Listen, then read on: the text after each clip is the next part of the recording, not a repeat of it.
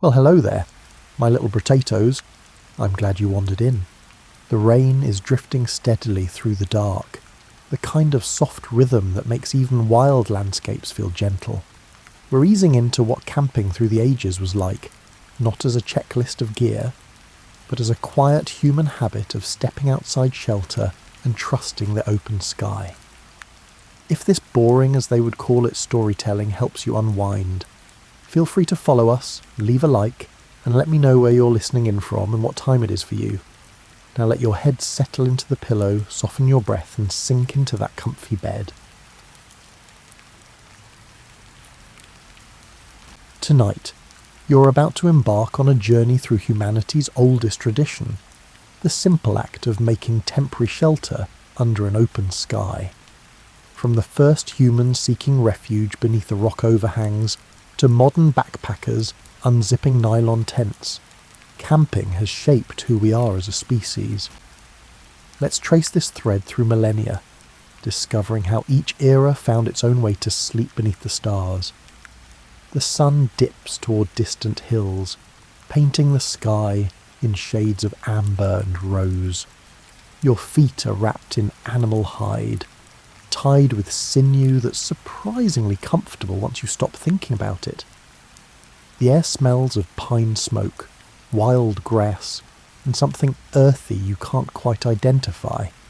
Probably the mammoth dung your group uses to keep fires burning when wood runs scarce. This isn't really your cave. Nobody owns caves in this world.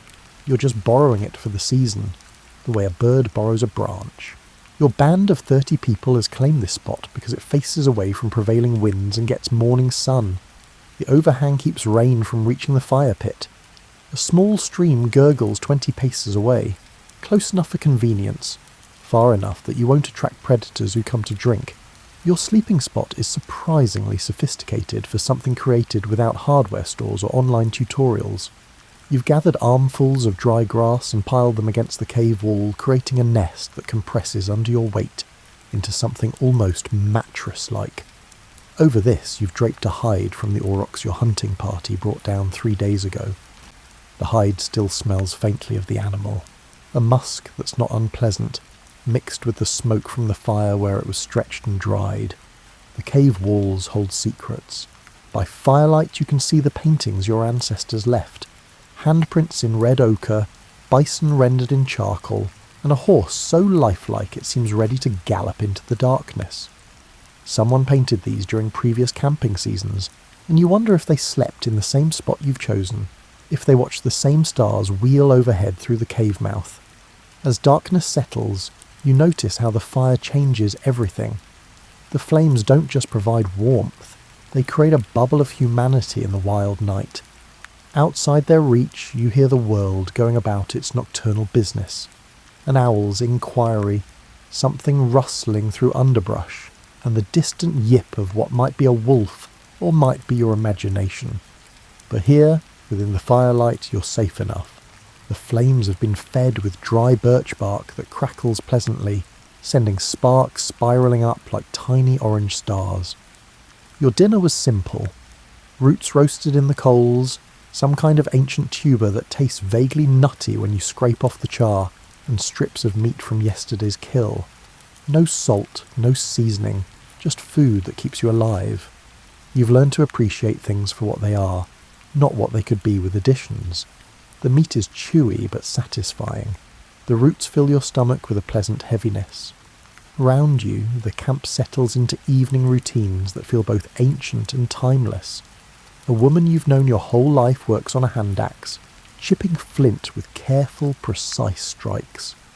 The sound echoes off the cave walls, tap, tap, tap, a rhythm as regular as a heartbeat. She's making tools for tomorrow's work, always thinking ahead. Near the fire, an older member of your group stretches a rabbit hide, scraping it methodically with a bone tool. The repetitive scraping creates its own meditative soundtrack. Children have already dozed off, curled together like puppies on a communal bed of grass and furs. Their breathing is soft and even. You envy them that untroubled sleep, the way they can surrender to unconsciousness without worrying about what might emerge from the darkness. But you're not worried, exactly. You're simply aware. This is your world, and you know its rhythms. The concept of camping doesn't exist in your vocabulary, because this is simply life. You're not escaping civilization for a weekend in nature. You are nature, as much a part of this landscape as the deer that browse in the meadow, or the bears that fish the stream. Your temporary shelter isn't a departure from normal life, it is normal life. In a few weeks, when the hunting grows scarce or the weather shifts, you'll move on. Maybe you'll return to this cave next year, maybe not.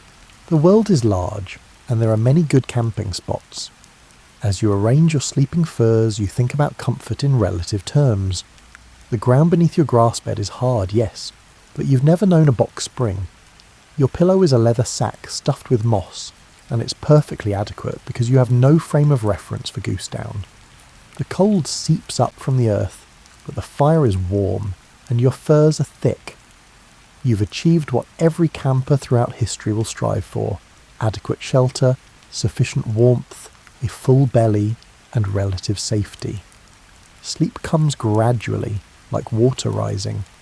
You're aware of the fire dying to coals, casting a gentler glow. Someone will wake to tend it in a few hours. There's always someone on fire duty, though you never discuss schedules or shifts. It just happens organically, this cooperation for survival. Your last conscious thought is of the stars visible through the cave mouth, those same stars that will guide travellers and campers for millennia to come, though you have no way of knowing that your simple act of bedding down for the night is the first chapter in a story that will last as long as humanity itself. You're somewhere in Central Asia now, though the concept of Asia or continents means nothing to you. What matters is that the grass here grows thick and green, and where grass grows, herds follow. You're a nomad, and your home is wherever you pitch your yurt at sunset. The yurt itself is an engineering marvel, though you'd laugh if someone told you that. It's just your house, portable and practical. You've helped assemble it so many times that your hands know the work without conscious thought. The lattice walls fold and unfold like an accordion, willow wood lashed together with leather thongs that have been tied and untied 1,000 times. They're soft now, broken in like comfortable shoes. Today's site is good.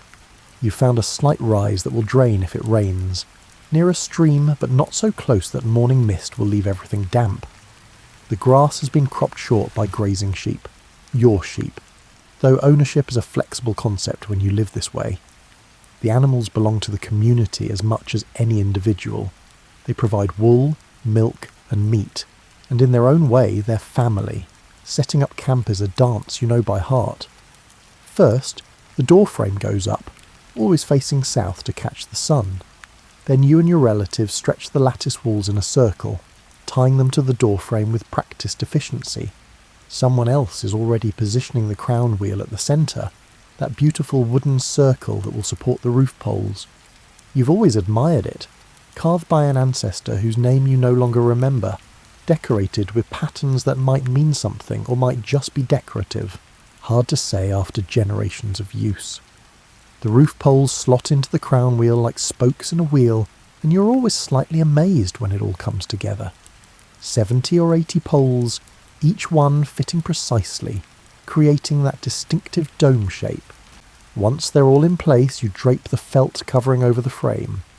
The felt is thick, made from wool you processed yourself, beaten and rolled and soaked until the fibres lock together into an almost waterproof fabric. It takes 4 people to lift it, and you grunt with effort as you heave it up and over the frame. The felt has its own smell, a sheepy, lanolin-rich aroma that means home more than any perfume ever could. When you're inside and it rains, you can smell the wet wool, and it's oddly comforting.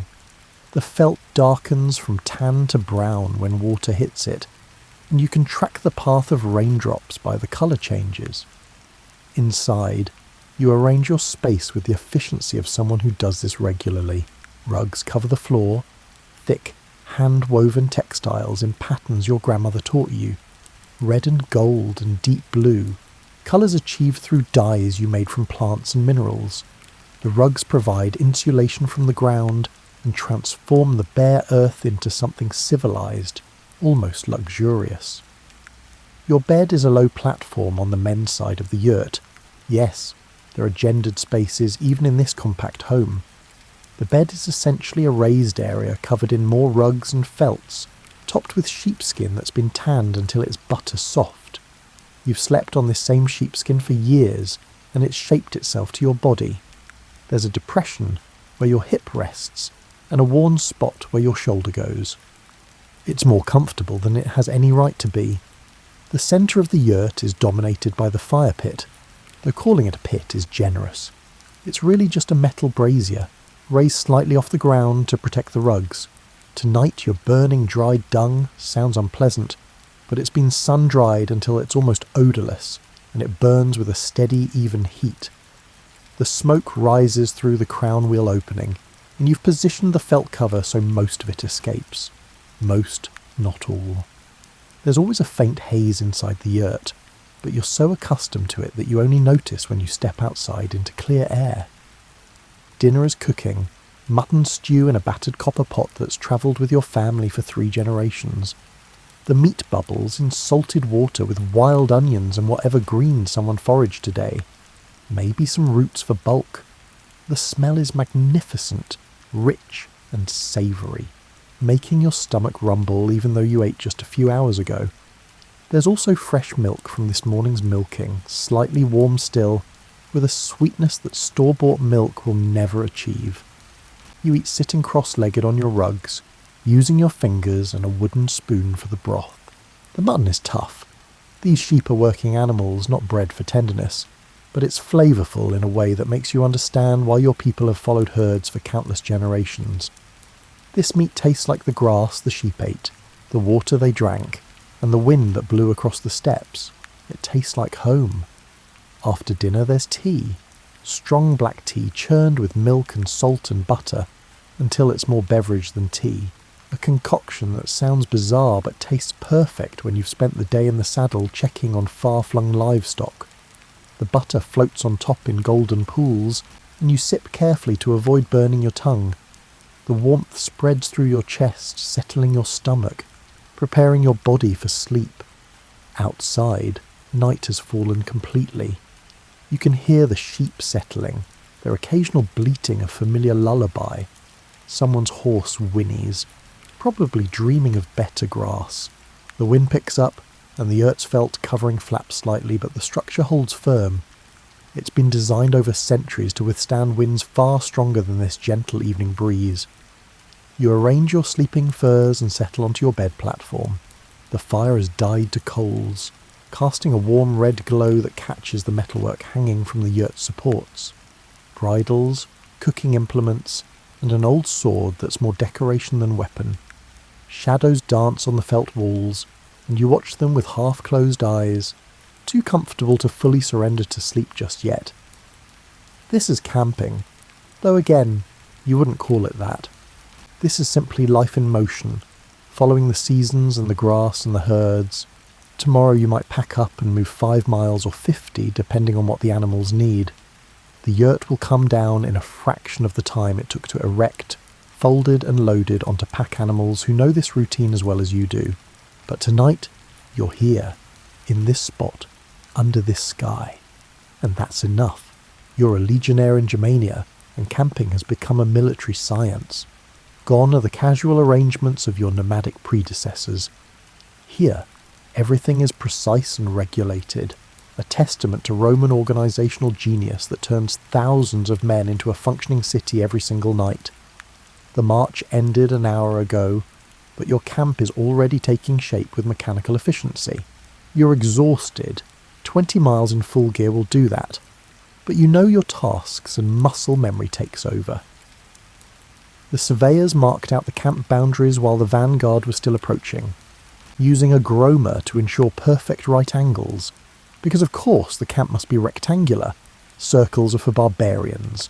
Your contubernium, your tent group of 8 men, has been assigned a spot in the 3rd cohort section. You know this spot is precisely measured, exactly large enough for your leather tent with regulation spacing on all sides. No guesswork. No arguing about who gets the better location. Roman military camping is democracy through standardization. The tent goes up with the practiced ease of men who've done this hundreds of times. It's leather, treated with oil until it's almost waterproof, and it smells like a tannery mixed with the sweat of previous owners. The leather is dark brown, almost black in places, scarred and patched, but still serviceable. 8 men can raise it in under 10 minutes if properly motivated, and the centurion watching your section provides excellent motivation without saying a word. The frame is simple but effective. Sturdy wooden poles that slot together, supporting a ridgepole that runs the length of the tent. The leather drapes over this skeleton and is pegged to the ground with iron stakes that double as tent pegs and in a pinch weapons. Everything in the Roman military has multiple purposes. Inside, the tent is Spartan. Your sleeping area is a strip of ground barely wider than your shoulders, separated from your tent mates by invisible but strictly observed boundaries. You've laid down your sleeping mat, oiled leather same as the tent, and unrolled your cloak to serve as a blanket. Some men have wool blankets from home, but yours wore out in Gaul, and you haven't bothered replacing it. The cloak is adequate. Your pillow is your pack, positioned carefully to support your neck. Inside the pack is everything you own: a spare tunic, a needle and thread, a whetstone, and some personal items you'd rather not inventory. The pack is lumpy and not particularly comfortable, but it's familiar. You've slept on worse. The tent smells like 8 men who've been marching all day. Leather and sweat and the wool of your tunics, plus whatever everyone ate for lunch. Onions, definitely onions. Someone always has onions. But underneath that is the smell of earth and grass. Reminders that you're still camping despite all this Roman organisation. Outside your tent, the camp is a marvel of engineering. Ditches have been dug around the perimeter, the earth piled into ramparts. Stakes have been placed to discourage cavalry charges. Guard towers are going up at intervals. Wooden scaffolding that seems flimsy, but has been calculated by people who understand stress and load bearing. Roads have been laid out in a perfect grid, because even temporary camps need proper streets. The command tent is already established at the centre, larger and more elaborate than yours, with room for planning and meetings. Cook fires are burning in designated areas, fire safety being apparently important even in the 1st century. You can smell dinner, a grain porridge called pulse, heavy on the barley, with whatever meat the hunters brought in. Maybe some lentils if you're lucky. Roman military food isn't exciting, but it's filling and relatively reliable. Your own fire is a small one, shared with your tent mates. Your boiling water to soften your hardtack, the rock-hard, twice-baked bread that's a staple of legionnaire life. The hardtack is so tough it could probably stop a sword, but when you soak it in hot water or wine, it becomes edible. Sort of. You've learned to appreciate food that won't spoil, even if it tries to break your teeth. There's wine, of course. Watered wine, the eternal beverage of Roman soldiers. It's sour and thin, but it's safer than water from questionable sources, and it contains just enough alcohol to take the edge off a long day. You drink it from a wooden cup worn smooth by countless hands, wondering whose cup this was before it became yours. Equipment circulates through the legion like water through an aqueduct. As darkness falls, the camp transforms. Torches are lit along the main roads, creating pools of flickering light. Sentries take their positions, their silhouettes visible on the ramparts. You can hear the low murmur of thousands of men settling in, conversations in dozens of accents because the legion draws from across the empire. Latin is the common tongue, but you catch snippets of Gallic, Germanic dialects, and even some Greek from the eastern recruits.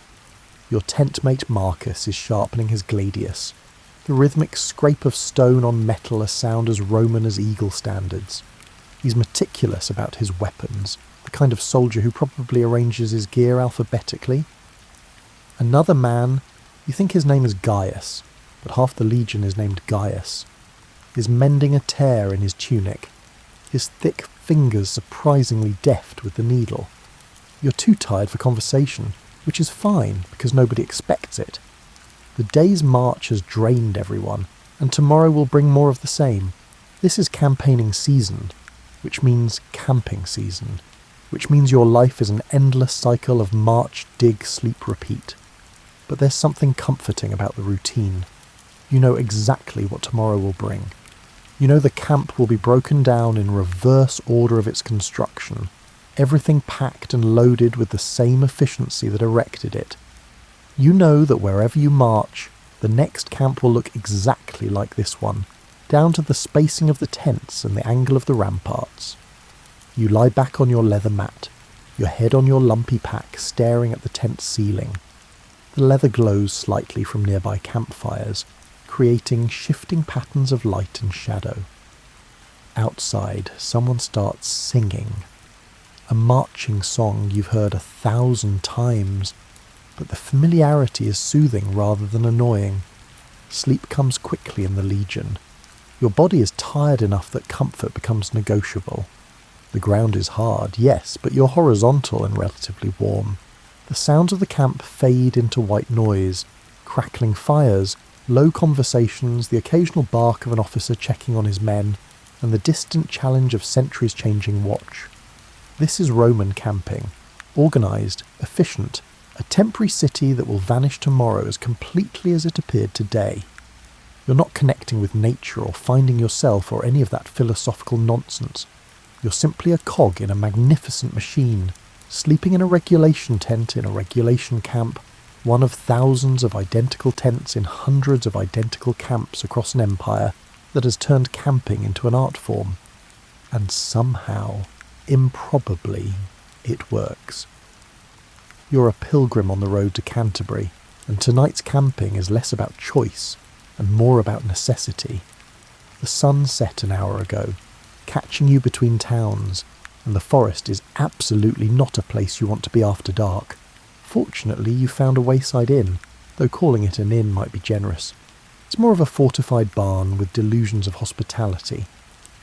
The building is timber-framed with wattle and daub walls, and it leans slightly to the left in a way that should be concerning but apparently isn't. Smoke drifts from a hole in the thatched roof because chimneys are for fancy people. A wooden sign creaks in the evening breeze, displaying a faded painting of what might be a swan or might be a deformed chicken. Hard to say. Inside, the common room is exactly what you expected. Low ceiling, rush-covered floor that hasn't been changed in weeks, air thick with smoke, and the smell of too many people in too small a space. A fire burns in the central hearth, more for cooking than warmth, though it's early autumn and the evenings are growing cool. The fire's smoke has nowhere to go except up, where it eventually finds the roof hole, but not before coating everything in a fine layer of soot. You've paid your penny for accommodation, which buys you floor space, and the privilege of not sleeping outside. The inn has no rooms, just this common area where travellers bed down wherever they find space. You stake your claim near the wall, bad for drafts, but good for having something solid at your back, and spread your cloak on the rushes. The rushes are questionable. They're meant to be fresh herbs and grasses that smell nice and absorb spills, but these are old enough to have compacted into a mat that crunches under your weight. When you shift position, things scuttle away underneath. You've learned not to investigate what things. Ignorance, in this case, is definitely preferable. Your bedding is your cloak, which is wool and has served you well for 3 years. It's heavy with lanolin and absorbs water like a sponge, which would be problematic except that the lanolin also makes it somewhat water-resistant. A paradox you've never fully understood. The cloak smells like sheep and smoke and the road, a combination that's become synonymous with travel. The innkeeper's wife is serving dinner, a pottage of uncertain composition. It's thick and brown and contains beans, definitely, plus chunks of something that might be turnip or might be parsnip. There are also unidentified bits of meat that could be chicken, rabbit, or something the cat dragged in. You've learned not to ask questions about medieval inn food. It's hot, it's filling, and it probably won't kill you, which is all you can reasonably expect. You eat from a wooden bowl that's shared among guests, rinsed between users in a barrel of water that's been used for this purpose all day. The spoon is also communal, worn smooth by countless mouths. The pottage tastes like salt and onions and not much else, but after a day of walking it's delicious. You sop up the last bits with dark bread that's already going stale, but softens nicely when dipped in the broth. There's ale, of course. Everyone drinks ale because water is dangerous and wine is expensive. This ale is cloudy and yeasty, and served in a clay cup that's chipped but cleanish. It's not the best ale you've ever had. That honour goes to the monastery brew 3 days back, but it's wet and contains alcohol, which is the point. Around you, the common room fills with other travellers. There's a merchant with his servant, both keeping careful watch on their packs. A friar sits in the corner, fingernail, rosary beads clicking softly as he prays. 2 young men who might be students or might be thieves, the categories aren't mutually exclusive, are arguing about something theological in terrible Latin. A woman travelling alone, which is unusual enough to draw curious looks, sits near the fire with her hood up. The innkeeper, a massive man with a beard that could house small birds, makes his rounds with a staff that's ostensibly for stoking the fire, but clearly doubles as crowd control. His wife brings more ale, more bread, her movements practised and efficient. They've been running this inn for decades, and it shows in the casual competence with which they manage a room full of strangers. As night deepens, people settle into their sleeping spots. You've laid your pack under your head, less comfortable than a pillow, but less likely to disappear while you sleep. Your belt pouch with your few coins stays on your body, hidden under your tunic. Everything else is acceptable loss if someone decides to steal it, though your staff rests within easy reach, just in case. The fire dies to coals, casting the room in shifting shadows. The innkeeper extinguishes most of the tallow candles, tallow being expensive, leaving only the firelight. The room grows darker, and with darkness comes the sounds of people settling for sleep. Coughing, shifting, the rustle of fabric. Someone snores immediately, a rattling sound that suggests medical intervention might be wise. You arrange yourself on your cloak, using your pack to support your head and shoulders. The floor is hard, the rushes barely providing cushioning, but you're warm enough with your body heat and the residual warmth from the fire. Your fellow travellers are close enough that you can hear them breathing, which is either comforting or disturbing depending on your perspective. Sleep doesn't come easily in medieval inns. There are too many noises, too many people, and too many unknowns.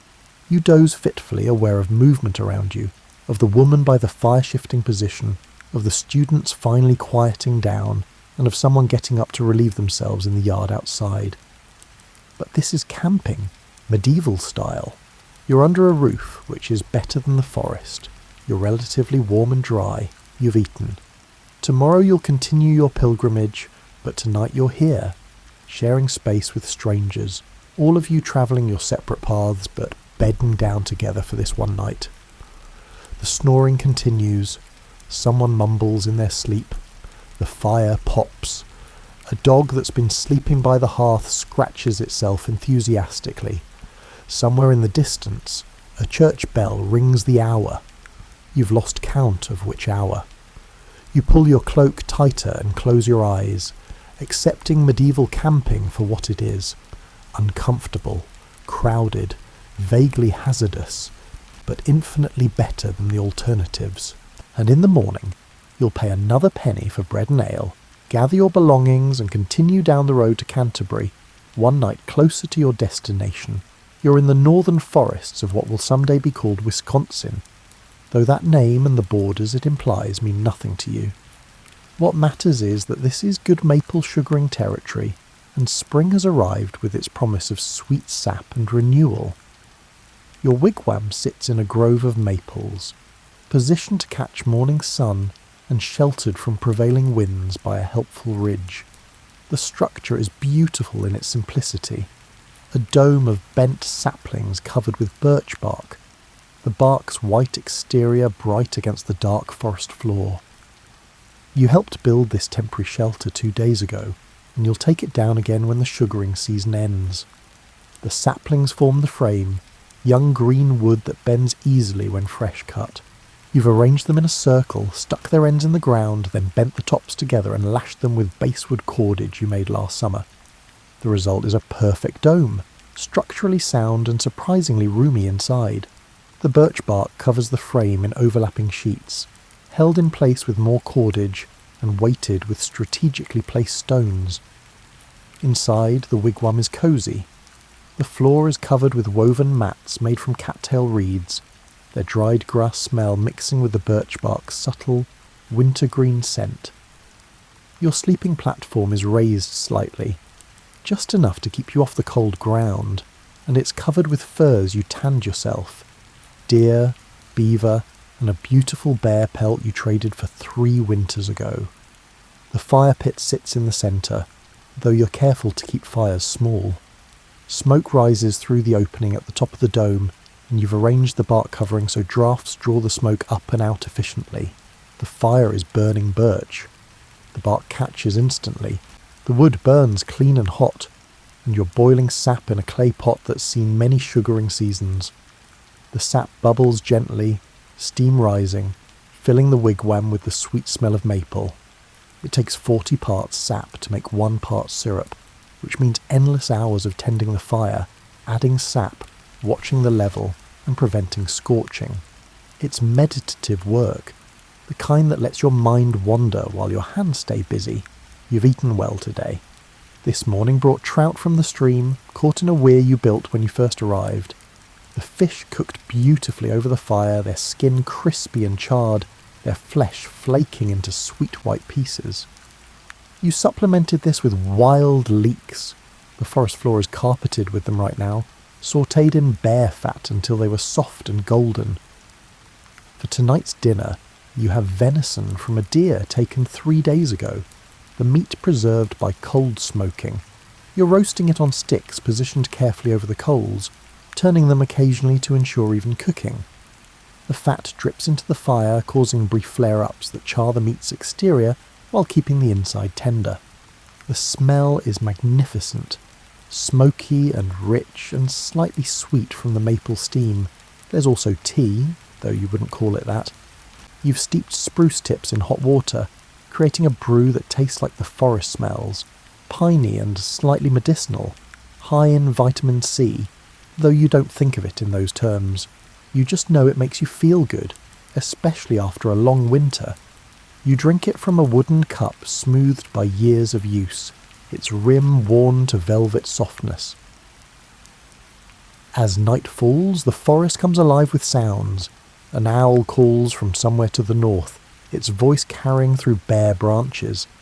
Something rustles in the undergrowth, probably a raccoon investigating your camp for dropped food. In the distance, wolves howl, but they're far enough away that you're unconcerned.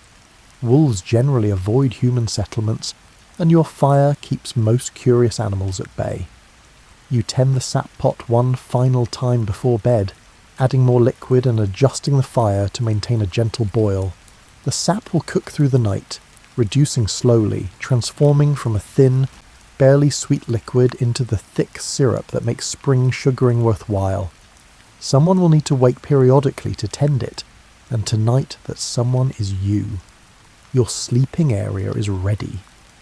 The bear pelt is soft and warm, and you've layered it over several deer hides for insulation from the ground.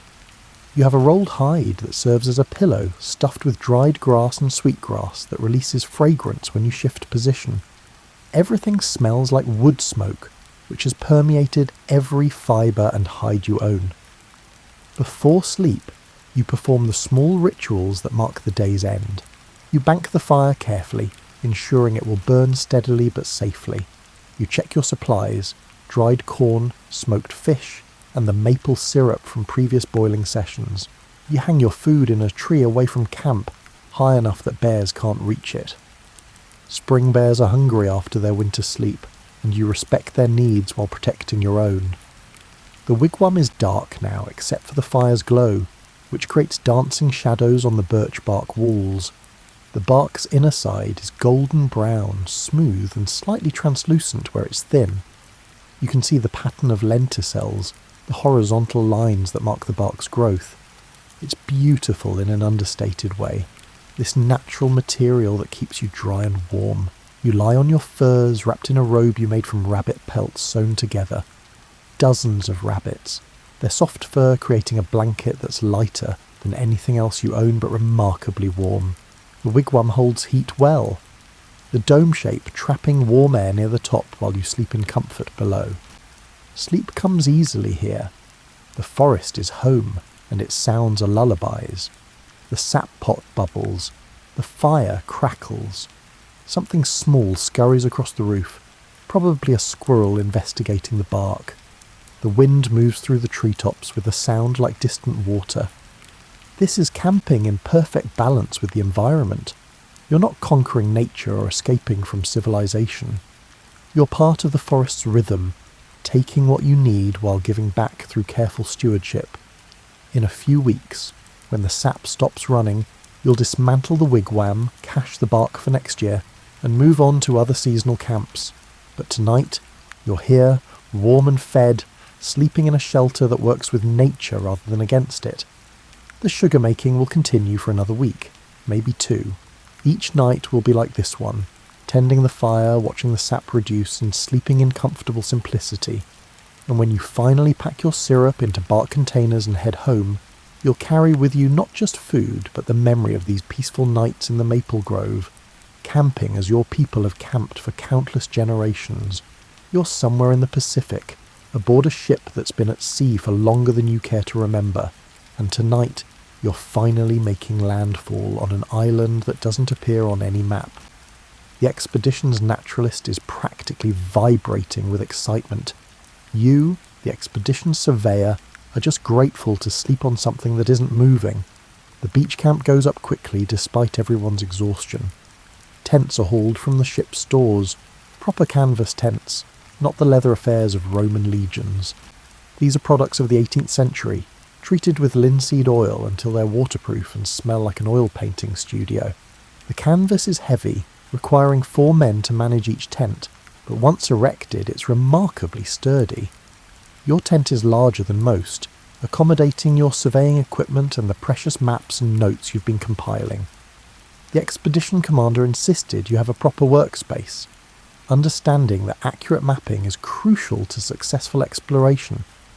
The tent's ridgepole is actual timber, not flimsy wood, and the whole structure is guyed with proper rope, each line positioned at angles you calculated to distribute stress evenly. Inside, you've arranged your space with as much civilization as possible. Your cot is a folding canvas affair, surprisingly comfortable after months in a hammock. You've spread a wool blanket over it, plus your own sleeping roll for extra warmth. The island nights are cooler than you expected despite being in tropical latitudes.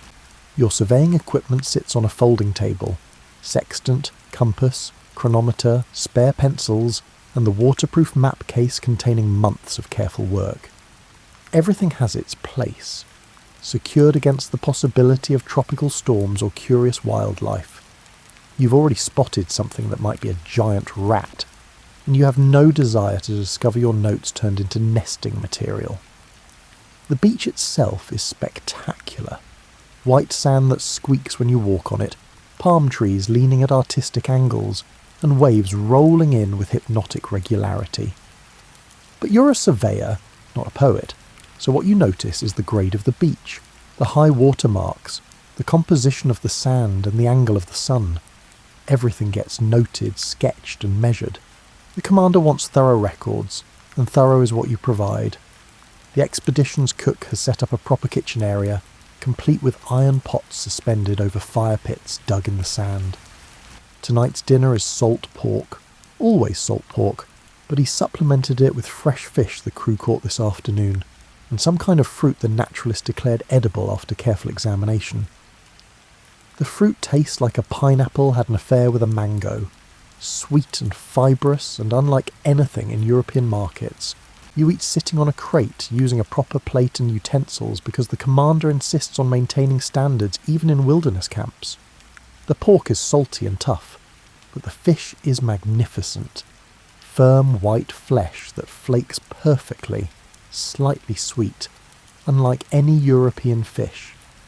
The cook has somehow produced bread, though you suspect it's the last of the ship's stores. By tomorrow you'll be eating ship's biscuit again, but tonight there's actual bread. There's also rum, because what 18th century naval expedition would be complete without rum? It's mixed with lime juice to prevent scurvy, though you suspect the real goal is to make the rum last longer. You drink it from a tin cup, the metal warm from being near the fire, and feel the alcohol spread through your tired body like gentle warmth. The sun sets spectacularly, painting the sky in colours that make you wish you had the artist's skill rather than the surveyor's. The naturalist is sketching frantically, trying to capture the local bird species before darkness makes observation impossible. The ship's doctor is examining plants, comparing them to his medical texts, and muttering about potential remedies. Everyone is working, even in camp, even at day's end, because that's what explorers do. As darkness falls, the beach transforms. Bioluminescent plankton in the surf creates sparkles where waves break, like liquid stars. The effect is so beautiful it's almost unnerving. The naturalist takes samples, of course, storing them in jars for later examination. You make notes about the phenomenon, including an attempted sketch that captures none of the magic but will serve as data nonetheless. Your tent is dark except for a lantern hung from the ridgepole, whale oil burning in glass, casting steady yellow light. The canvas walls glow softly, and you can see shadows of movement outside as crew members settle into their own tents, or gather around fires to swap stories. Sleep should come easily after the day's exertions, but you're too aware of where you are. This island is unmapped, unexplored by Europeans, and home to who knows what. Every sound is potentially significant. The rustle of palm fronds could be wind, or could be something moving through the trees. The distant crash could be surf, or could be something large and interested in your camp. You lie on your cot, still partially dressed, because undressing in a tent seems both impractical and presumptuous. Your surveying equipment is within reach. Your pistol, unloaded, as per regulations, sits on the table. You tell yourself you're being paranoid, that the island is probably perfectly safe, and that the armed guards posted around camp are just precautionary. The canvas tent walls breathe with the wind, in and out like the island itself is respiring. The smell is a mixture of linseed oil, canvas, your own sweat, and something tropical and floral that drifts in from the forest. Not unpleasant, just unfamiliar. Everything here is unfamiliar. This is exploration-era camping, structured, scientific, and equipped with the finest equipment the 18th century can provide. You're not surviving, you're documenting. You're not escaping civilization, you're extending it to new territories. And yet, lying here in the darkness, listening to waves and wind and unknown creatures, you feel simultaneously powerful and vulnerable. You have technology and knowledge and proper canvas tents, but the island has time and mystery and the weight of unknown centuries. Sleep finally comes, fitful and populated with dreams of maps. In the morning you'll begin the systematic surveying that is your purpose here, but tonight you're camping on the edge of the unknown, safe in your tent, armed with your instruments, ready to transform mystery into measurement one careful observation at a time. You're in the Lake District, and it's 1800 and something, and you've come to nature seeking inspiration, solace, or possibly just an escape from London's coal smoke and social obligations. Your tent is pitched near a lake that reflects clouds like a mirror, and everything feels properly poetic. This is genteel camping, which means you've brought entirely too much equipment. Your tent is a proper bell tent, spacious enough to stand in, with a centre pole that required 2 servants to wrestle into position. The canvas is pristine white, because showing up with a dingy tent would be simply unthinkable. You've carpeted the interior with oriental rugs that probably cost more than the local shepherd earns in a year. Appearances matter, even in wilderness. Your bed is not a simple cot, but a proper folding bedstead with an actual mattress, albeit a thin one. You've covered it with fine linens, a quilt from home, and several cushions for reading comfort. Because yes, you've brought books. Volumes of Wordsworth, naturally, plus some Byron for when you're feeling dramatic. The books rest on a folding book stand that also holds your journal, ink and quill pens. The tent has been divided into spaces, a sleeping area, a writing area, and a small section for your servant when he's not preparing meals or maintaining camp. Said servant is currently managing the cooking area, which is well away from your tent to avoid smoke and cooking odours. He's producing something that will somehow be both outdoorsy and sophisticated, probably involving fresh trout and local greens prepared with techniques learned in London kitchens. You're dressed for nature appreciation, which means clothes that would be utterly impractical for actual outdoor labour. Your walking suit is fine wool, your boots are leather so soft they'll be ruined by the first serious mud, and you've brought 3 changes of clothing for a 2-day camping trip. But you look the part of a romantic poet or artist seeking communion with nature, which is rather the point. The lake stretches before you, its surface perfectly still in the evening calm. Mountains rise beyond, their peaks catching the last sunlight, while valleys fill with purple shadow. It's the kind of scene that makes people write bad poetry, and you're not immune. Your journal already contains several stanzas that compare the mountains to various emotional states, the lake to the soul's mirror, and the sunset to mortality's fleeting beauty. Tomorrow you'll probably be embarrassed by the writing, but tonight it feels profound. Dinner is served on actual china. Yes, you brought china camping, with proper silver utensils. The trout is pan-fried in butter, accompanied by wild mushrooms your servant identified with confidence you hope is warranted. There's fresh bread from the village bakery, soft cheese and wine that travelled remarkably well in the wagon. You eat sitting on a folding chair that's more furniture than camping equipment, using your lap as a table because you draw the line at hauling a dining table into the wilderness. The wine is excellent, possibly too excellent for outdoor drinking.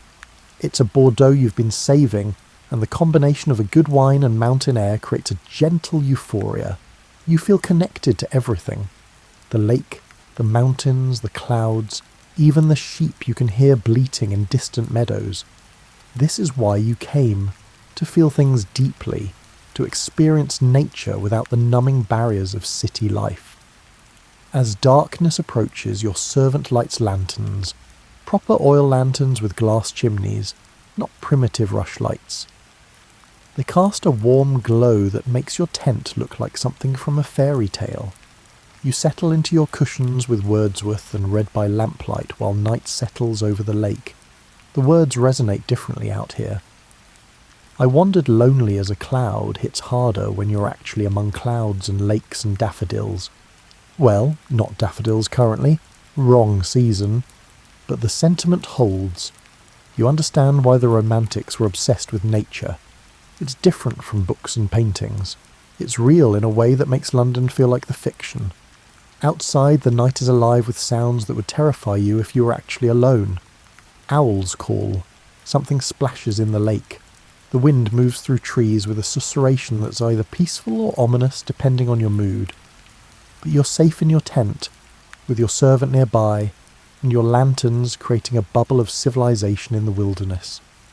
You attempt some writing of your own, something about the intersection of nature and the human soul, but it comes out pretentious even by romantic standards. You cross it out and start again. Maybe a simple description of the evening? But simple doesn't feel adequate to capture the experience. You want metaphor, symbolism and depth. You settle for noting the time, the weather, and a promise to yourself to try again tomorrow when the muse might be more cooperative. Your bed is ridiculously comfortable for camping. The mattress is thin but adequate. The linens are soft, and you've arranged pillows to support your back while you continue reading. This is camping as theatre, you realise. You're playing the role of nature seeker, complete with costume and props and a carefully curated experience.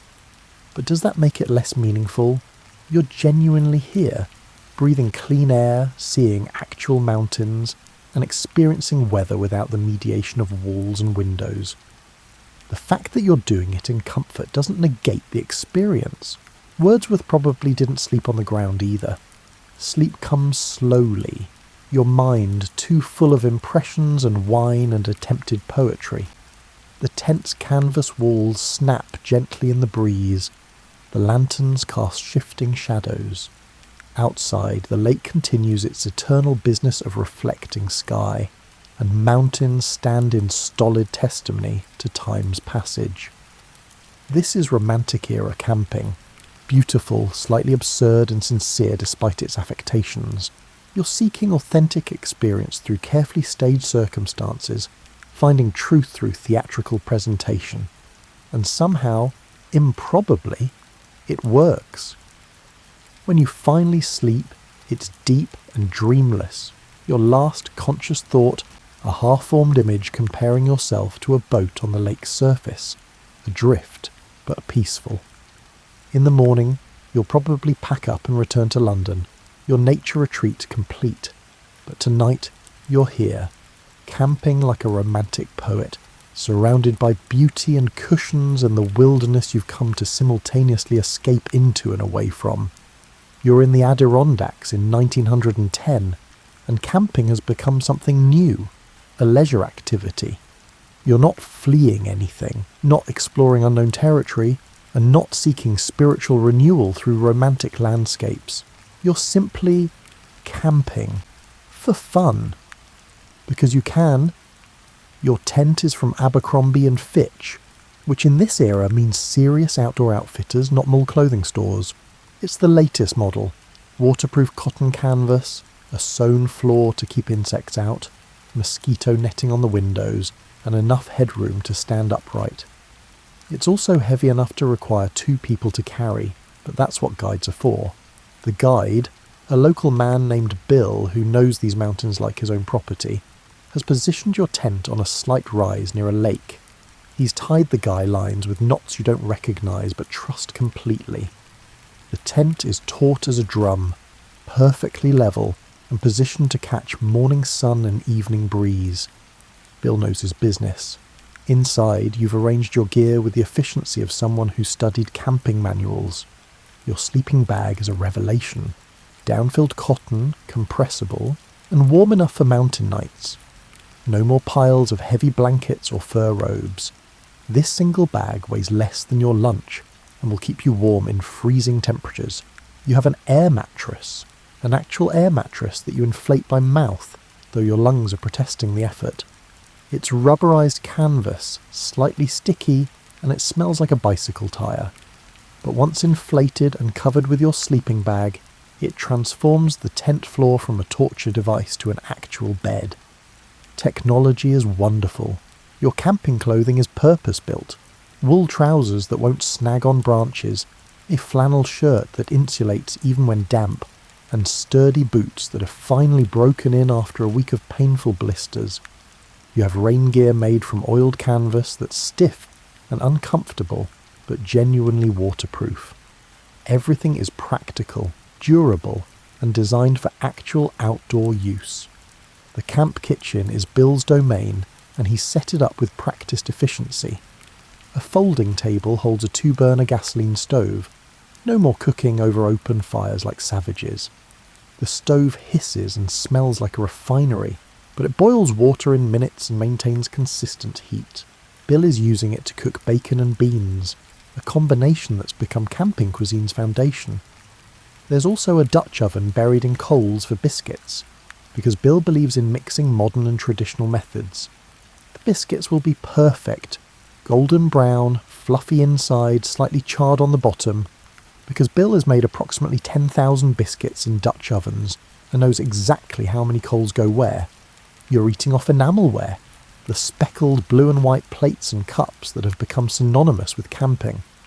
They're durable, cleanable, and have a satisfying heft. The food is simple but delicious. Bacon cooked until crispy, beans and tomato sauce, biscuits with butter and jam, and coffee so strong it could probably fuel the gasoline stove. The coffee is from a percolator, another modern marvel. You can hear it perking away, the burbling sound promising caffeine and warmth. Bill takes his coffee black and judges anyone who doesn't. You've learned to drink it his way, and after a week in the mountains you've developed a genuine appreciation for coffee that could strip paint. After dinner, you and Bill sit by the fire, a small, well-managed fire, because this is the era when people started understanding forest fire prevention. The fire is more for atmosphere than necessity. You have lanterns for light, and the gasoline stove for heat. But fires are traditional, and some traditions are worth keeping. Bill tells stories, as guides do. Tales of previous clients, narrow escapes from bears, and fish that were definitely larger than the lake they lived in. You're not sure how much to believe, but the stories are entertaining and part of the camping experience you've paid for. Tomorrow he'll take you fishing at a spot he swears nobody else knows about, though you suspect he takes all his clients there. The night sounds are different from previous camping experiences.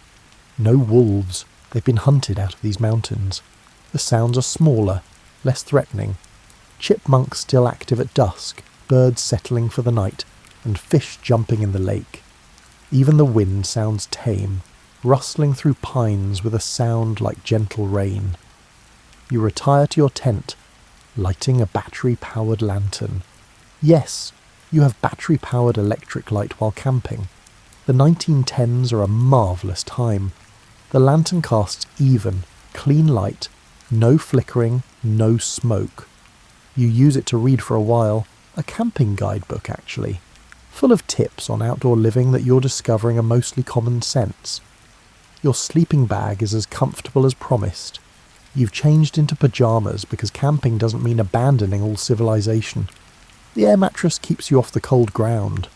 The tent blocks the wind. You're warm, dry and comfortable, and will probably sleep better than you do at home. This is recreational camping, the birth of camping as a hobby rather than a necessity. You're experiencing nature in comfort, with equipment designed for the purpose, guided by someone who does this professionally. It's democratic in a way previous camping wasn't.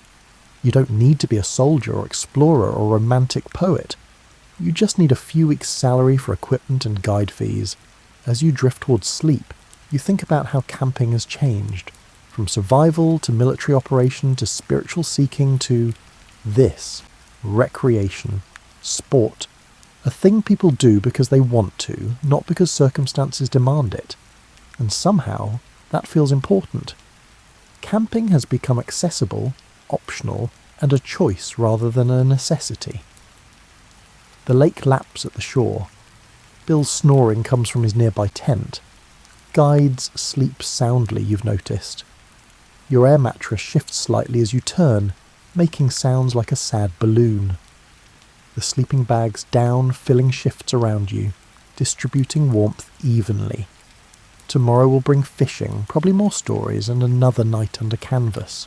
You'll take photographs with your Kodak brownie, documenting your adventure to show sceptical friends back home. But tonight you're simply here, camping recreationally, part of a new movement that will shape outdoor culture for the next century. And it's pretty wonderful. You're standing in an outdoor equipment store in 1975 and the choices are dizzying. Camping has become an industry, and equipment has evolved beyond anything previous generations could imagine. You're here to upgrade your gear, and the options feel infinite. The tent section alone is overwhelming. Gone are the heavy canvas tents of your childhood. Now there's nylon, polyester and ripstop fabrics in colours that would make a rainbow jealous. Dome tents, A-frame tents, tunnel tents, and geodesic designs that look like geometric puzzles. The salesperson is explaining something about aluminum poles and shock cords, and you're nodding like you understand. You end up with a North Face dome tent, the newest design. It's orange and yellow, weighs less than 8 pounds, and packs into a bag the size of a rolled sleeping bag. When you were a kid, your family's tent weighed 40 pounds and required a station wagon to transport. This one you could carry on a bicycle. The future is remarkable. The sleeping bag section is equally impressive. Down versus synthetic filling, temperature ratings, mummy bags versus rectangular, and zipper configurations that allow bag-to-bag connections for couples. You choose a down bag rated to 20 degrees, in a mummy shape that sounds claustrophobic but promises maximum warmth to weight ratio. And the sleeping pads. Oh, the sleeping pads. Open cell foam, closed-cell foam, and self-inflating air mattresses that seem like science fiction, you select a Thermarest, a brand new design that combines foam and air in a self-inflating system. The salesperson demonstrates, open the valve and watch it inflate itself. It's like magic, except it's polyurethane foam and physics. The backpack you choose is an external frame design, an aluminum frame with a nylon pack bag. It has a hip belt that actually transfers weight to your hips instead of destroying your shoulders. It has compression straps, external pockets, and even a built-in rain cover. You remember your father's canvas rucksack with leather straps that would cut circulation after 5 miles? This is so much better. It feels like cheating. For cooking, you've entered the era of backpacking stoves. White gas, butane, propane and multi-fuel designs that burn anything flammable. You choose a simple white gas stove, tiny and efficient, that boils water in minutes and weighs less than a book. Add a nesting pot set in titanium, and suddenly you have a full kitchen that weighs less than a cast iron skillet. The clothing section reveals another revolution.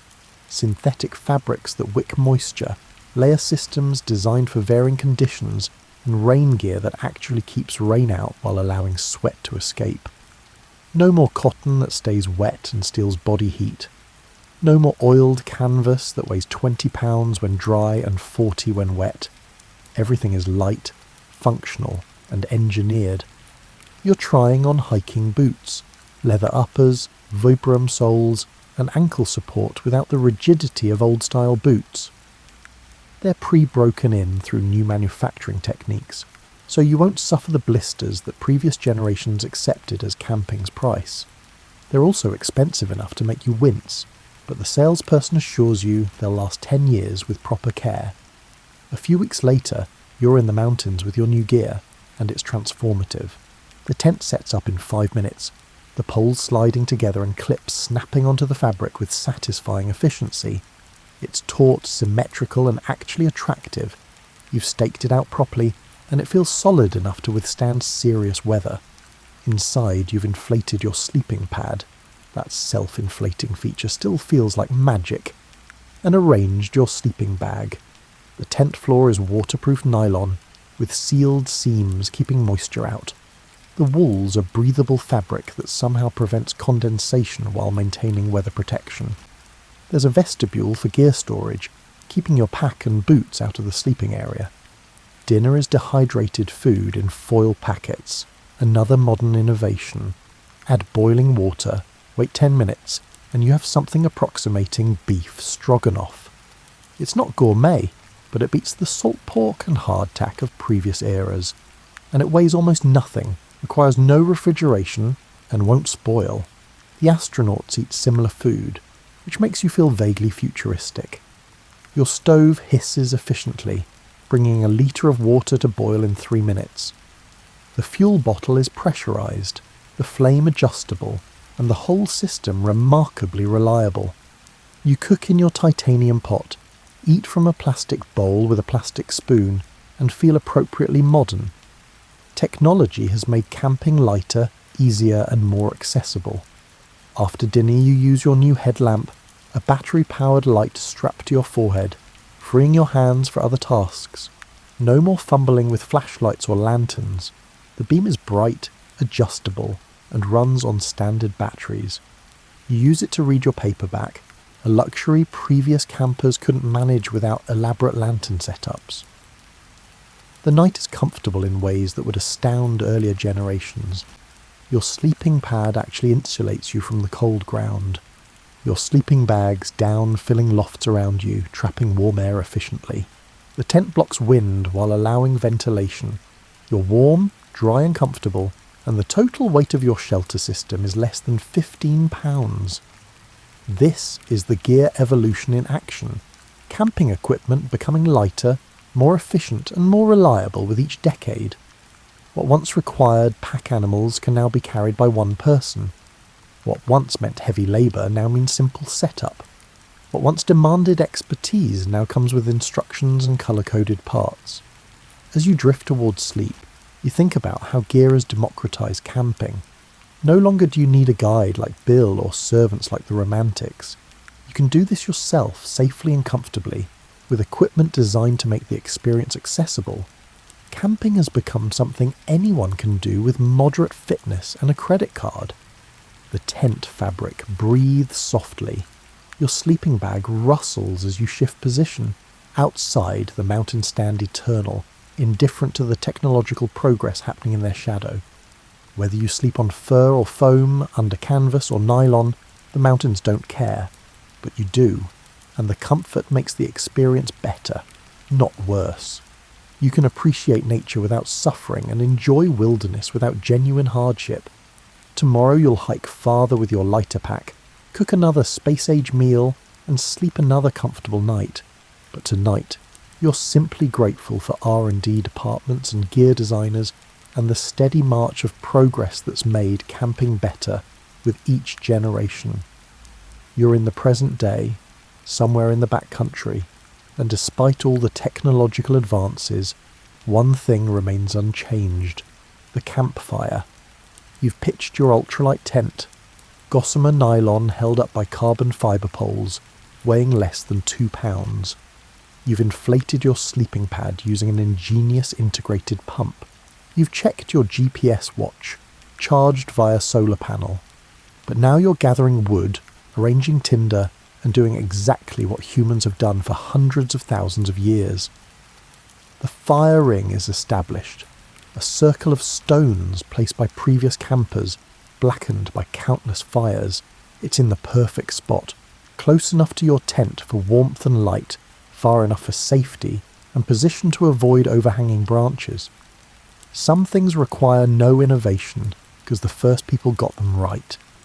You build the fire using the methods your grandfather taught you, which his grandfather taught him, stretching back through unbroken generations to those cave dwellers in France. Tinder first, dry grass, birch bark, and the lint from your pocket that seems useless everywhere except here. Then kindling, pencil-thin sticks arranged in a teepee that seems architectural in its precision. Finally, larger wood, split oak that will burn hot and long. The match is a concession to modernity. You could make fire with friction or flint, but that seems like performing primitive skills when you have waterproof matches in your pocket. The tinder catches, flames spreading through the dry grass. The kindling catches, fire climbing upward with crackling enthusiasm. The oak catches, settling into the steady burn that means success. As darkness falls, the fire becomes your world's centre. You've cooked dinner on your efficient backpacking stove, boiled water in 90 seconds, rehydrated a meal in 8 minutes, but now you're just sitting, watching flames, doing nothing productive. This is the part that hasn't changed. Humans have always sat by fires, watching flames dance, finding patterns in chaos. The fire makes sounds, crackling, popping and hissing when sap encounters heat. The wood shifts, settling, sending sparks spiralling upward. The smoke rises and you adjust your position when it follows you, playing the ancient game of fire-sitting that everyone knows. The heat on your face is intense, almost uncomfortable, while your back stays cool in the night air. You turn periodically, rotisserie style, evening out the warmth.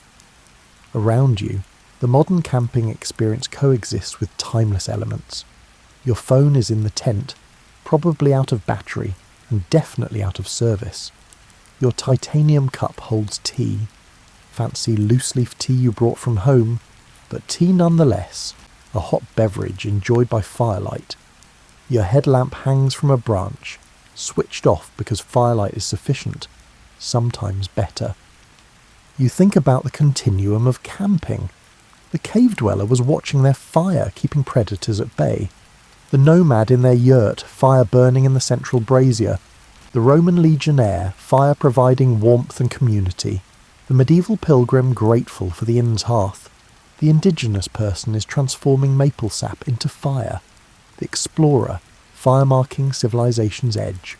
The romantic poet with fire providing ambience for contemplation. The 20th century camper, fire supplementing modern equipment. And you, current day camper, fire is still central despite alternatives. The fire is community. Even when you're alone, it's a gathering point, a focal point, the campsite's heart. Tomorrow, when you hike out and return to electricity and gas heat and LED lights, you'll remember this fire. The specific quality of its light, the particular smell of oak smoke, and the way it created a bubble of warmth and safety in the wilderness night. You add another log, adjusting it with a stick to ensure good airflow.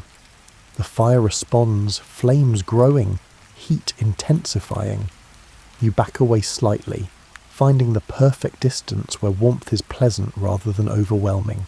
This is ancient knowledge, passed down not through books but through experience, encoded in our genes after millennia of fire tending. The stars are visible beyond the fire's light, thousands of them in the unpolluted darkness. Previous campers saw these same stars, though they knew different stories about their patterns.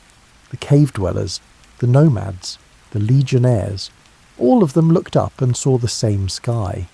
Light that left those stars thousands of years ago, arriving now to illuminate your modern camping trip. You sip your tea, feeling the warmth spread through your chest. The cup's titanium construction doesn't change the essential experience. Hot beverage, cold night, fire, stars. The details differ across centuries, but the core remains.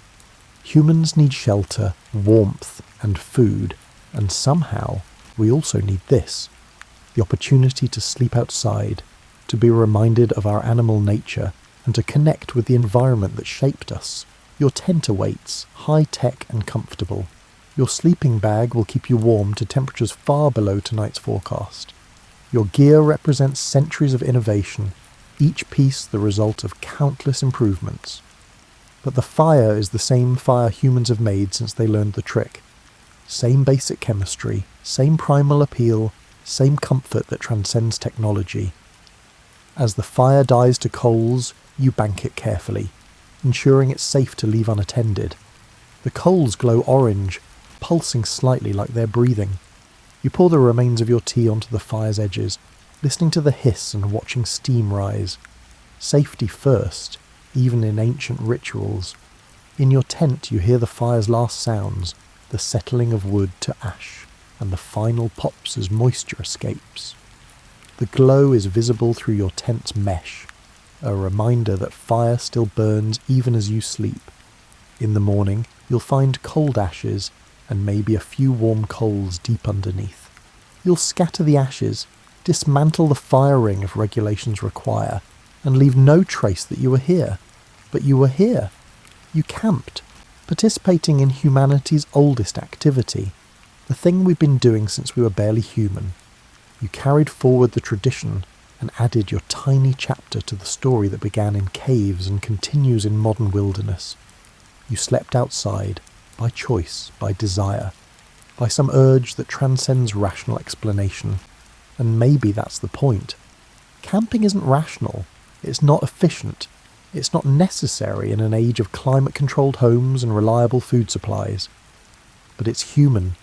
It connects us to our history and reminds us where we came from and who we were before cities and agriculture and civilization. It's a thread running from the deepest past to the present moment, unchanged in its essentials despite transformation in its details. As sleep approaches, you're aware of the continuum. You're one camper among billions across history, sleeping under this same sky, warmed by this same fire, seeking this same connection.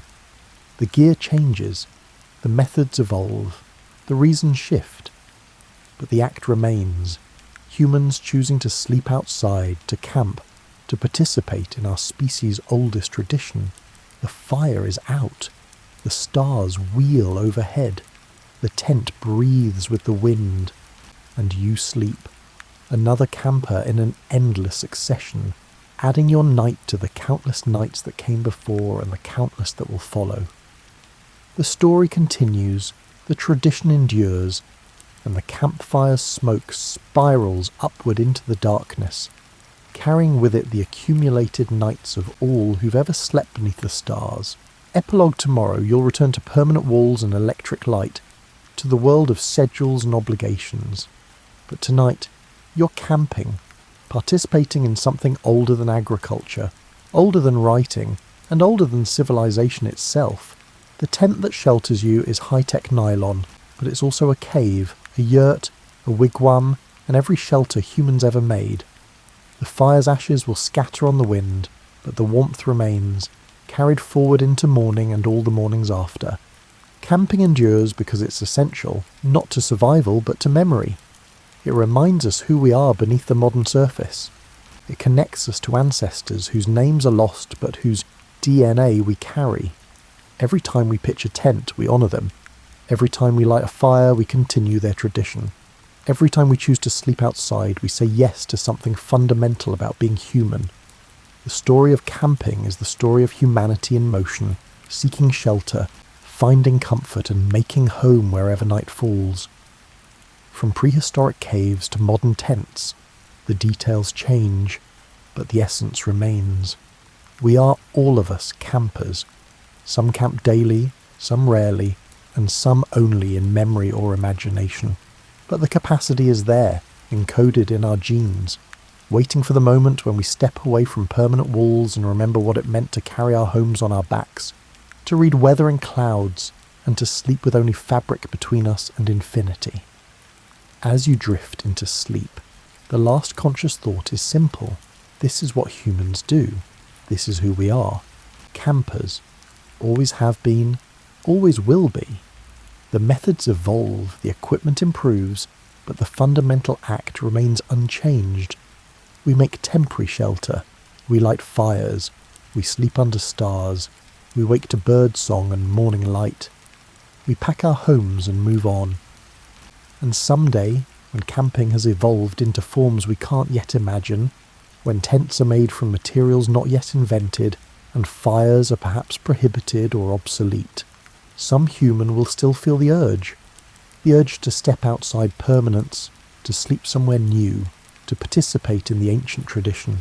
They'll find their way to do it, whatever technology allows, whatever society permits. Because camping isn't just what we do, it's what we are. The night deepens, the stars shine, and one more camper sleeps beneath them, adding one more night to humanity's oldest story. The story continues, endless and enduring, as long as there are humans and wild places and the inexplicable urge to bring them together for one more night, one more fire, and one more chance to remember where we came from and perhaps glimpse where we're going. The campfire tradition endures, and so do we.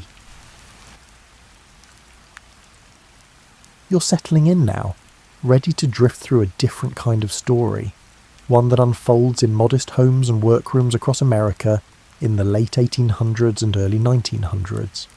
This is a time when careful attention, repeated effort, and community connection quietly shape opportunity, one ordinary day at a time. You wake before dawn in a small rented room, the kind with worn floorboards and a single window that catches the first pale light. The air is cool, and you move slowly through the familiar motions of dressing, washing your face in the basin, and preparing for the day ahead. This is how most mornings begin, not with grand plans, but with the simple need to work, to earn, and to keep going. Your work is domestic labour, the kind that fills the hours of countless women in cities and towns across the country. You wash laundry for families who can afford to pay someone else to do it. You carry heavy baskets of linens, scrub stains from fabric, and wring out excess water until your hands ache. The work is steady, and steady work is valuable. It pays for rent, for food, and for the small necessities that make life possible. The rooms where you work are other people's kitchens, their back porches, and their yards where clotheslines stretch between posts. You learn the rhythms of each household, the particular ways they like their sheets folded, and their preferences for soap and water temperature. You become familiar with the texture of different fabrics, the way cotton behaves differently than wool, and the way some stains require patience and others yield quickly to the right treatment. In the evenings, you return to your own modest space. The room is simple but yours. There's a bed, a chair, and a small table where you can set down the day's earnings and count them carefully. You keep a jar for savings, adding coins when you can, building towards something more stable, though you're not entirely sure what that something is yet. Your hair requires attention most evenings. Like many women, you've noticed changes, thinning in places, dryness that no amount of brushing seems to help. The remedies available are limited, and most are expensive relative to what you earn. You try different approaches, mixing oils and other ingredients you can afford, testing them on your own scalp, and observing what happens over days and weeks.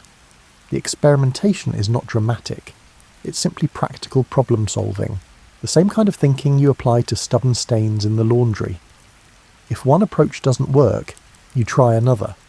You pay attention to what your hair feels like after each treatment, whether it's softer, whether the breakage lessens, and whether growth seems healthier.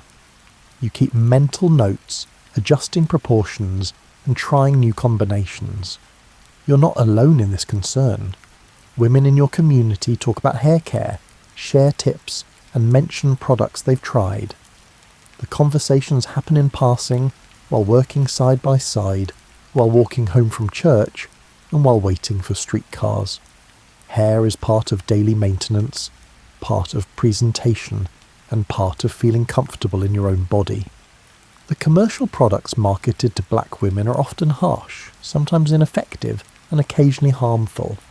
The need for something better is quietly understood by many. Your days follow a reliable pattern. You wake early, work through the morning and afternoon, and return home tired but steady. You prepare simple meals, maintain your space, tend to your hair and skin, read when you can, and sleep when darkness settles fully. The routine is not exciting, but it provides structure, and structure makes each day manageable. Some weeks you take on extra laundry orders, working longer hours to save a bit more.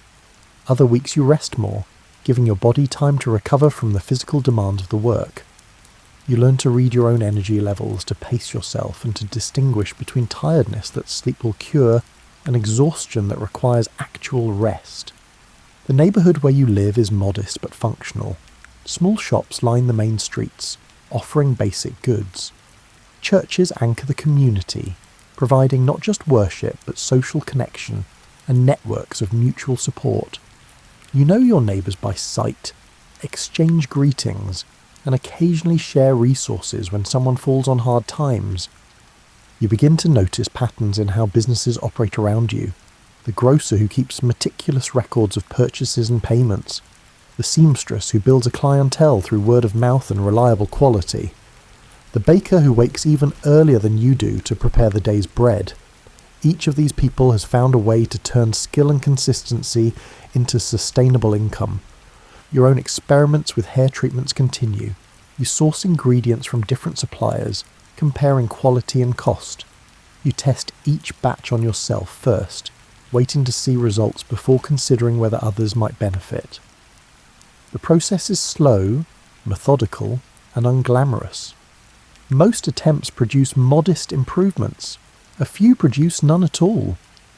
Occasionally a particular combination works noticeably better, and you make careful note of the proportions. You start to think about whether other women might want to try the formulas that seem to help. Not as a business initially, but simply as sharing something useful. You mention your experiments to women you know, offering to prepare small amounts for them to try. Some accept, curious and willing. You ask them to report back honestly about their experiences. The feedback trickles in over weeks and months. Some women notice improvements similar to yours. Others don't see much change. You adjust based on what you hear, refining the mixture, trying to understand why it works better for some than others. You consider factors like water quality, application frequency, and hair texture differences. The learning process is gradual and requires patience. Your financial situation remains modest but stable. The laundry work continues to provide your primary income. The hair treatments are something you do in your spare time, without much expectation of profit. Still, when women ask for more product, you begin to charge a small amount to cover the cost of ingredients and your time. The amounts are tiny, but they represent something new. income from something you've created rather than from labour alone. You think about the possibility of doing this more intentionally, of treating it as an actual business rather than a side activity. The idea is both appealing and uncertain. You have no formal business training, no capital to invest, and no clear sense of how to scale up production. What you have is a product that seems to help people and a network of women who trust your work. The decision to pursue this more seriously doesn't arrive as a single moment of clarity. Instead, it accumulates over time through repeated small confirmations that there might be something worth pursuing. A woman tells you her hair feels healthier than it has in years. Another asks if you could prepare enough for her sister who lives across town. Someone mentions you to a friend who then seeks you out to purchase a product. You begin to set aside specific time for production, treating it with the same seriousness you bring to laundry work. You establish a small workspace in your room, organising ingredients, containers and tools. You develop a routine for mixing and packaging, ensuring consistency from batch to batch. You keep simple records of what you make and what you sell, tracking whether you're covering costs and perhaps earning a bit beyond that. The work is quiet and methodical. You measure carefully, mix thoroughly and test each batch. The room smells of the oils and other components you use. Your hands learn the feel of the mixture, the texture that indicates proper blending. You package product in whatever clean containers you can find or afford, labelling them clearly with instructions for use. As the days pass, this second form of work begins to occupy more of your time and attention. The laundry is still essential, still necessary, but the hair product work offers something different, a sense of building something that belongs to you, something that might grow beyond the limits of what your physical labour alone can produce. You stand at your work table in the early morning light, ingredients arranged in careful rows before you. The process of making each batch has become more deliberate now, less experimental and more refined. You've learned which suppliers provide the most consistent quality, which storage methods keep ingredients fresh longest, and which mixing sequences produce the best results. The base formula has evolved through countless small adjustments. Each change is tested methodically. You prepare a small amount, use it yourself for several days, and observe the effects. If the modification improves the product, you incorporate it. If it makes no difference or worsens the results, you return to the previous version. This cycle of minor refinement continues steadily, week after week. Your hands move through the familiar steps with growing confidence, measuring precise amounts, warming certain ingredients gently, and blending components in the right order at the right speed. The work requires focus but not strain. You've done this enough times now that the movements feel natural, almost meditative. The rhythm of production has its own calming quality. You pay attention to texture throughout the process. The mixture should feel a certain way when it's ready. Smooth but not too thin, blended but not overmixed. Your fingertips have become sensitive to these subtle differences. You can tell when a batch is slightly off, even before testing it more thoroughly. This tactile knowledge guides your work as much as any written recipe. The containers you use have improved as you've been able to afford better options. Clean glass jars with proper lids now replace the makeshift vessels you started with. Each jar is washed carefully, dried completely, and filled to a consistent level. You've learned that presentation matters, not for vanity, but because it communicates care and professionalism. Women are more likely to trust and use a product that looks thoughtfully prepared. Labelling becomes more systematic. You write clear instructions on each container, describing how to apply the treatment, how often to use it, and what results to expect over time. The explanations are honest and specific. You don't promise miracles or instant transformation, only the steady improvement you've observed in yourself and in the women who've used your product regularly. As demand increases slightly, you adjust your production schedule. You set aside certain evenings specifically for making product, separate from the time you spend on laundry work. This separation helps you approach each task with full attention. During production evenings, the room becomes your workshop. You light the lamp, arrange your materials, and work through several batches in succession. The repetition teaches you about efficiency. You discover that preparing ingredients for multiple batches at once saves time.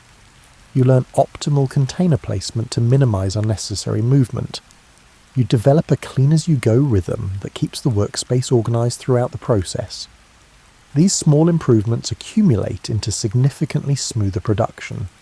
Quality control becomes more important as your customer base grows. You can't afford to let standards slip even slightly. Each batch must match the quality of the previous one. Consistency builds trust, and trust is what keeps women returning for more product and recommending it to others. You occasionally discard a batch that doesn't meet your standards, absorbing the cost rather than selling something subpar. You begin to think more carefully about ingredient sourcing. Some suppliers offer lower prices but inconsistent quality. Others charge more but provide reliable materials.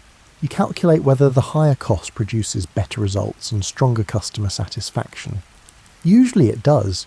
You shift towards suppliers who value consistency, even when it means smaller profit margins per batch. The financial mathematics of the business occupies your thoughts during quieter moments. How many jars can you produce in an evening? What does each jar cost to make? What price allows you to cover costs, compensate your time fairly, and remain affordable to the women who need the product? You adjust prices carefully, always explaining changes to regular customers, always trying to balance sustainability with accessibility. Some women ask for modifications to the formula, wondering if you can make it stronger or lighter or scented differently. You consider each request thoughtfully. Some variations make sense and might serve a real need. Others would compromise the effectiveness you've worked so hard to achieve. You're willing to experiment with genuine improvements, but protective of the core formula that you know works. Testing new variations follows the same methodical approach as your original development. Small batches, personal testing first, gradual expansion to a few trusted users, careful observation of results over time. If a modification proves valuable, you consider offering it as an option.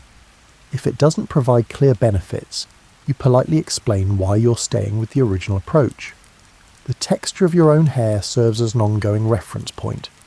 You use your product consistently, maintaining the same routine you recommend to customers. This gives you direct, daily feedback about how the formula performs.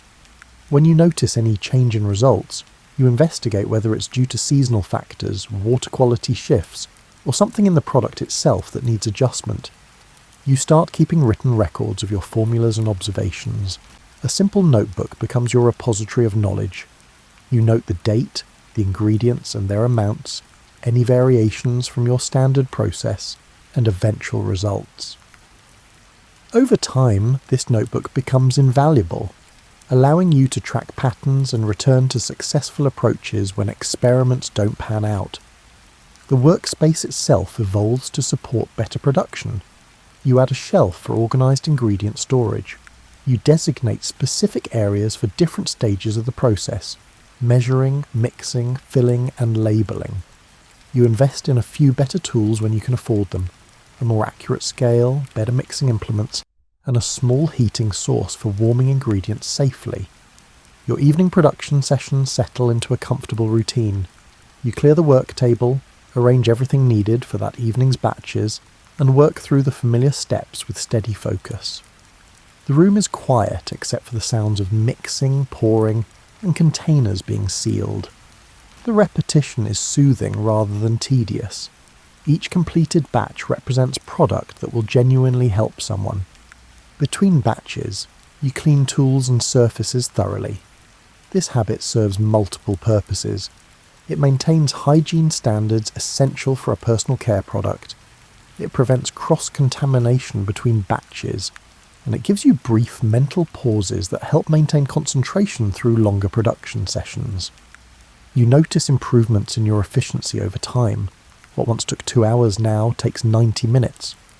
What once required constant attention now allows brief moments for other tasks during waiting periods.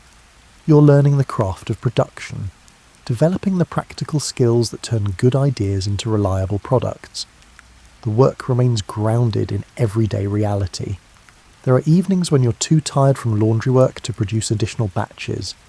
There are weeks when ingredient costs rise unexpectedly, forcing you to raise prices slightly or accept reduced margins. There are occasional mistakes, a batch mixed incorrectly, a container that leaks, a label that smears. But the overall trajectory is one of gradual improvement and growing capability. You're becoming skilled at this specific work, developing expertise through repetition and careful attention. The product you make today is measurably better than what you made 6 months ago, not because of dramatic breakthroughs, but because of countless small refinements accumulated over time. You sit in a church basement on a weekday evening, surrounded by women who've come to learn about caring for their hair and scalp. The gathering is informal, arranged through word-of-mouth invitations passed along networks of friends, neighbours and acquaintances. Folding chairs form a loose circle, and the atmosphere is relaxed and conversational. You've brought samples of your product and some simple materials for demonstration. The women present range in age and circumstance, but they share common concerns about hair health and the limited options available to address those concerns. Some have used your product before, others have heard about it and are curious. A few are friends of friends, here because someone they trust suggested it might be worthwhile. The teaching you offer is practical and straightforward. You explain how you developed the formula, what each major ingredient contributes, and why consistency and application matters for best results. You demonstrate proper technique, showing how much product to use and how to work it through hair and into the scalp. The women watch carefully, ask questions, and share their own experiences and observations. This kind of gathering has become a regular part of your work. Not formal classes exactly, but opportunities to share knowledge and build relationships. You've found that women who understand how and why the product works become more effective users and more enthusiastic recommenders. Education strengthens the entire network of people connected to your growing business. Some of the women present express interest in selling the product themselves. They have their own networks of friends and family who might benefit. They could use the additional income that sales would provide. You consider this possibility carefully. Expanding through trusted individuals makes sense if done thoughtfully, with proper support and standards. You begin to develop a simple system for these potential agents. You explain the product thoroughly, ensuring they understand it well enough to discuss it accurately with others. You provide them with enough inventory to get started, extending credit when necessary based on trust and relationship. You outline fair pricing that allows them to earn reasonable income while keeping the product accessible to customers. The first few women who begin selling your product in their own communities report back regularly.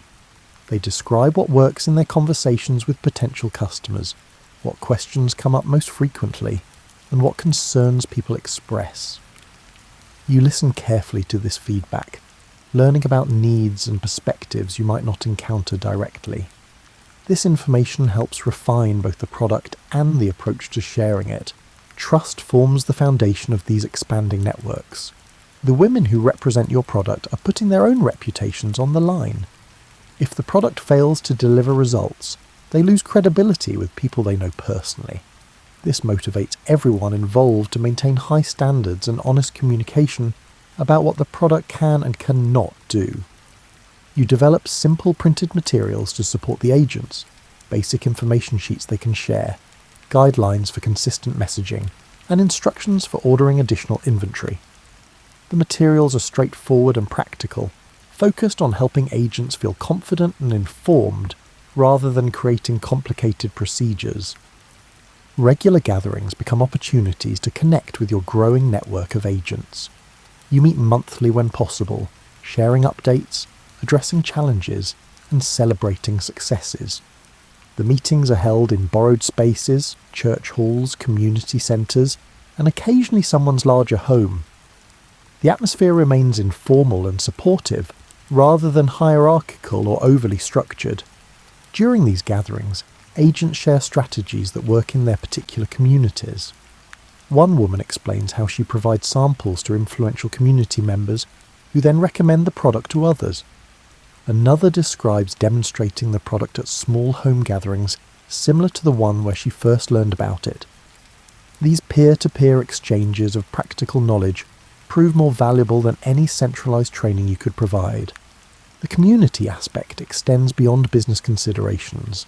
These gatherings become spaces where women support each other more broadly, sharing information about job opportunities, offering help during difficult times, and celebrating personal milestones. The hair product business creates connections that serve multiple purposes in people's lives. You maintain careful records of inventory distributed to agents, payments received, and commissions owed. The bookkeeping is simple but essential. Fair financial treatment builds trust just as much as product quality does. You pay commissions promptly, acknowledge each agent's contributions, and work with them through any difficulties that arise in their selling efforts. Some agents prove particularly effective and begin to build substantial customer bases of their own. You recognize and support these emerging leaders within the network, providing them with additional guidance and resources. A few express interest in developing their own teams of agents, creating another layer of distribution. You consider this expansion carefully, wanting to maintain quality and relationships even as reach increases. The knowledge sharing flows in multiple directions. Agents bring you information about customer needs and competitive products. Customers provide feedback that helps you refine formulas and approaches. You share production knowledge and business practices with agents who express interest in understanding the full scope of the work. This reciprocal exchange strengthens the entire network. You occasionally encounter women who've tried to create similar products, but struggled with consistency or effectiveness. Rather than viewing them as competition, you consider whether there's knowledge you could share that would help them succeed. The market is large enough that multiple good products could thrive, and collective improvement in hair care options benefits everyone. Church communities continue to serve as important networks for connection and information sharing. The trusted relationships formed through worship and service translate readily into business relationships built on integrity and mutual support. Pastors and church leaders sometimes facilitate introductions or provide space for gatherings, recognizing the practical value this business brings to their congregations. You develop a reputation for treating people fairly and honestly. When problems arise, a delayed shipment, a batch that doesn't meet standards, a financial misunderstanding, you address them directly and work toward equitable solutions. This reliability becomes one of your most valuable business assets, generating referrals and loyalty that no advertising could purchase. The collaborative nature of the growing enterprise means you're rarely working in isolation. Even during solo production sessions, you're aware of the network of women who depend on consistent inventory, who are having conversations about the product in their own communities, and who are building their own economic opportunities through connection to this work. Some agents develop specialized knowledge about particular hair care challenges. One woman becomes especially skilled at helping customers with severely damaged hair. Another focuses on preventive care for younger women. You encourage this specialization, recognizing that diverse expertise within the network serves customers better than any single approach could. The network also provides emotional support for the challenges of business building. Other women understand the difficulty of balancing multiple forms of work, the uncertainty of variable income, and the challenge of maintaining confidence when faced with skepticism or obstacles. The shared experience creates bonds of understanding and encouragement that sustain everyone involved. You finish mixing the evening's final batch and begin the familiar process of cleaning your workspace. The lamp casts steady light across the work table as you wash mixing tools, wipe down surfaces, and return ingredients to their designated storage places. Your movements are methodical and unhurried, part of the daily rhythm that signals transition from productive work to evening rest. The importance of rest has become clearer as your workload has increased. Between laundry labour and product business, you're working more hours than before. Your body requires proper recovery to sustain this pace over time. You've learned to recognise the difference between ordinary tiredness at day's end and the deeper fatigue that indicates a genuine need for restoration. Sunday remains a day of reduced activity. Morning church service provides both spiritual nourishment and community connection. The afternoon stretches open, hours you protect from work obligations. Sometimes you read. Sometimes you simply sit quietly, allowing your mind to rest along with your body. Occasionally you visit with friends, having conversations that refresh rather than drain. These Sunday pauses prove essential for maintaining focus and energy through the working week. The break creates mental space for reflection, for considering whether your current approach to work is sustainable, and for noticing if adjustments are needed in how you allocate time and energy. The rhythm of work and rest prevents the gradual accumulation of exhaustion that would eventually undermine everything. You've also built smaller rest periods into your daily routine. After returning from laundry work, you allow yourself time to eat a proper meal and sit quietly before beginning evening production sessions. This transition period, even just 30 minutes, makes the evening work more sustainable. You approach the work table refreshed rather than already depleted. Some evenings, you choose rest over production. If you're genuinely tired, if your body is telling you it needs recovery, you honour that signal. You've learned that forcing work through exhaustion produces lower quality results and increases the risk of mistakes. It is better to produce fewer batches at high quality than to push for quantity at the cost of standards and well-being. Sleep itself receives careful attention. You maintain relatively consistent sleep and wake times, helping your body establish reliable rhythms. The room where you sleep is kept as comfortable as circumstances allow, clean, reasonably quiet and free from unnecessary clutter that might disturb rest. You prepare for sleep deliberately, settling your mind along with your body. The evening routine before sleep includes practical preparations for the next day. You set out clothes for morning, prepare any materials needed for the next day's work, and review what needs to happen tomorrow. This advanced organisation prevents morning stress and allows you to sleep without worrying about being unprepared for what's coming. You've noticed patterns in your energy levels across the week. Certain days you feel naturally more energetic and capable of handling demanding tasks. Other days your energy runs lower, better suited to routine work that requires less intense focus. You try to align your work schedule with these natural fluctuations, tackling more challenging production or business tasks on higher energy days. Physical care beyond sleep also matters. You maintain simple practices that support your body's ability to work. Adequate food and water throughout the day, and occasional stretching to counter the physical demands of laundry labour. These aren't elaborate self-care rituals, but basic maintenance that prevents accumulated physical strain. Rest also includes mental quiet. Some evenings, instead of reading or planning, you simply allow your mind to wander without particular direction or purpose. This unstructured mental time seems to help with problem solving and creativity in ways that direct focus doesn't. Solutions to business challenges sometimes emerge during these unfocused periods. You've become protective of your rest time, understanding it as essential rather than optional. When people request meetings or deliveries during hours you've designated for rest, you politely suggest alternative times. This boundary setting feels uncomfortable at first, but proves necessary for long-term sustainability. The balance between work and rest requires ongoing attention and adjustment. Busy periods sometimes demand temporarily increased hours, but you remain aware of how long you can sustain elevated work levels before rest becomes non-negotiable. You've learned to distinguish between seasons of legitimate increased effort and unsustainable overwork that will eventually exact a cost. Other women in your network share their own approaches to managing energy and avoiding exhaustion. These conversations normalize the importance of rest, counter-cultural messages that equate worthiness with constant productivity, and provide practical strategies for protecting recovery time even amid demanding circumstances. You notice that adequate rest improves not just your physical capability, but also your emotional resilience and judgment. Business decisions made when well rested tend to be sounder than those made in states of exhaustion. Customer interactions go more smoothly when you're not depleted. Creative problem solving comes more readily when your mind has had proper recovery time.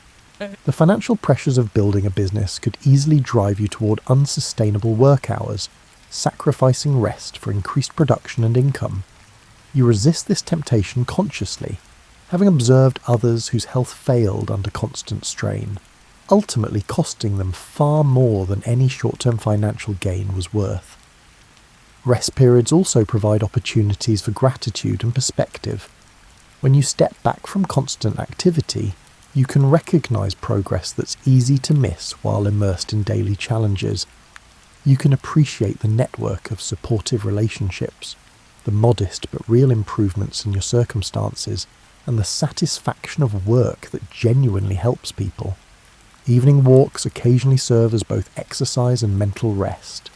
The familiar neighbourhood streets, the rhythm of walking, the slight shift in air temperature as full night approaches.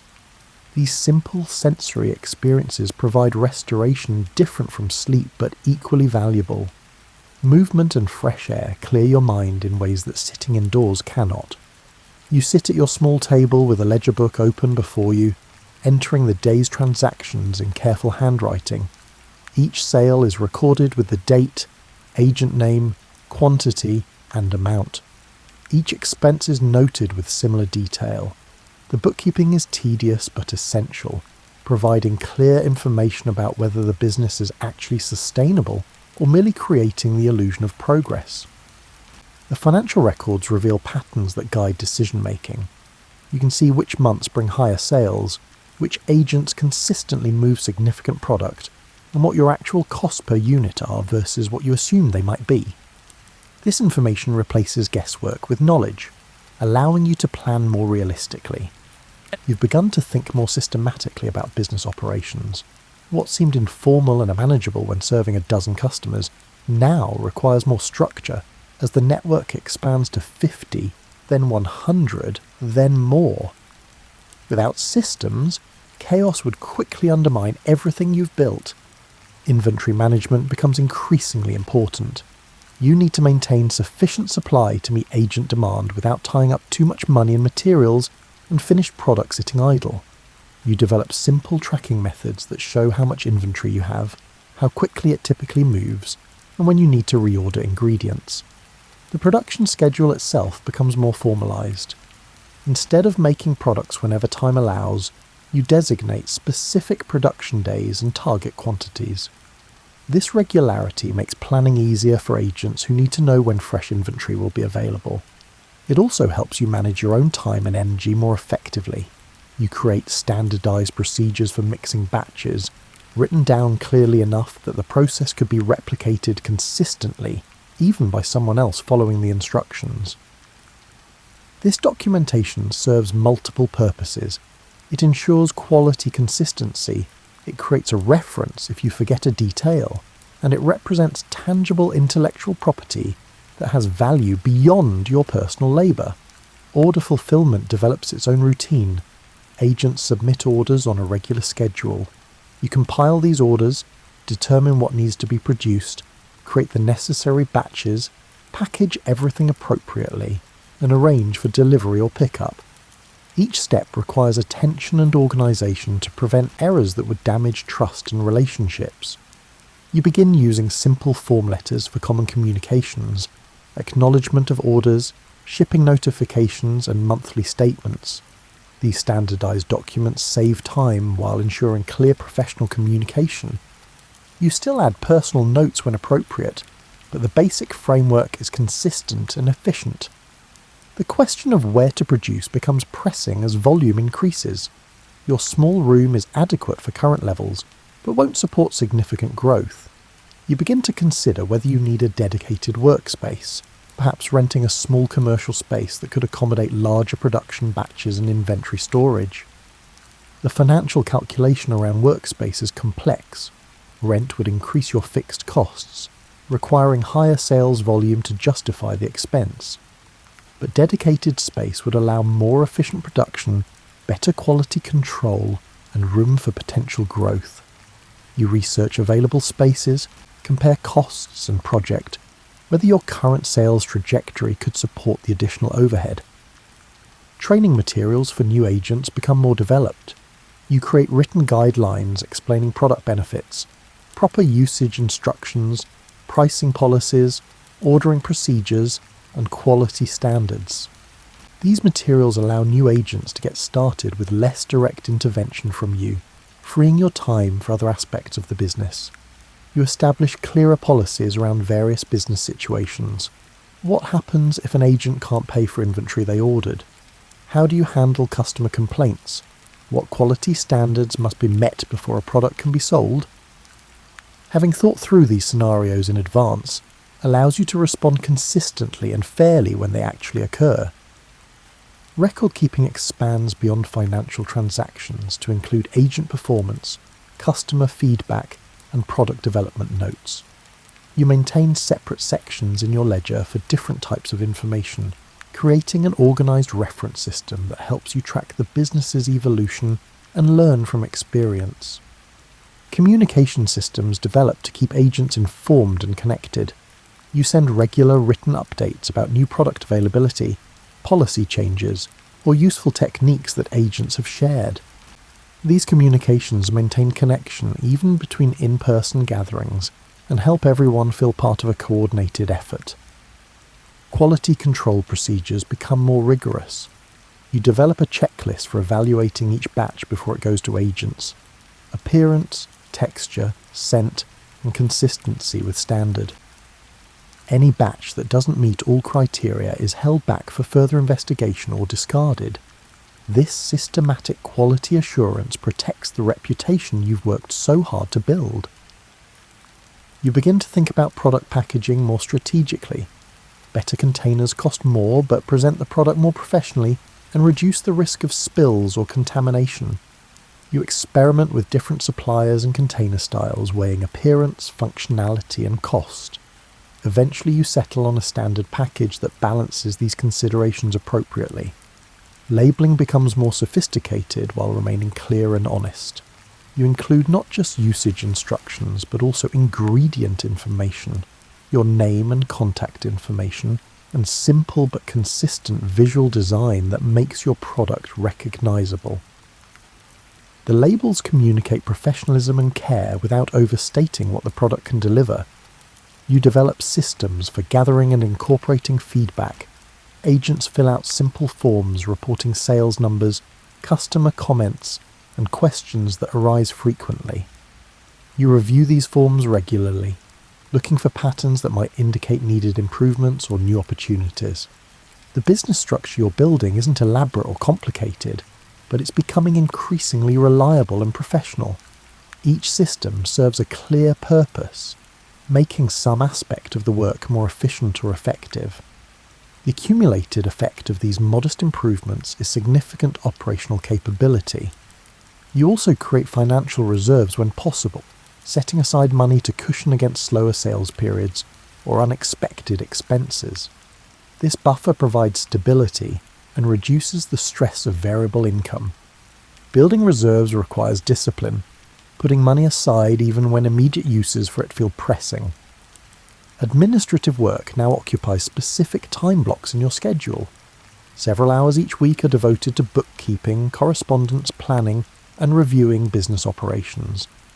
This dedicated time ensures that administrative tasks don't get perpetually postponed in favour of more immediate production or sales work. The lamp's glow illuminates papers spread across your work table, orders to review, letters to write, and calculations to verify. Outside, the neighbourhood has grown quiet as evening deepens into night. This is your time for the planning and administrative work that keeps the business functioning smoothly. You begin by reviewing the week's orders from agents across different communities. Each order represents women you may never meet, but whose hair care needs connect them to your work. You note quantities, calculate required production, and determine which ingredients need to be ordered to fulfill everything promptly. The mathematics is straightforward, but requires careful attention to avoid errors. Correspondence occupies a significant portion of these evening sessions. Letters to suppliers inquiring about ingredient availability and pricing. Notes to agents acknowledging their orders and providing shipping timelines. Responses to questions about product usage or business procedures. Each letter is written carefully, your handwriting neat and legible, and your language clear and professional. The physical act of writing is soothing in its way. The scratch of pen on paper, the formation of letters and words, the gradual accumulation of a completed page. Unlike the quick conversations of daily business, letters allow you to consider your thoughts carefully and express them precisely. They create lasting records of commitments and information. You review financial records, comparing actual income and expenses against your projections. Some months exceed expectations, others fall slightly short. You note patterns, trying to understand what drives variation. Are certain months naturally slower? Do particular agents need additional support to maintain steady sales? The numbers tell stories if you examine them thoughtfully. Planning for the coming weeks involves juggling multiple considerations. How much product do you need to produce? When should ingredients be ordered to arrive in time? Which agents need attention or communication? What administrative tasks have been postponed that now require completion? You create simple lists that organise these questions into manageable actions. The evening hours also include maintenance of your workspace and tools. You sharpen a knife used for cutting labels. You wash containers thoroughly and set them to dry for tomorrow's production.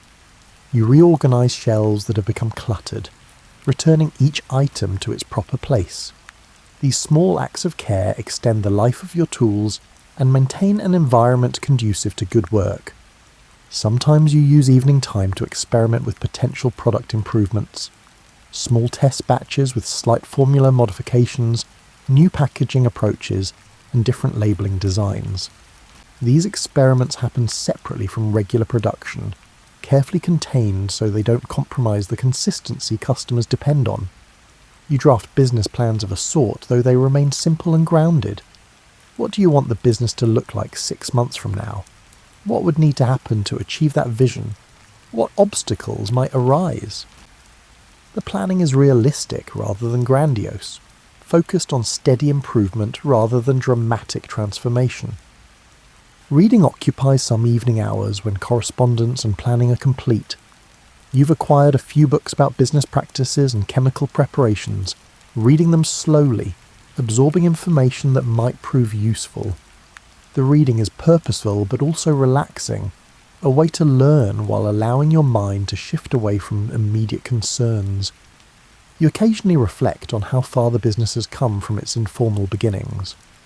The progression from personal experimentation to systematic production and distribution represents real development, achieved through consistent effort rather than sudden breakthroughs.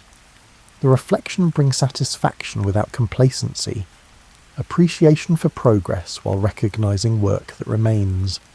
Evening planning sessions also include thinking about the women in your agent network, who might benefit from additional training or support, who has expressed interest in taking on more responsibility, who might be struggling with some aspect of the work. The business depends on these relationships, and they deserve thoughtful attention. You write notes to yourself about ideas that arise during these quiet evening hours, a potential new agent who was recommended, a different approach to packaging that might reduce costs, a question to research about ingredient sourcing. These notes accumulate in a designated section of your ledger, captured for future consideration rather than lost to forgetfulness. The rhythm of these evening work sessions provides structure to your days. Knowing that planning time is protected allows you to defer certain decisions and questions during busier daytime hours. You can note something that needs attention and trust that you'll address it during evening administrative time. Some evenings include preparation of materials for upcoming agent gatherings. You compile information to share, prepare samples to demonstrate, and organise any documents that will be distributed. These preparations ensure that gathering time is used effectively for connection and learning rather than wasted on disorganisation. You maintain a simple calendar system tracking important dates, when ingredient shipments should arrive, when agents expect inventory, and when you've committed to various communications or meetings. The calendar prevents oversights and allows you to plan your time realistically across multiple responsibilities. Financial planning receives regular attention during evening sessions. You consider questions like whether to reinvest all profits into business growth or to pay yourself more for your labour. You think about whether you're charging appropriate prices, whether your profit margins are sustainable, and whether expense patterns show opportunities for greater efficiency. The evening work is less physically demanding than production or laundry labour, but it requires mental energy and focus. You've learned to tackle more complex planning tasks earlier in the evening when your mind is fresher, leaving routine correspondence and simple calculations for later when fatigue might compromise more challenging analytical work. As each planning session winds down, you organise papers into designated files, return your ledger to its shelf and extinguish the lamp. The work table is cleared, ready for whatever the next day requires. The evening's work is complete, and you can transition to the final routines before sleep. You stand at your small basin, washing your face and hands with movements that have become automatic through countless repetitions. The water is cool and refreshing after the evening's work. The simple act of washing marks the transition from productive activity to rest and recovery. Your hair receives attention as it does most nights. You apply a small amount of your own product, working it through methodically, ensuring even distribution from scalp to ends. The process is both practical maintenance and direct connection to the work that now defines much of your life. Your hair remains the ongoing test of your product's effectiveness. The room is arranged in a familiar order. Materials for tomorrow's laundry work are set out near the door. Your production workspace is clean and organised, ingredients properly stored, and tools in their places. Clothes for morning are laid across the chair. Everything is positioned to make tomorrow's start as smooth as possible. You move through the space straightening minor disorder, smoothing the coverlet, aligning items on the shelf, and returning stray objects to their proper locations.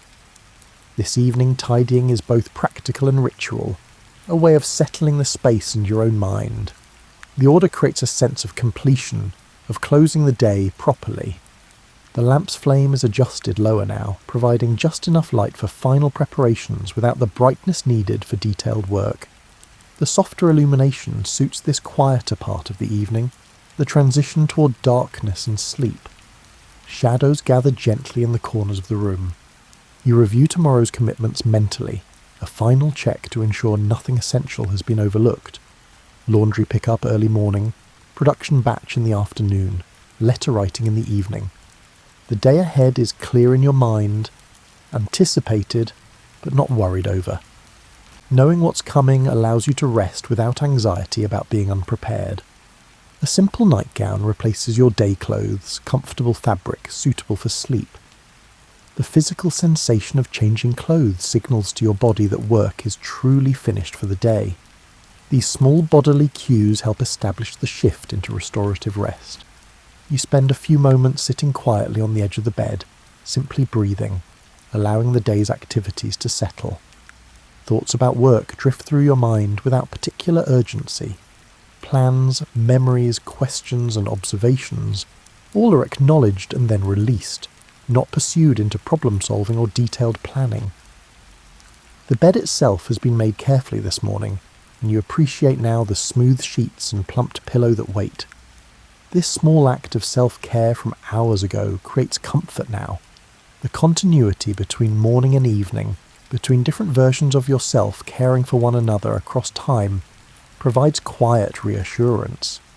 You extinguish the lamp with practiced efficiency, the room falling into darkness except for whatever moonlight or streetlight enters through the window. Your eyes adjust slowly to the dimness. The familiar shapes of furniture become barely visible silhouettes. Lying down, you feel your body begin to relax incrementally, muscles releasing tension accumulated through the day's work. The mattress, though simple, provides adequate support. The blanket's weight is comforting without being too heavy. The pillow cradles your head at a comfortable angle. Outside sounds are minimal at this hour. Occasional footsteps on the street perhaps, the distant sound of a closing door. Mostly there is quiet. The neighbourhood settled into night. The sounds that do reach you are familiar and therefore comforting rather than disturbing. Your mind continues to wind down, thoughts becoming less linear and focused. Images and sensations drift past without coherent narrative. The boundary between waking and sleeping grows permeable. Awareness of your body becomes diffuse, the specific sensations of contact with bed and blanket fading into general comfort. Sleep approaches not suddenly but gradually, consciousness dimming like a lamp being turned down degree by degree. There is no effort to force sleep, only willingness to receive it when it arrives. The day's work is complete. Tomorrow's work will come when it comes. For now, there is only this quiet transition into rest. Your breathing has slowed and deepened without conscious direction. The rhythm is steady and automatic, the body's natural preparation for sleep. Each breath out releases a bit more tension. Each breath in brings calm. The room holds you safely in its familiar bounds. The walls you've looked at countless times. The ceiling you know even in darkness. The window is in its usual place. The door was properly secured. Everything is as it should be, ordered and peaceful. The last conscious thoughts are barely thoughts at all. Vague awareness of comfort, fleeting appreciation for rest, and dim anticipation of tomorrow without anxiety. Then even these fade and sleep takes over fully, the mind relinquishing its hold on wakefulness and settling into the restorative darkness of night.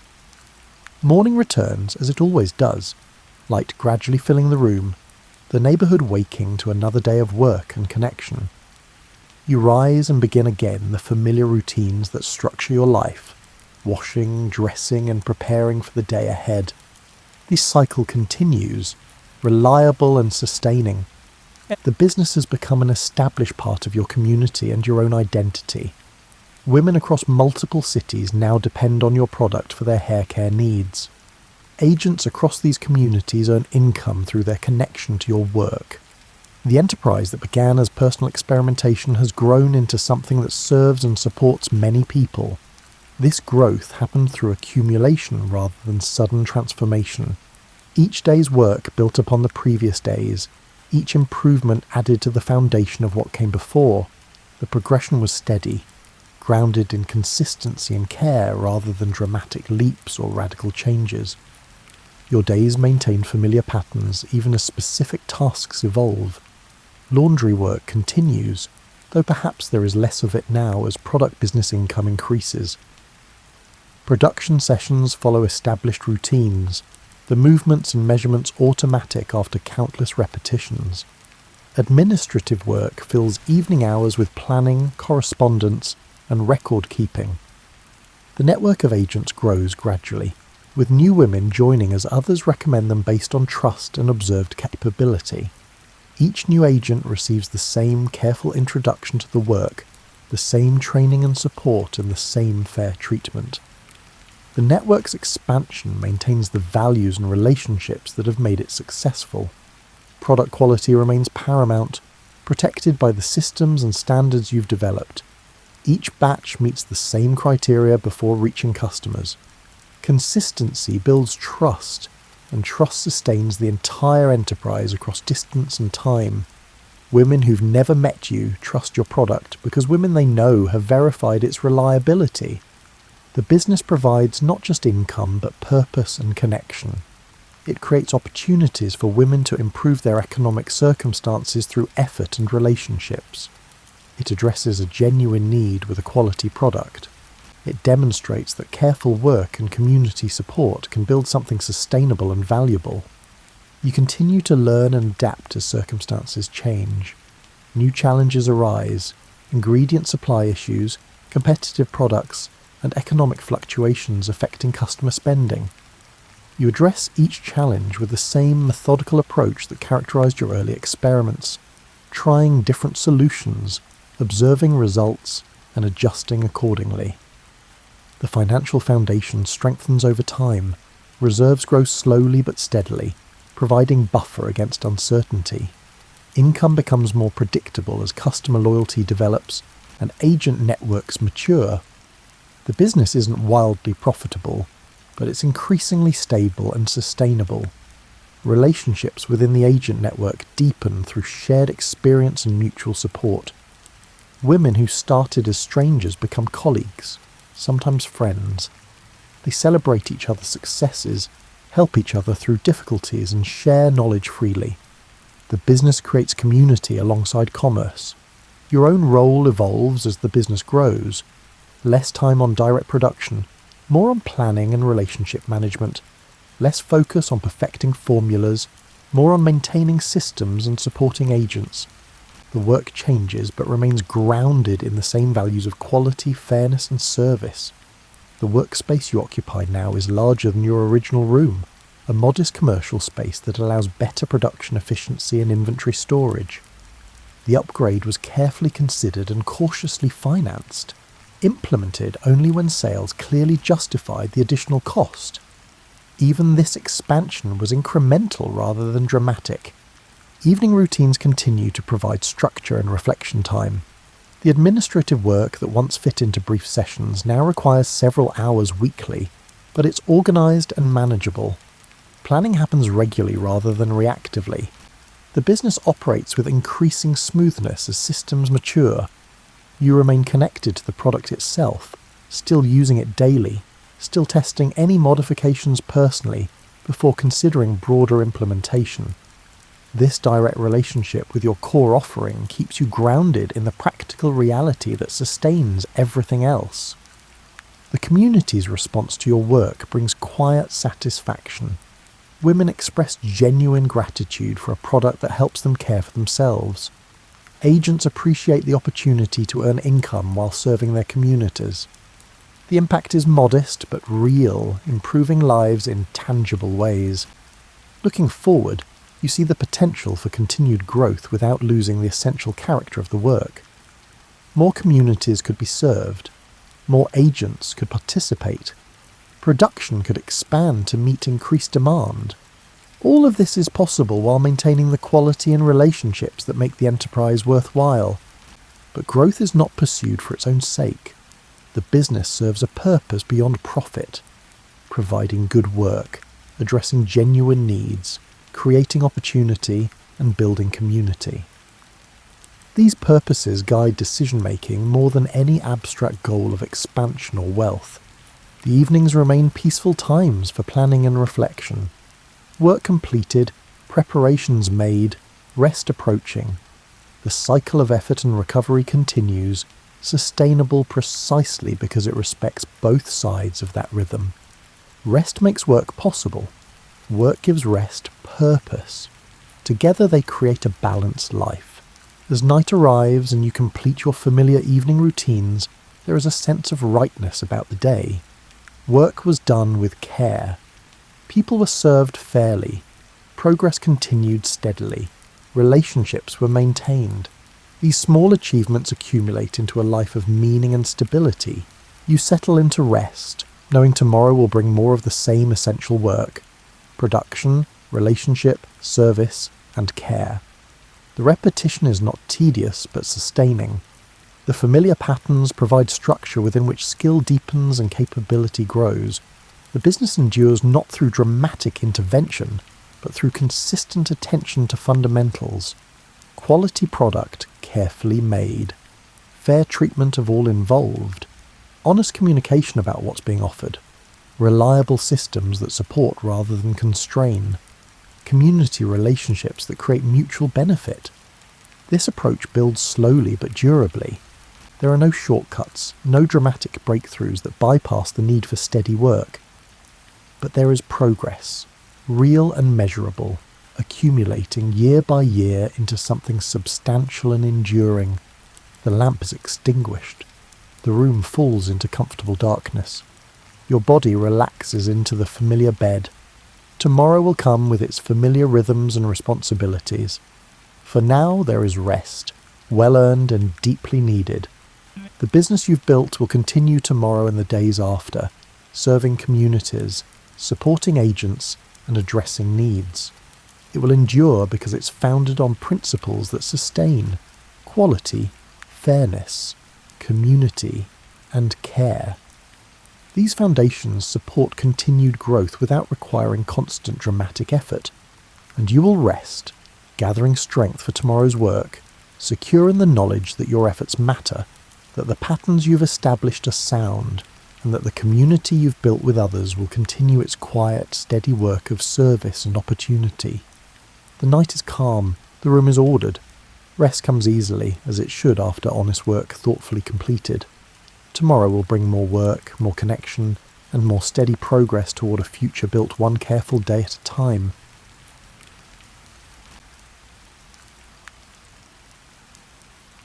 You're settling in for the night, about to step back into a world where young colonists hunched over Latin primers by candlelight, where the ghosts of ancient Rome walk through Philadelphia's cobblestone streets, and where a farmer's son might quote Cicero while ploughing his fields. This is the story of how dusty old books from across the ocean built the mental architecture of a new nation, a tale of conjugations and rhetoric, marble columns and moral warnings, all woven into the fabric of early American life in ways both profound and peculiar. The smell hits you first, that particular combination of tallow candles, wood smoke, and the musty sweet scent of pages that have crossed an ocean. You're standing in a Massachusetts schoolroom in 1738, and the morning light barely reaches through windows made of oiled paper rather than glass. The room is cold enough that you can see your breath, and the wooden bench beneath you feels like it's stealing warmth directly from your bones. Your hands are already ink-stained, and it's only Tuesday. The schoolmaster, a man whose wig has gone slightly askew from the morning's exertions, is leading you through Latin declensions with the kind of grim determination usually reserved for splitting firewood. Puella, puellae, puellae, puella, puella, you chant along with the other students, your voice joining a chorus that sounds like a particularly monotonous religious ceremony. The girl. Of the girl, to the girl, by the girl. It's mind-numbing. It's also the foundation of what people in this time consider a proper education. You might wonder why a colony struggling to clear forests and plant crops would care about a language that nobody speaks anymore except in churches and courtrooms. The answer isn't simple, and it certainly isn't obvious when you're 10 years old and your fingers are cramping from gripping a quill pen.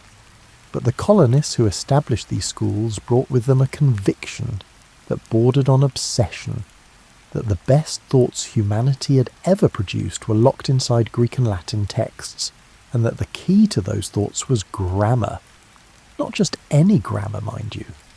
This is grammar as a kind of mental discipline, a training ground for the mind that people believed would make you better at everything else. Learn to parse a Latin sentence with its elaborate structure, subjects hiding at the end, verbs playing hide and seek in the middle, adjectives wandering far from their nouns, and English would seem simple by comparison. More than that, you'd learn to think in a particular way, methodically, attentively, with an eye for how pieces fit together. The schoolmaster taps his rod against the desk, and you return your attention to Corderius's Colloquies, a Latin textbook that's been making children miserable since the 1500s. The dialogues are meant to be practical, teaching you how Romans might have discussed everyday situations. Quid agis hodie? What are you doing today? As if you're going to strike up conversations in Latin at the general store. But here's the thing that nobody mentions during these grinding hours of memorization. The process is actually working. Your brain is being rewired. You're learning pattern recognition, grammatical structure, and logical relationships between ideas. When you eventually read the Massachusetts Constitution, drafted by men who went through this same training, you'll recognise its elaborate, carefully balanced sentences as products of minds shaped by Latin syntax. The morning wears on. Outside, you can hear normal colonial life proceeding.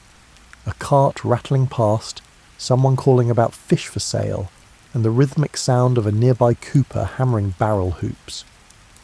Inside, you're in ancient Rome, or at least in the linguistic fossil record of ancient Rome, learning to think like someone from a civilization that fell over 1,000 years ago. By midday, you've moved on to Caesar's commentaries, and this is where things get slightly more interesting. Julius Caesar, writing about his military campaigns in Gaul, has a style that's been described as elegant simplicity. which is teacher talk, for at least the sentences aren't as long as a city block. You're reading about bridge building and battle tactics, about Germanic tribes and Gallic strongholds, and somewhere in your mind, a map of Europe is forming that has nothing to do with the Europe of 1738. The student next to you, a merchant's son named Thomas, who always smells faintly of tobacco from his father's shop, stumbles over a word. Transient, he says, pronouncing it like it's English. Transient, the schoolmaster corrects, with the weary patience of someone who's had this exact conversation 800 times before. They cross over, from trans across and eo, ire to go. And there it is again, another tiny piece of the puzzle clicking into place. You're learning not just Latin, but how language itself works, how meaning is built from smaller pieces, and how ideas travel across time and space embedded in words. Trans will show up again in translate, transport, and transcend. Every root you learn becomes a key to dozens of English words.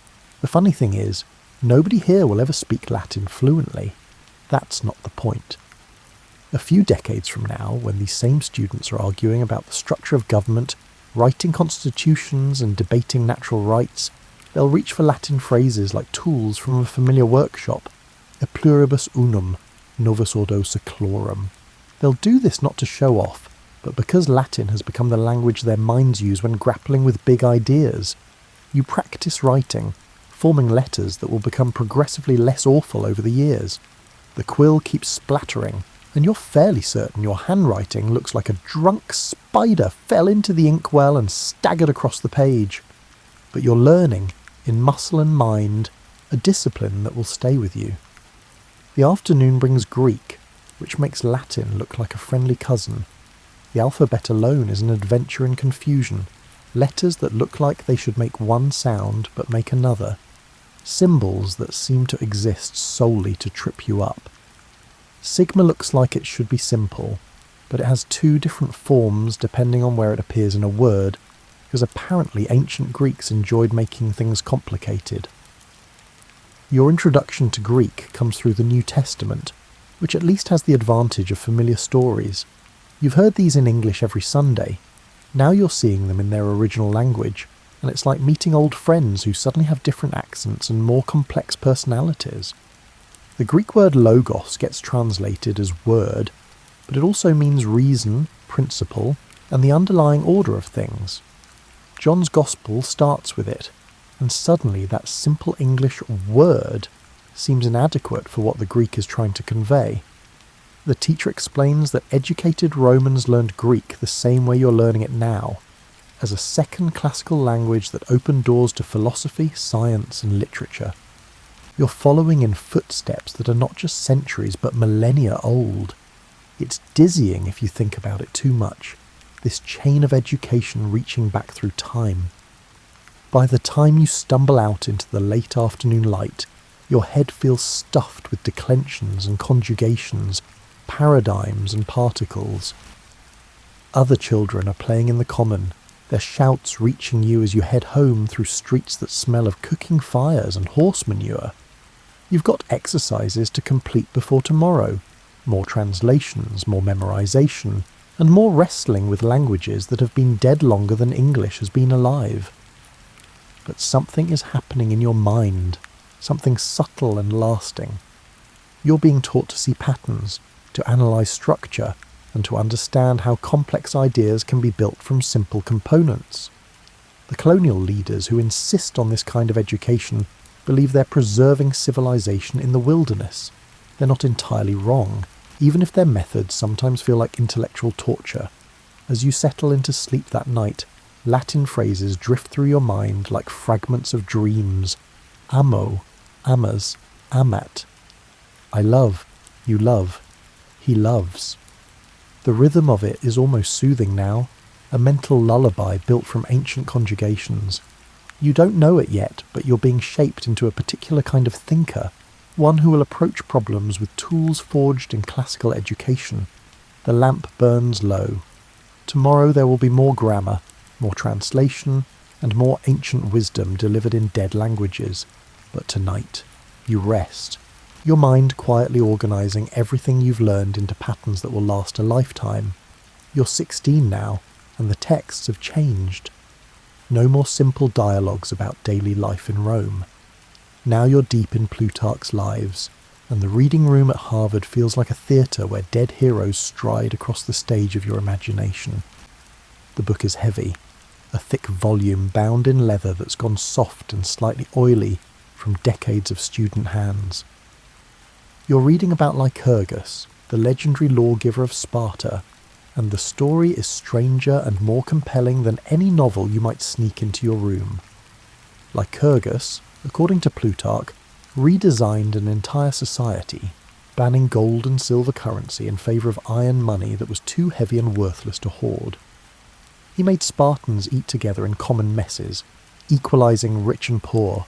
He created an education system so rigorous it would make your Latin grammar lessons look like a pleasant afternoon. The thing about Plutarch is that he's not just telling you what happened. He's comparing Greek and Roman heroes, setting them side by side like a shopkeeper arranging goods for inspection. Here's Lycurgus, the Spartan lawgiver, and here's Numa, the Roman king who founded their religious institutions. What do their similarities teach you? What do their differences reveal about their societies? You're learning to think in comparisons, to analyse character, and to extract lessons from biography. This is deliberate. Plutarch wrote these lives specifically as moral instruction, as examples to emulate or avoid. He believed that studying great people would make you better, that virtue could be learned through biographical example. The other students in the reading room are scattered across centuries. One is wrestling with Demosthenes, the Athenian orator who supposedly practiced speaking with pebbles in his mouth to overcome a stutter. Another is deep in the life of Cato the Younger, the Roman senator who chose death rather than live under Caesar's dictatorship. The room is silent except for the scratch of pens and the occasional frustrated sigh. Your tutor, a minister's son who studied at Edinburgh before coming to the colonies, circulates among the desks. He pauses at your shoulder, reading over your notes on Lycurgus. "What strikes you about his reforms?" he asks, his voice pitched low to avoid disturbing others. You've learned by now that there are no simple answers in classical education. He seemed to believe that changing laws could change people's nature, you offer. That if you controlled the environment completely enough, you could create virtue. The tutor nods, pleased.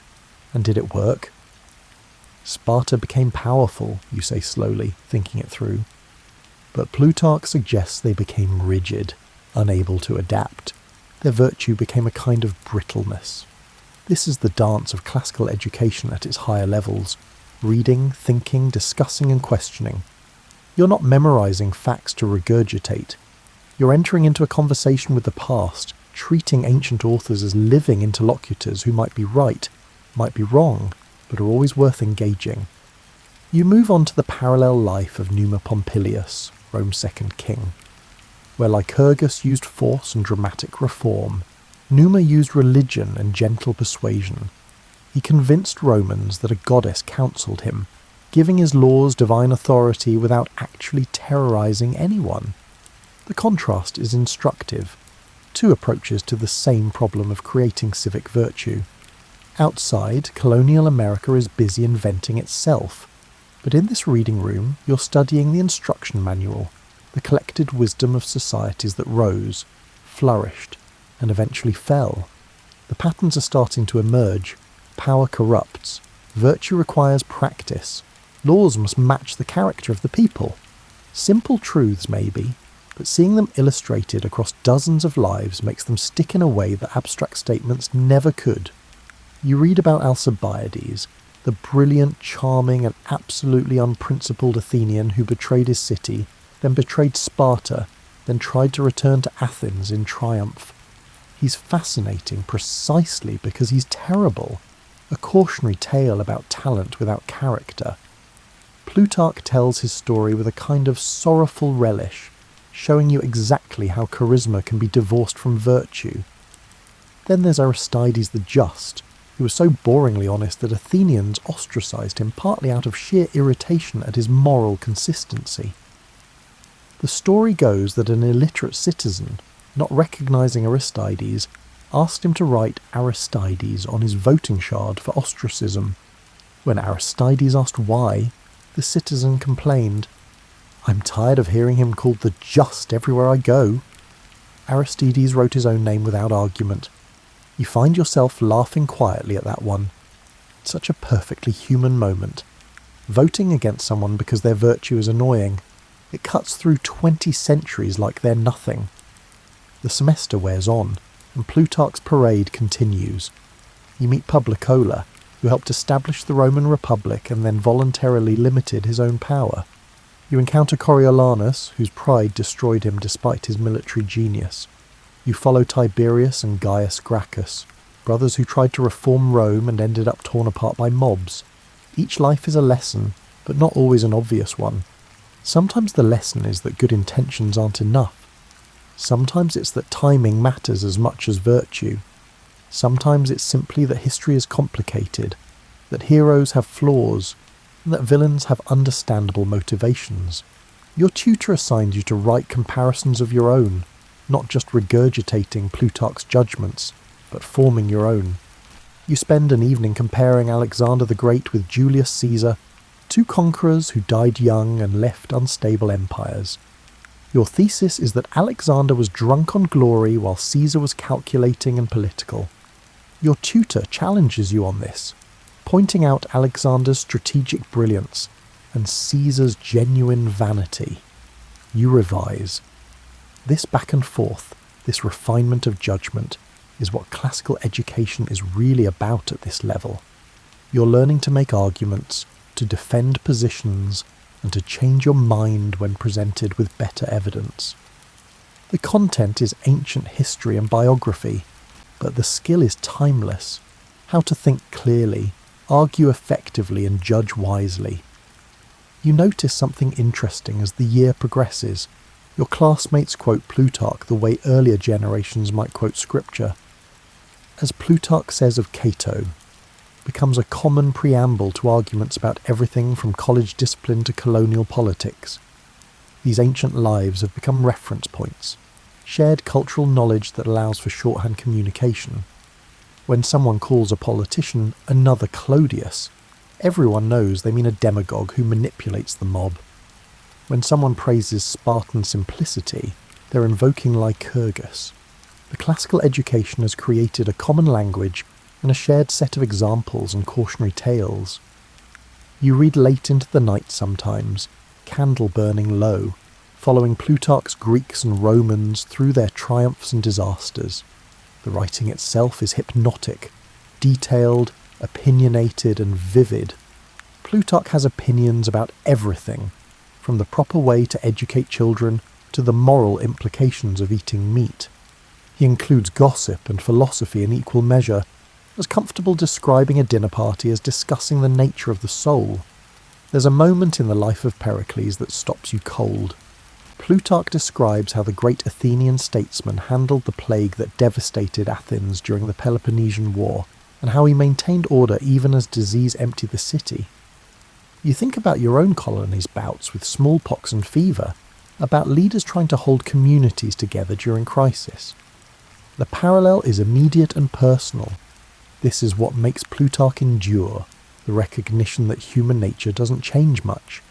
Politicians still play to the crowd, reformers still face resistance, pride still precedes falls. The specifics are different. The togas have been replaced by waistcoats, but the patterns persist. By the end of your time with Plutarch, you've absorbed more than biographical facts. You've internalized a way of thinking about character, leadership, and civic duty. When you eventually participate in colonial governance, debate revolutionary politics, or simply vote on town matters, Plutarch's heroes and cautionary figures will be there in your mind, providing context and comparison. The heavy volume closes. You've travelled through centuries in its pages, witnessed the rise and fall of cities, and watched heroes and villains parade past. Tomorrow there will be other texts and other authors, but Plutarch's lessons will remain, lodged firmly in your mental furniture. As you drift towards sleep, you find yourself thinking about how Plutarch chose to end so many of his lives, with judgment, with comparison, with an attempt to extract meaning from individual stories. It seems fitting. We're all living lives that might someday teach others something, whether we intend to or not. The question is what those lessons will be. The college debate hall smells of wool, nervous sweat, and the particular mustiness of a room where young men have been arguing for generations. You're 22 now, standing at a podium with your carefully prepared speech trembling slightly in your hands. The topic: whether popular government can endure without virtue in its citizens. This is rhetoric, the crowning achievement of classical education, and you've been preparing for this moment since those first Latin declensions years ago. Everything, the grammar, the translation, the reading of ancient texts, has been leading here, to the ability to construct and deliver persuasive arguments. Your speech follows the classical structure drilled into you over countless exercises. Exordium, the introduction that captures attention. Narratio, the statement of facts. Divisio, the outline of your argument. Confirmation, the proof. Confutatio, the refutation of opposing views. Peroratio, the stirring conclusion. These Latin terms have become as familiar as your own name, a framework for organising thought that feels natural now, almost inevitable. You begin, voice steadier than you expected. Gentlemen, we gather in an age that fancies itself enlightened, that believes reason alone can guide the ship of state. But let us cast our eyes backward to Athens and Rome, to republics that rose in glory and fell in corruption, and ask ourselves whether we have discovered some new principle that exempts us from history's lessons. It's pure Cicero, that opening, the appeal to historical precedent, the suggestion that contemporary confidence might be misplaced. You've read Cicero's speeches until you could hear their rhythms in your sleep, until their techniques became instinctive. Start with common ground. Establish your credibility. Make the audience feel the weight of the question. Your opponent tonight is a merchant's son from Boston, clever and quick-witted, who will argue that institutional checks and balances can substitute for public virtue. He's probably right in a limited way, but your job is to show the limits of his rightness, to demonstrate that laws alone cannot sustain a free society. The audience, fellow students, tutors, a few visiting ministers, watches with the intent focus that rhetorical contests command. This is entertainment, yes, but it's also deadly serious. The skills being honed here are the same ones that colonial leaders use in legislative debates, town meetings and courtroom arguments. Rhetoric isn't decoration, it's the engine of public life. You move into your narration, laying out historical examples. Consider Rome under the late Republic, when Cicero himself stood against Catiline's conspiracy. The laws remained the same laws that had governed Rome for centuries. The Senate still convened, the courts still functioned. Yet corruption had eaten so deep into the body politic that armed conspiracy seemed a viable path to power. What failed was not Roman law but Roman virtue. You're drawing on your Plutarch here, on your reading of Roman history, on countless examples stored in your memory like ammunition. The trick is to deploy them effectively, not to overwhelm with erudition, but to illustrate with precision. The classical rhetorical education teaches you to think of arguments as architecture. You need a solid foundation of facts. You need supporting pillars of logic and example. You need to anticipate where the structure might be weak and reinforce those points. And you need a roof, a conclusion that brings everything together and protects the whole edifice. Your confirmation builds through three main points, each supported by historical and logical argument. First, that virtue cannot be legislated but must be cultivated.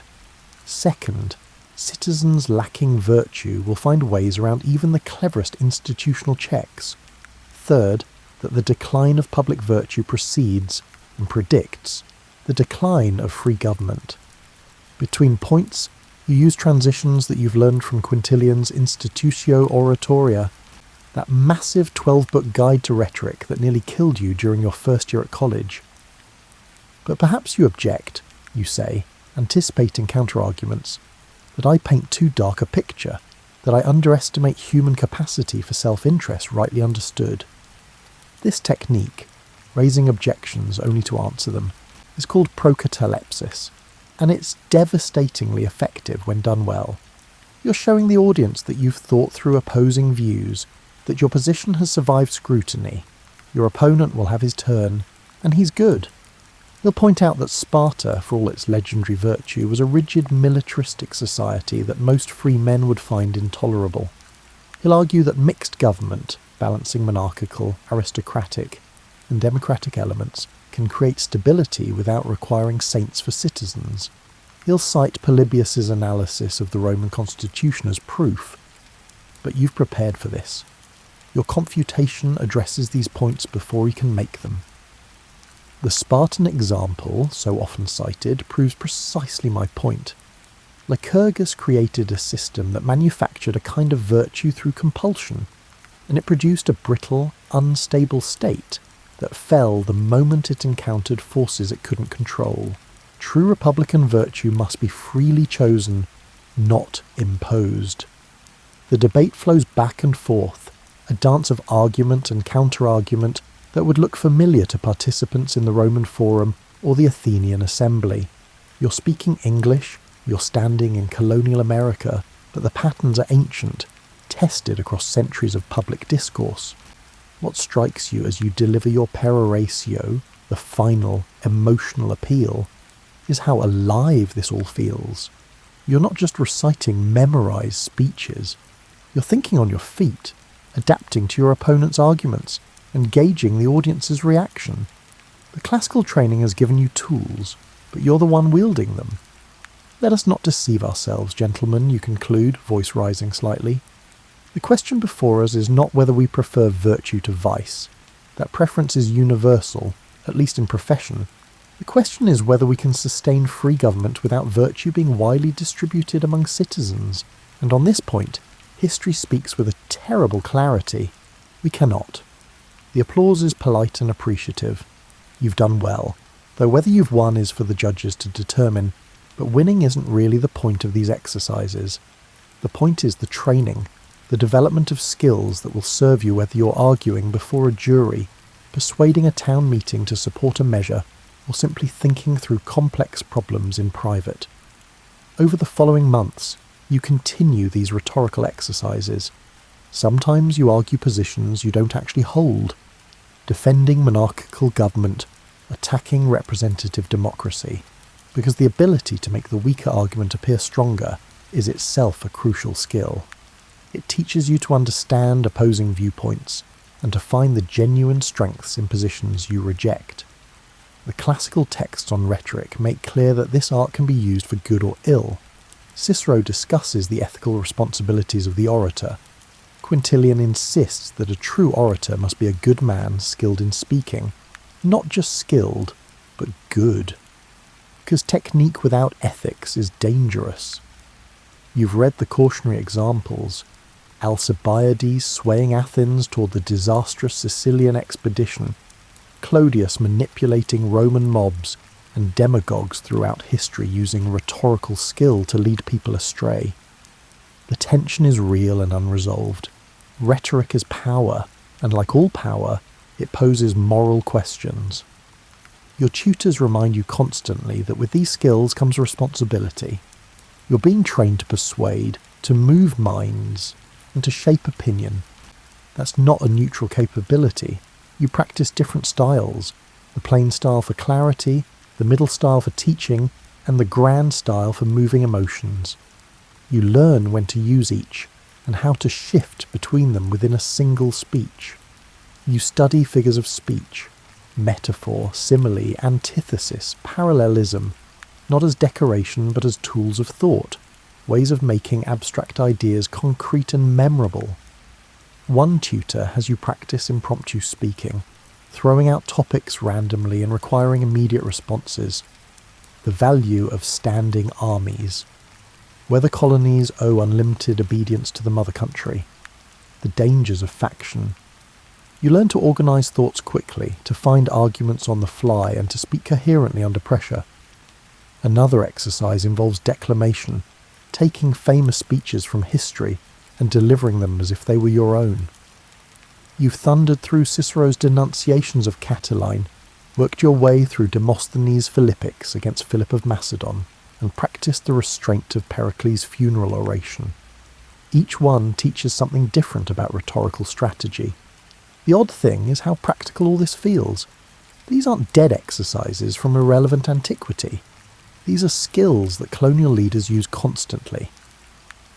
When Samuel Adams argues against British taxation, he's using techniques refined in classical Athens. When Patrick Henry delivers impassioned speeches about liberty, he's following patterns established by Roman orators. The American Revolution, when it comes, will be argued into existence partly through rhetoric learned from ancient texts. You're also learning to write because rhetoric isn't just oral. You practice different forms: letters, essays, declarations, and legal briefs. Each has its own conventions and its own appropriate style. A letter to a friend employs a familiar, conversational tone. A legal argument demands precision and formal structure. A political pamphlet needs to be both learned and accessible. The classical models provide templates. Cicero's letters show how to maintain friendship across distance, while also discussing serious matters. Seneca's essays demonstrate how to explore philosophical questions in readable prose. The historical narratives of Livy and Tacitus teach how to make the past come alive, while also extracting lessons. By the time you complete your rhetorical training, you've internalised an entire system for producing and analysing persuasive communication. You can recognise fallacies when others use them. You can construct arguments that withstand logical scrutiny. You can adapt your approach to different audiences and occasions, but perhaps most importantly, you've learned to think critically about persuasion itself, to recognise when you're being manipulated, to question your own certainties, and to demand evidence and logical consistency. The classical rhetorical tradition, at its best, creates both effective speakers and sceptical listeners. As you leave the debate hall that evening, you overhear two younger students discussing your performance. They're analysing your argument structure, critiquing your use of examples, and debating whether your conclusion was too emotional. You smile slightly. This is the tradition perpetuating itself, each generation training the next in arts that stretch back to Athens and Rome. The stars are visible tonight, the same stars that ancient orators saw. The thought is oddly comforting, that across vast gulfs of time and space, people have gathered to argue, to persuade, and to think together about how to live. You're part of that long conversation, trained in its methods, and responsible for carrying it forward. The Virginia plantation house rising before you is not what you expected. You're visiting as part of a tour arranged by the college, studying architecture and civic design, and you've just arrived at Monticello, still under construction, under Thomas Jefferson's restless supervision. The thing that strikes you immediately is how Roman everything looks. Not English, not colonial, Roman. The portico features a proper triangular pediment supported by columns in the Doric order, the simplest and sturdiest of the classical styles. The proportions are deliberate and measured, based on ratios that architects have been using since the Parthenon. Jefferson himself greets your group, clearly delighted to have an audience for his architectural passions, and launches into an explanation of why he chose these particular classical elements. The orders, he says, gesturing toward the columns, represent more than aesthetic preference. They embody principles of harmony, proportion, and civic dignity that trace to the best moments of human civilization. You've studied this in your classical education, the three orders of classical architecture: Doric, the masculine, solid, unadorned; Ionic, more slender and decorated, with its distinctive scroll-like volutes; Corinthian, the most elaborate, with capitals carved to resemble acanthus leaves. Each has specific proportions, specific applications, and specific meanings. but you've studied them in books. Seeing them realised in Virginia red brick is something else entirely. Jefferson walks your group through the design, and his references are entirely classical. He mentions Palladio, the 16th century Italian architect who revived Roman principles. He cites Vitruvius, the ancient Roman architect whose treatise has survived as the only comprehensive classical text on building. He's designed Monticello as a statement, a declaration that the new American Republic will build in the language of classical republics. This isn't unique to Jefferson. Everywhere you look in colonial America, buildings are beginning to speak in classical grammar. The State House in Philadelphia, where increasingly important colonial debates are occurring, features classical symmetry, proper proportions, and a sense of dignified restraint that consciously evokes Roman public architecture. The message is clear. We are building a republic, and republics look like this.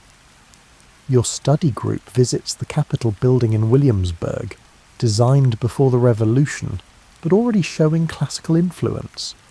The facade features symmetry, regular window spacing, and a sense of order and proportion that contrasts sharply with the irregular organic growth of medieval European architecture. This is architecture as a political statement, buildings as arguments about the kind of society being constructed. A local architect, invited to lecture your group, explains the theory behind these choices.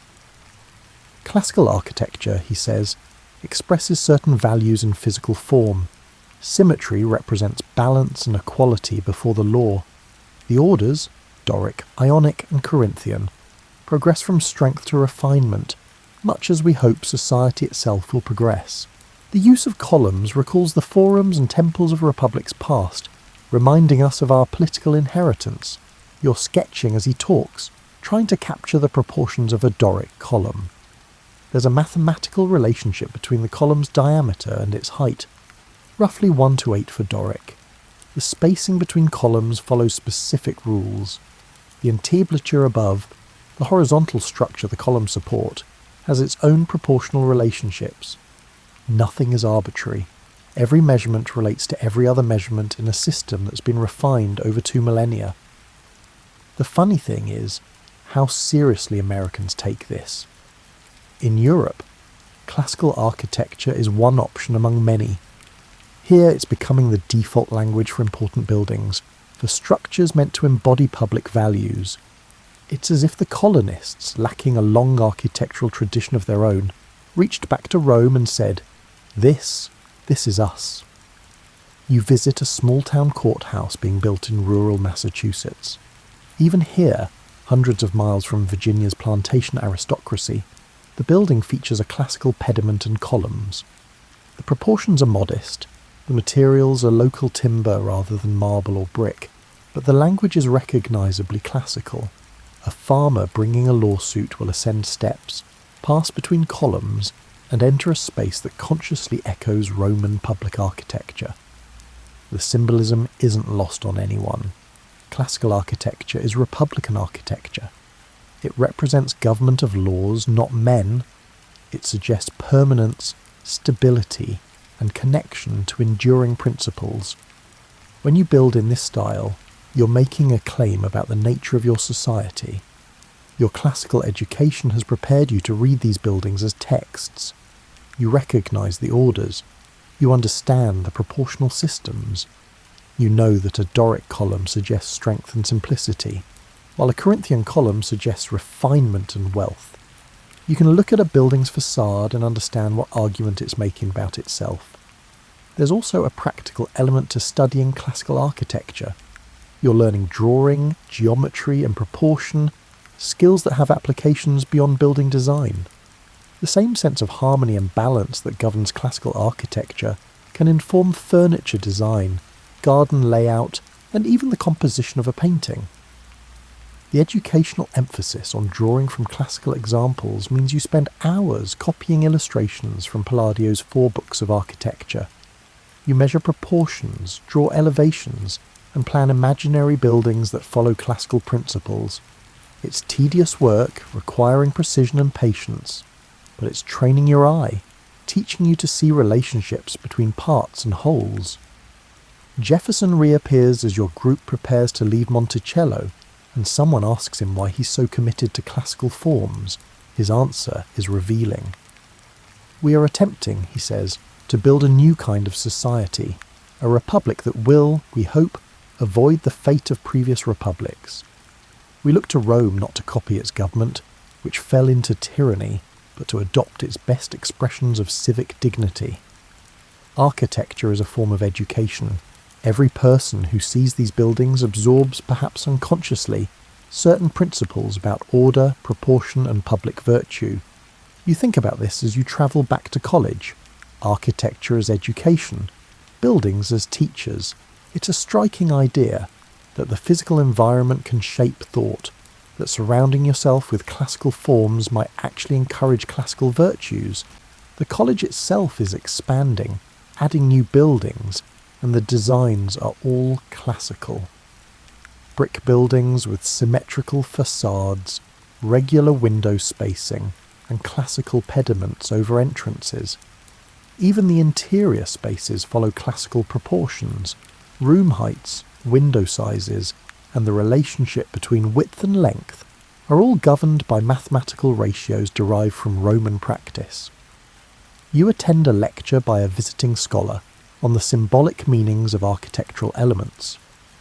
The pediment, that triangular shape above the entrance, originally crowned Greek temples. Using it on secular buildings transfers some of that sacred dignity to civic purposes. Columns, originally structural necessities in stone buildings, have become symbols even when applied to wooden structures where they serve no load-bearing function. They're pure communication, visual rhetoric. The scholar describes how different orders carry different associations. Tuscan, the simplest, suggests rusticity and strength. Doric adds dignity. Ionic implies learning and refinement. Corinthian suggests luxury and sophistication. Composite, which combines Ionic and Corinthian elements, represents a kind of culmination. Choosing an order for a building is choosing how that building will speak about its purpose and the values it embodies. You're also learning about the limitations and contradictions built into this classical adoption. These architectural forms come from slave societies. Greece and Rome both depended on slavery. Yet colonists building plantations worked by enslaved people use classical architecture to celebrate republican virtue. The irony is not lost on everyone, though it's rarely mentioned directly in polite company. Similarly, the emphasis on proportion and order in architecture exists alongside the often chaotic, improvisational reality of colonial life.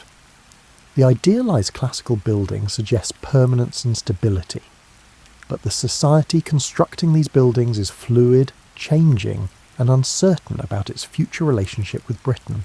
Still, the buildings rise. In towns and cities across the colonies, classical architecture becomes the default for anything meant to last, to impress, or to embody public values. Churches, courthouses, colleges, and prominent homes all increasingly speak in the language of Doric, Ionic, and Corinthian. You sketch obsessively, filling notebooks with columns and pediments, entablatures and architraves. The technical vocabulary becomes second nature. You learn to spot architectural quotes. This building references the Pantheon. That one nods to the Temple of Vesta. Classical education has made you literate in this language of form and proportion. As you prepare for sleep one evening, you look at the buildings around you with new eyes. Every public structure is making an argument, claiming a heritage and expressing aspirations. The classical forms say, "We are the inheritors of republican tradition. We value order and proportion. We build for permanence, and we connect our project to the best moments of the past." Whether those claims are justified, whether the forms can bear the weight of meaning placed on them, remains to be seen. But for now, in this moment of colonial development, classical architecture provides a shared language, a way of expressing common hopes about the kind of society being built. The buildings will outlast their builders, carrying these messages forward into a future nobody can quite imagine yet. For now, they stand as three-dimensional arguments about civic identity, made in a language that requires classical education to fully understand. The evening's reading assignment is Gibbon's Decline and Fall of the Roman Empire, and you're only 3 chapters in before the pattern becomes uncomfortably clear. Rome didn't collapse suddenly. It rotted slowly from within, losing the virtues that made it great long before barbarians toppled its walls. Your history tutor seems almost gleeful about this. Pay attention, he says, tapping the heavy volume, to the causes of decline. Note them carefully, memorize them. Because republics do not die of old age, gentlemen. They commit suicide. This is classical education as a cautionary tale, with history studied not for its own sake, but as a warning. You're reading Gibbon, but also Polybius, Livy, and Tacitus, historians who chronicled the rise and fall of republics and empires. The message they deliver, over hundreds of pages and countless examples, is sobering. Nothing lasts, everything declines, and the seeds of destruction are usually present from the beginning. Polybius is particularly systematic about this. He describes a cycle of governments, monarchy degenerating into tyranny, overthrown by aristocracy, which becomes oligarchy, replaced by democracy, which descends into mob rule, leading back to monarchy. Round and round, a predictable pattern that seems to govern all human societies. The only question is where in the cycle you find yourself. Rome, according to Polybius, managed to delay the cycle longer than most by creating a mixed constitution, combining monarchical, aristocratic, and democratic elements in consul, senate, and people. The balance kept any single element from dominating and degenerating. But even Rome eventually fell into the pattern, the balance breaking down into civil war and eventual empire. You're reading this in 1765, and the parallels to colonial concerns are impossible to ignore. What kind of government should the colonies have? How can republics avoid the fate of Rome? What institutions might delay or prevent decline? The Roman historians offer plenty of warnings. Sallust describes how wealth and luxury corrupted Roman virtue, and how the destruction of Carthage, Rome's great rival, removed external pressure that had kept Romans focused and disciplined. Without an enemy to fear, Romans turned their competitive energies inward, tearing at each other in factional disputes. Tacitus chronicles the slow decay of Roman liberty under the emperors, showing how tyranny can arrive gradually, in increments, each step seeming reasonable until suddenly you wake up and freedom is gone. His descriptions of informers, arbitrary justice, and the corruption of language itself, where peace means submission and order means tyranny, feel disturbingly relevant. Your tutor assigns you to trace a particular theme through multiple Roman historians, the role of military power in undermining republican government. You discover a consistent pattern. Marius reforms the army, recruiting from the poorest citizens and creating soldiers loyal to generals rather than the state. Sulla marches on Rome with his legions, setting a precedent for using military force to settle political disputes. Pompey, Caesar, and Octavian each commands armies that ultimately answer to them personally, rather than to the Republic. The lesson seems clear. Standing armies loyal to commanders rather than to the state are existential threats to Republican government. You file this away, along with countless other warnings gleaned from Roman history. But the historians also describe what worked and what delayed decline. Roman respect for law, the tradition of civilian control over the military, the willingness of leaders to voluntarily relinquish power, Cincinnatus leaving his dictatorship to return to his farm, becoming the eternal symbol of republican virtue. The Senate's role as a stabilizing institution, providing continuity and wisdom. These positive examples matter as much as the warnings. You're learning not just what to avoid, but what to aspire to. What principles might sustain a republic if carefully maintained. The Greeks provide their own cautionary tales. Thucydides' history of the Peloponnesian War shows how Athens, the most brilliant democracy the world had known, destroyed itself through overreach, and internal faction. The Sicilian expedition, a disastrous military adventure driven by ambition and poor judgment, reads like a textbook on how democracies make catastrophic decisions. You spend a week on Thucydides' account of the plague in Athens. The disease itself is horrible enough, but Thucydides focuses on what the plague does to social order. People abandon traditional pieties. They pursue immediate pleasure, assuming they'll die soon anyway. They disregard laws, knowing enforcement has broken down. Society unravels not because of the disease itself, but because the disease destroys the shared beliefs and practices that held society together. The parallel to colonial experiences with epidemic disease is obvious, but Thucydides is teaching a larger lesson about fragility, about how quickly civilization can collapse when the assumptions supporting it are undermined. The Athenian debates about the Sicilian expedition are equally instructive. Alcibiades argues for the invasion with appeals to ambition and glory. Nicias, the cautious commander, warns against overextension. The assembly, swayed by Alcibiades' charisma and their own imperial appetites, votes for disaster. Everything Nicias predicts comes true. The expedition fails catastrophically, draining Athens of men and ships, ultimately leading to its defeat by Sparta. You're learning to recognize patterns, how rhetoric can mislead, how collective decisions can be worse than individual ones, and how success can breed the arrogance that leads to failure. The classical historians are pessimistic teachers, but their pessimism feels earned, built on actual observation of how societies work and fail. There's a particular poignancy to reading about Rome's fall while living in colonies that are increasingly conscious of themselves as potentially separate from Britain. The Roman historians describe how peripheries break away from weakening centres, how provinces begin thinking of themselves as distinct entities with interests separate from the metropolis. It's a gradual process, cultural first, then administrative, and finally political. Your reading assignment includes examining the late Roman practice of dividing the empire into eastern and western halves. The eastern half, centred on Constantinople, survived for another 1,000 years.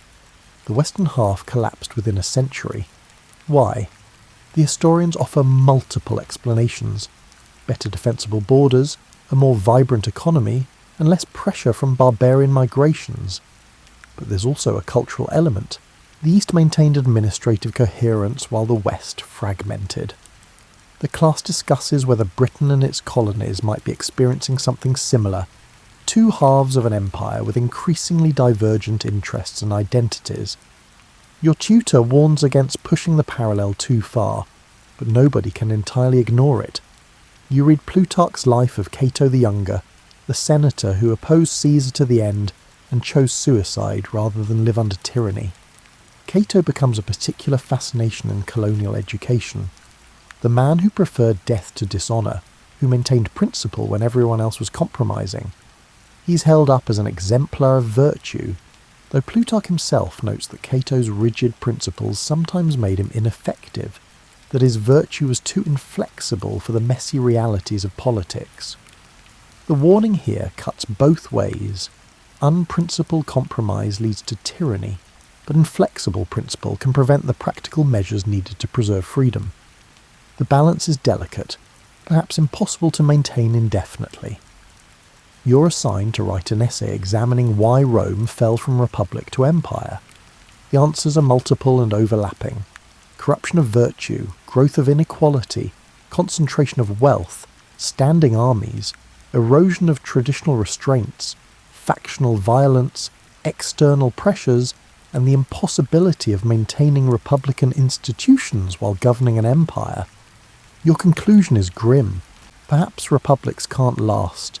Perhaps they contain the seeds of their own destruction, growing naturally toward empire and collapse.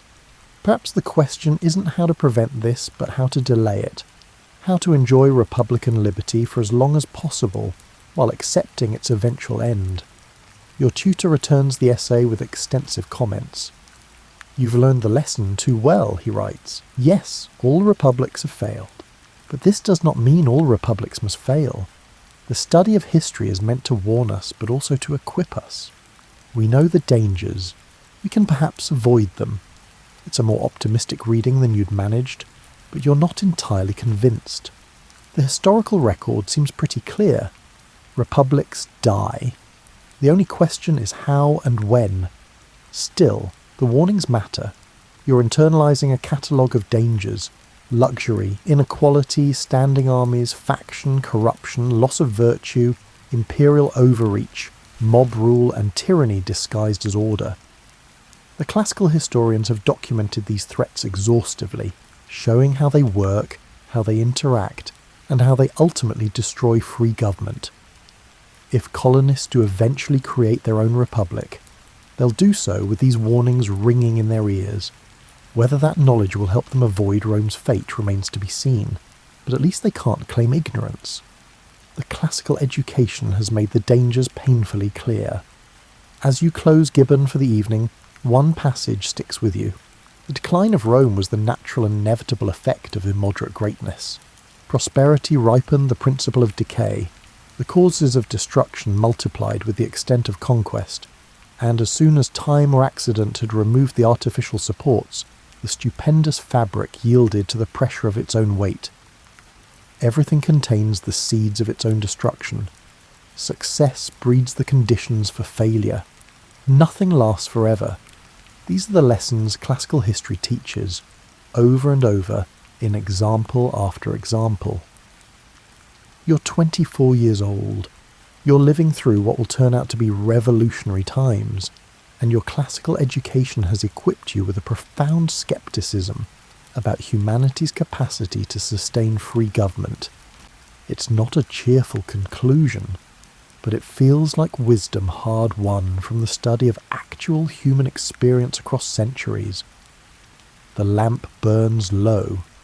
Tomorrow there will be more reading, more warnings from the past, and more attempts to extract lessons from the ruins of dead civilizations. But tonight, you sleep with the weight of history heavy on your mind, wondering whether the patterns are truly inevitable or whether, somehow, knowing the patterns might help break them. The morning's Latin class proceeds normally until Sarah's question stops everything cold. She's been attending classes quietly for weeks, one of the few women whose family could afford private classical education and who insisted on actually using it. Her question is simple and devastating. Why haven't we read any women authors? The silence that follows is profound. Your tutor, a minister usually quick with answers, looks genuinely uncomfortable. There are few classical texts by women that survived, he finally manages. The ancients did not generally educate women for public life, and thus... Sappho survived, Sarah interrupts quietly. Fragments anyway, but we haven't read her. We've spent months on Horace's drinking songs, but nothing on Sappho's poetry. She's right, of course.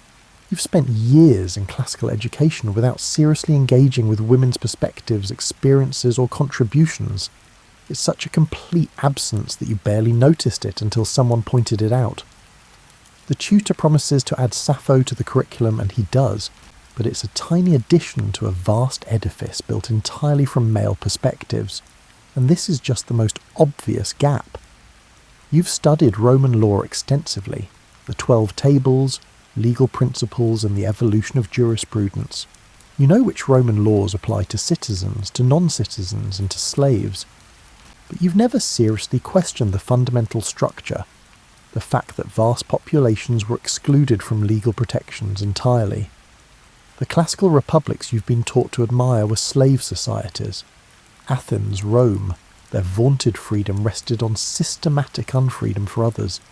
You've read Aristotle's defence of slavery as natural, his claim that some people are born to serve others. You've seen how Roman writers discuss slaves as property, tools that happen to speak. Your education has presented this as historical fact, without encouraging you to examine its moral implications, or to recognise its parallel to colonial slavery. The same plantation owners who build in classical style and quote Cicero own human beings. The irony is rarely discussed. You're also starting to notice what's missing in the political philosophy you've studied. The classical texts focus almost entirely on the governing of cities, on small republics where citizens know each other and can gather in assembly.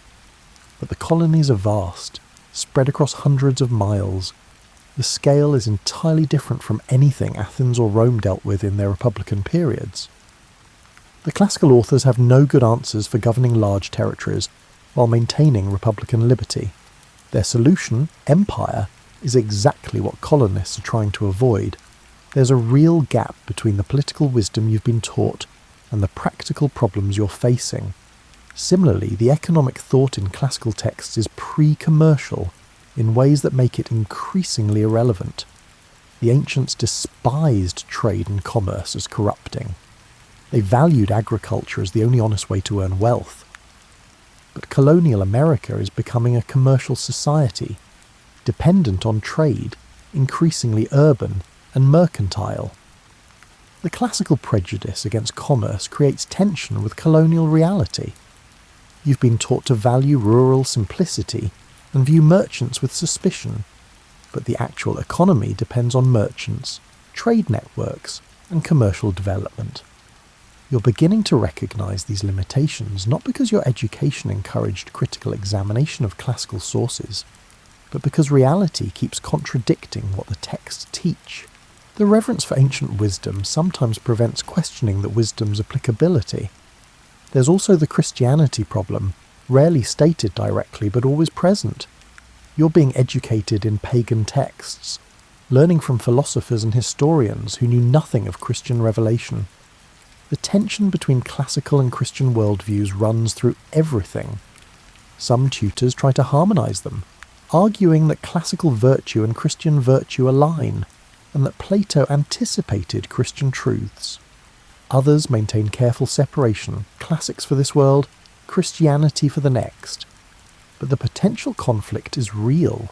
Christian teaching emphasises humility, forgiveness, and otherworldly focus. Classical teaching emphasises pride in excellence, justice as retribution, and civic engagement in this world. You've spent hundreds of hours studying pagan authors who believed in fate, in cyclical time, and in the impossibility of fundamental progress. Christianity teaches providence, linear history moving toward redemption, and the possibility of transformation. These are not easily reconciled. The education also has class limitations built deep into its structure. Classical learning requires years of study, expensive books, and freedom from manual labour. It's education for gentlemen, for people with leisure and resources. The content reinforces this. Classical authors generally despise manual labour, assuming that free people don't work with their hands. This creates a gulf between the classically educated and everyone else. You can read Latin and Greek, quote Cicero, and recognise architectural orders. Your neighbour, a skilled craftsman and intelligent citizen, lacks these accomplishments but possesses practical knowledge you lack entirely. Classical education has given you cultural capital, but also a kind of blindness to other forms of knowledge and worth. You're also noticing how the focus on ancient texts sometimes prevents engagement with contemporary thought. You've spent years studying what Greeks and Romans said about politics, but less time on current political philosophy being written in Europe. Classical education looks backward with such intensity that it can miss important present developments. The emphasis on rhetoric and persuasion, while valuable, has its own dangers. You've been trained to argue either side of a question, to make weak arguments appear strong. This is powerful intellectual training, but it can produce a kind of cynicism, a sense that truth matters less than persuasive presentation. Some students become sophists in the original sense, people who care more about winning arguments than about truth. The classical rhetorical tradition, for all its virtues, sometimes encourages this. You've seen classmates deploy perfect rhetorical techniques in defence of positions they don't actually believe and couldn't rationally justify. There's also a geography problem. Your education focuses intensely on Mediterranean civilizations, while largely ignoring other parts of the world. You know details of Roman provincial administration, but little about Chinese philosophy, Islamic contributions to mathematics and science, or African political systems. The classical focus creates a kind of tunnel vision where civilization means Greece and Rome, and everywhere else is darkness. You've been taught that civilization declined after Rome fell, entering dark ages that lasted until classical learning was recovered in the Renaissance. But this is mostly a Western European perspective. Other civilizations continued developing throughout this period. Classical education's focus on Mediterranean antiquity sometimes prevents seeing this larger picture. The native peoples whose land the colonies occupy are almost entirely absent from your education. You've learned detailed histories of ancient Gaul, but nothing systematic about the complex societies and political systems of the people being displaced. Classical education provides no framework for understanding or engaging with these cultures. These limitations are becoming more apparent as you mature, as reality insists on being more complex than the classical texts suggest. The education has given you valuable tools, linguistic skill, rhetorical training, historical knowledge, and architectural literacy. But it's also given you blind spots, prejudices, and gaps in understanding that you're only beginning to recognise. The question is whether the next generation's education will address these limitations, or simply reproduce them. Will classical education evolve, or will its reverence for ancient sources prevent the kind of critical examination that might reveal its gaps? You don't have answers, only a growing awareness that the education you've received, for all its undeniable value, is partial, limited, and built on exclusions and assumptions that deserve questioning. As you work through another translation that evening, Virgil's Aeneid, that great epic of empire and destiny, you find yourself reading differently. You're still appreciating the poetry, still noting the rhetorical techniques, still absorbing the political lessons, but you're also noting what's absent, what's assumed, and what's excluded. Dido, the brilliant queen, reduced to a tragic love interest. Slaves are mentioned casually as background. Destiny was imagined entirely in terms of Roman conquest. The classical education continues and will continue, shaping minds for generations to come. But you're beginning to see both its power and its limitations, its gifts and its costs. It's made you literate in a particular tradition and fluent in a certain language of thought and expression. It's also constrained your vision in ways you're only starting to recognise. The lamp burns late as always. Tomorrow, more Latin, more rhetoric, and more engagement with texts that are both timeless and time-bound, both wisdom and limitation. You'll absorb what they offer while increasingly aware of what they don't.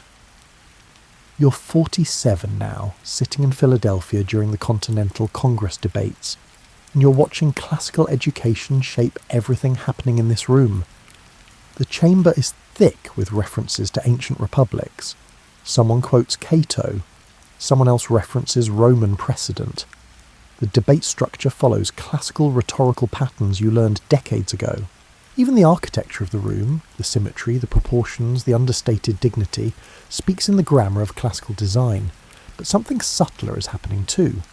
The mental habits classical education instilled are operating at a level deeper than conscious reference. You can see it in how delegates approach problems, structure arguments, and make decisions. First, there's the habit of historical analogy. Nobody proposes something entirely new. Every suggestion is tested against historical precedent, usually classical. Should we create a standing army? Well, what happened when Rome did? Should we balance state and federal power? Let's examine Greek leagues and Roman provincial administration. The past isn't just reference material, it's the primary tool for thinking about the future. This has advantages and limitations. The historical grounding prevents wild experimentation and encourages learning from others' mistakes, but it can also constrain imagination, making it hard to see possibilities that have no ancient precedent. Second, there's the habit of seeing politics as moral drama. Classical education, especially through Plutarch and the Roman historians, taught you to evaluate political actors primarily through character assessment. Is this leader virtuous or corrupt? Does he exemplify civic duty or personal ambition? The biographical focus of classical education makes everything about individual character. You watch this play out constantly. Debates about policy become debates about the moral qualities of the people proposing them. It's not enough for an argument to be logical. The person making it must also demonstrate virtue. This is very Roman, very consistent with how Tacitus and Sallust analyse politics. Whether it's the best framework for evaluating complex policy questions is another matter. Third, there's a particular relationship to written texts that classical education inculcated.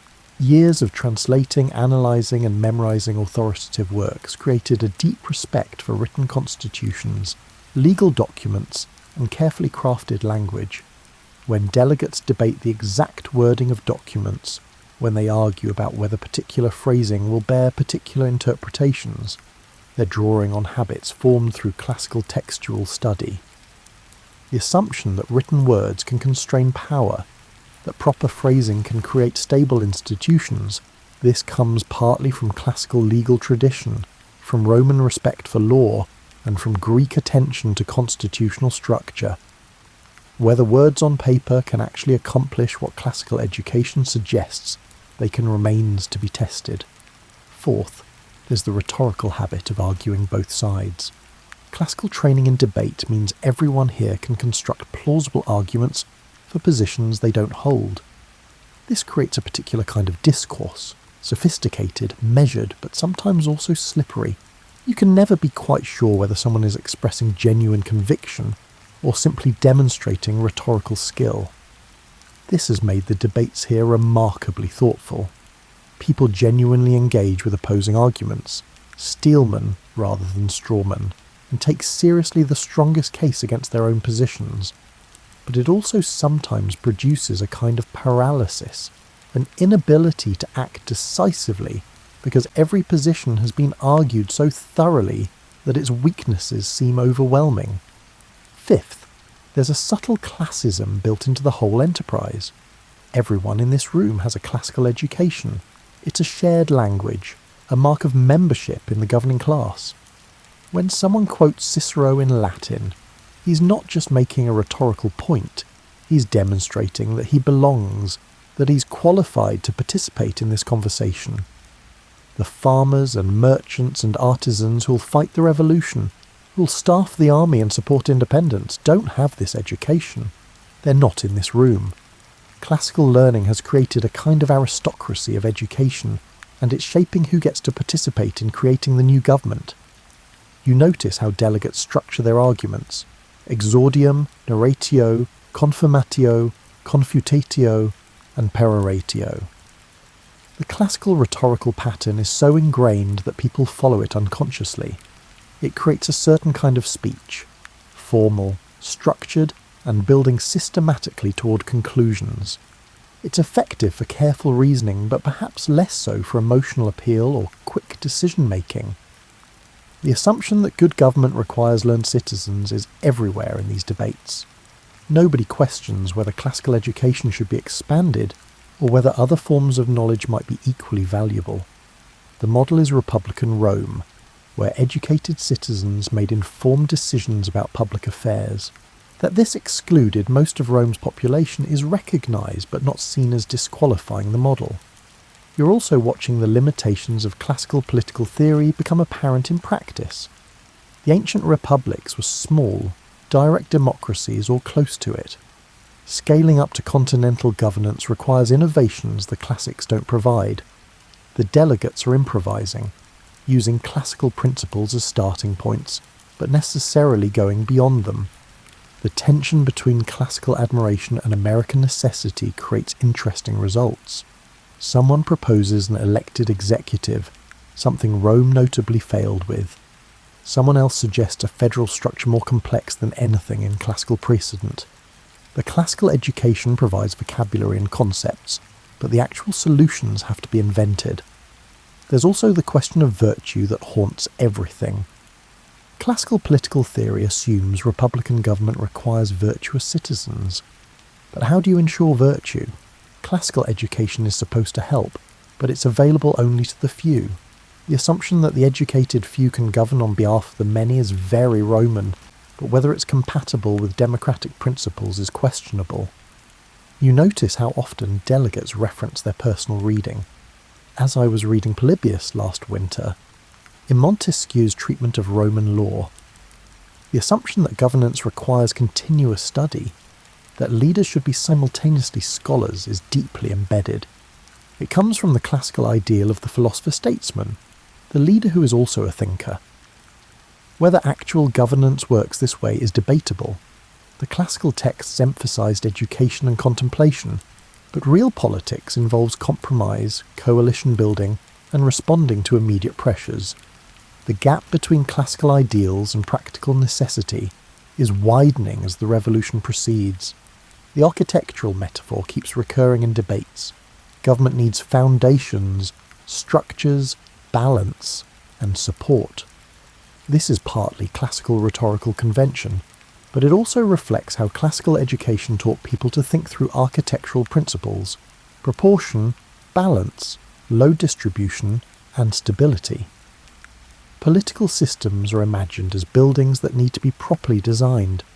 The habit of looking to first principles, instilled through years of studying classical philosophy, shapes how delegates approach problems. Rather than simply addressing immediate issues, there's constant pressure to derive positions from foundational principles. This creates more coherent political theory, but also sometimes produces inflexibility. You're watching the classical education you received decades ago work through an entire generation simultaneously. These aren't isolated individuals drawing on ancient wisdom. It's a collective pattern, a shared framework that makes communication possible, but also constrains what can be imagined. The debate over representation illustrates this perfectly. The classical models are limited: direct democracy in Athens, oligarchic Senate in Rome. Representation as we're trying to develop it has few good classical precedents, yet delegates keep reaching for Roman analogies and Greek examples, trying to fit new solutions into classical frameworks. This produces both creativity and confusion. The classical education provides tools but also creates blinders. Everyone's looking at the same ancient texts, which means everyone has similar conceptual resources but also similar gaps. The assumption that history is cyclical, that republics inevitably decline, creates a strange fatalism in some delegates. They're trying to create lasting institutions while believing, based on classical history, that all republics fail. The classical education has taught them to expect decline even as they work to prevent it. You see young men in the gallery taking notes, absorbing these debates as part of their own education. The next generation will learn classical languages and texts, and will read the same historians and philosophers. The habits being formed here will be transmitted forward, shaping American political culture for generations. But already you can see how the classical framework is being adapted, modified, and stretched beyond what the ancients imagined. The reverence for classical sources coexists with the necessity of innovation. The result is a hybrid, classical in language and reference, but American in application and aspiration.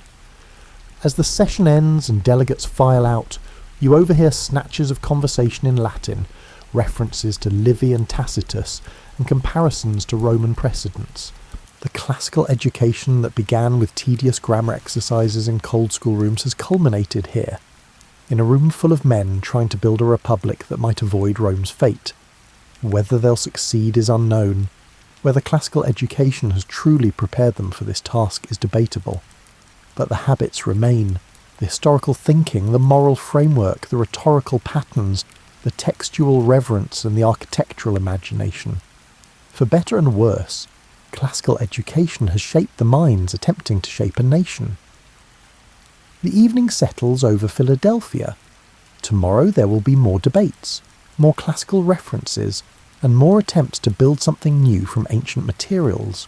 The lamp of learning, lit in Greece and Rome, tended through centuries, brought across the ocean, continues burning in this new world, illuminating efforts to create a republic that might somehow transcend the patterns, history suggests are inevitable. You head to your lodgings through streets that are beginning to look more Roman with each passing year. Classical facades, ordered proportions, and the visual language of Republican aspiration. The classical education that filled your youth has filled your life, shaping how you think, what you value, and how you imagine the possible. And now, as you prepare for sleep in a city that's becoming the birthplace of a new nation, you reflect on what those long ago grammar exercises, those tedious translations, and those endless memorizations have ultimately produced. Not just knowledge of the ancient world, but habits of mind that persist across decades, shaping not just individual thought, but collective political culture. The pattern continues. Students study Latin and Greek. They read the historians and philosophers. They absorb the architecture and rhetoric, and they emerge with mental furniture arranged in distinctly classical patterns, prepared to think about politics, virtue, and citizenship in ways that would be recognisable to an educated Roman of the late Republic. Whether this is entirely good is a question you've pondered for years without resolving. The classical education has gifts and limitations, wisdom and blindness, enabling insights and constraining vision. It's made the revolution thinkable by providing language and precedent for challenging monarchy. But it's also imported assumptions about class, slavery and virtue that may prove problematic. The habits remain, transmitted from generation to generation, shaping American thought in ways both profound and subtle. As you drift towards sleep, you can still hear those long-ago declensions, can still see those grammar exercises, and can still feel the weight of those heavy Latin texts. They're part of you now, woven into how you think, as permanent as memory itself. The classical education of early America, with all its rigour and its gaps, its wisdom and its blindness, its gifts and its costs, continues shaping minds, building mental architecture that will influence how Americans think about government, citizenship and virtue for generations to come. The lamp burns on, fueled by texts that have survived empires and crossed oceans, casting light that is both illuminating and, occasionally, casting shadows where perhaps other light might better serve.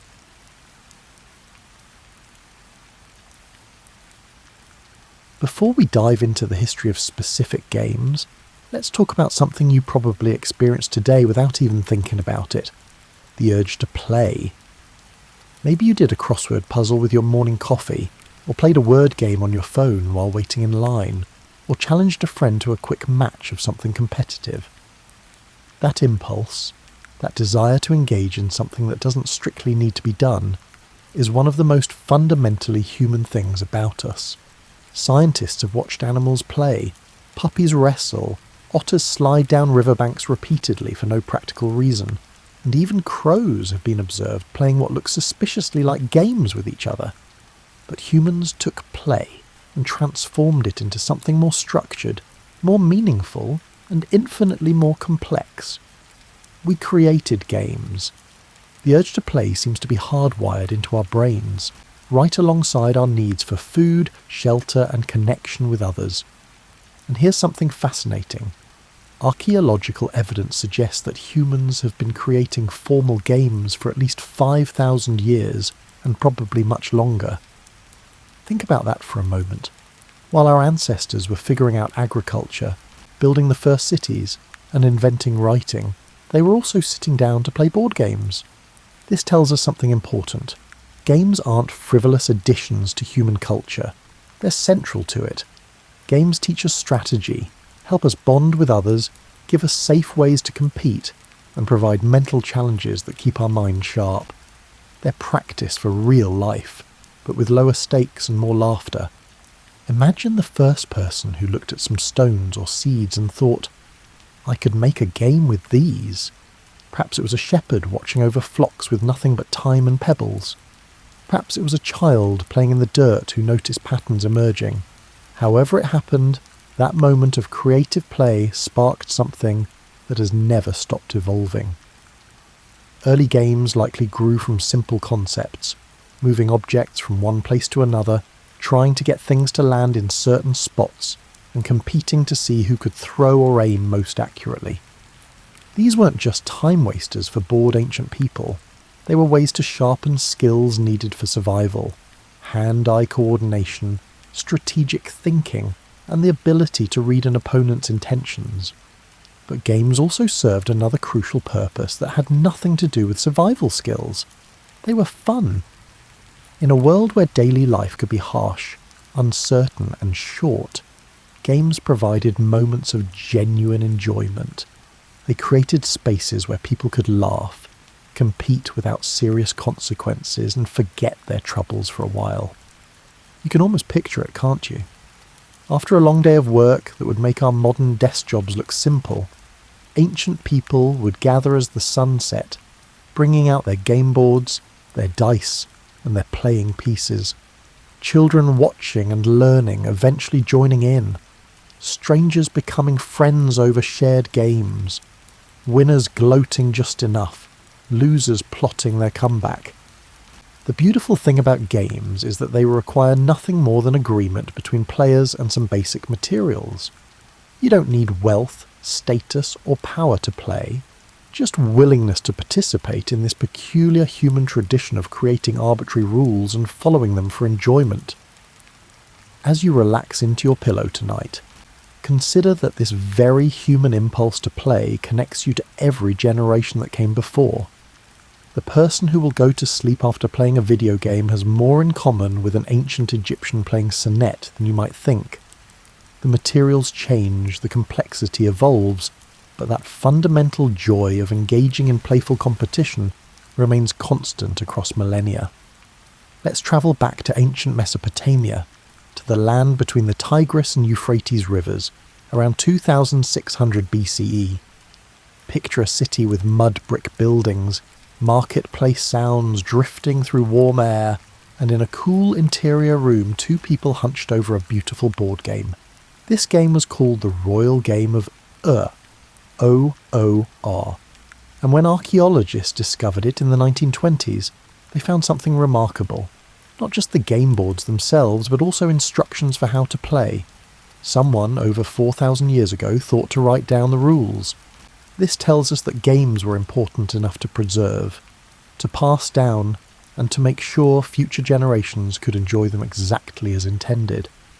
The Royal Game of Ur was played on a distinctive board that looked like 2 rectangles connected by a narrow bridge. The playing pieces were beautiful, often carved from precious materials and inlaid with shell and lapis lazuli. This wasn't a cheap amusement. This was a game that people valued enough to craft with artistry and care. The game involved dice, though not the cubic dice we know today.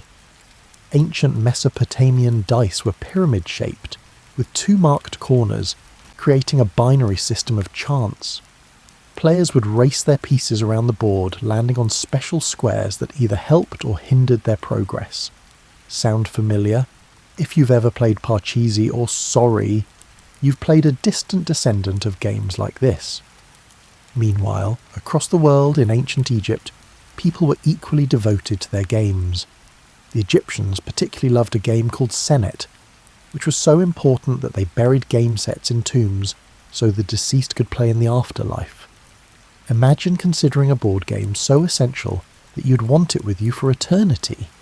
Senet boards have been found in tombs ranging from common workers to pharaohs. The game appears in Egyptian art, showing everyone from queens to servants hunched over their boards, moving their pieces with concentration. The boards were often beautifully crafted, with 30 squares arranged in 3 rows of 10, and pieces that range from simple pawns to elaborately carved figures.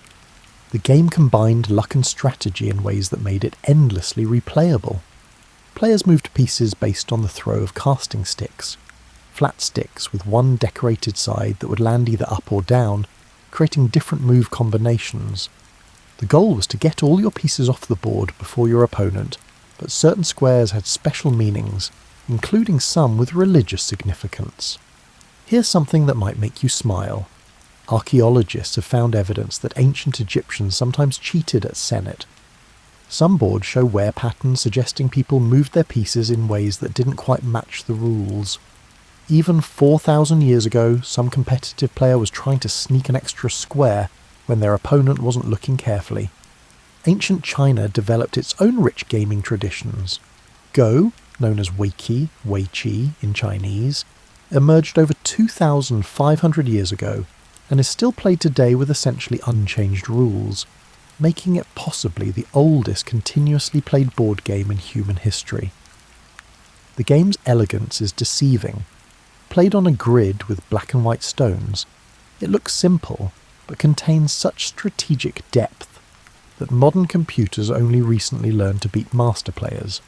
Go was considered one of the four arts of the Chinese scholar, alongside calligraphy, painting and music. This elevated games from mere entertainment to cultural refinement. Learning to play Go well was seen as developing mental discipline, strategic thinking and even moral character. The game became a metaphor for life itself. You can't control everything. You must work with what you have, and sometimes sacrificing small advantages leads to greater victories. The ancient Greeks and Romans, never ones to be left out of cultural innovations, had their own gaming traditions. They played dice games enthusiastically, perhaps too enthusiastically, as both cultures had laws against gambling in public places, which naturally meant people did it anyway, just more discreetly. Roman soldiers stationed at outposts across their vast empire scratched game boards into stone surfaces wherever they were stationed. You can still see these boards today at Hadrian's Wall in Britain, at desert forts in North Africa, and at garrison sites throughout Europe. Imagine Roman soldiers far from home, finding comfort and camaraderie in games that connected them to their culture and to each other. The Romans also loved a dice game called tesserae, which was remarkably similar to modern dice games. They had expressions like to play with dice as a metaphor for taking risks, the same way we might say someone is rolling the dice on a decision today. What's particularly touching about these ancient games is how they reveal universal human desires that transcend time and culture. The Mesopotamian merchant, the Egyptian priest, the Chinese scholar, and the Roman soldier. They all wanted the same things from their games that you want from yours: challenge, entertainment, social connection, and those satisfying moments when strategy and luck align to deliver victory. As you drift towards sleep, picture these ancient game players. The materials they used might have been different: carved stone instead of moulded plastic, painted wood instead of printed cardboard. But the emotions were identical. The concentration, the excitement of a good move, the groan of bad luck, the satisfaction of outsmarting an opponent, the laughter when something unexpected happened. Across thousands of years, games create a continuous thread of shared human experience. Let's move forward in time to medieval Europe, roughly 1000 to 1500 CE. Picture a world lit by candles and firelight, where entertainment options were limited compared to today's endless streaming services and digital distractions. Yet people in the Middle Ages were no less eager for amusement and competition than we are. If anything, games mattered more because they were one of the few reliable sources of entertainment. Chess arrived in medieval Europe around the 10th century, travelling along trade routes from Persia, where it was called shatranj, and ultimately originating in India centuries earlier as chaturanga. The game's journey across continents took hundreds of years, with rules evolving and pieces transforming to fit each new culture. European medieval society saw chess as a perfect symbolic representation of their feudal world. The king, queen, bishops, knights, castles, and pawns mirrored the social hierarchy they lived within. Playing chess became associated with nobility and education. Kings and queens played it, clergy studied it, and knights practiced it to sharpen their strategic minds. The medieval version of chess was slower than modern chess. The queen, originally a piece called the advisor, could only move one square diagonally. Imagine how frustrating that must have been compared to the powerful queen we know today, who can sweep across the board in any direction. The game underwent a major revolution in the 15th century Spain, when the Queen's powers were dramatically increased, creating the game we recognise today. Manuscript illuminations from the period often show people playing chess. In one famous image, a knight and a lady play chess while servants attend them. In another, two monks play by candlelight. These images tell us that chess transcended social boundaries, or at least provided one of the few spaces where people from different classes might interact as equals, united by the rules of the game. But medieval Europe wasn't just about chess.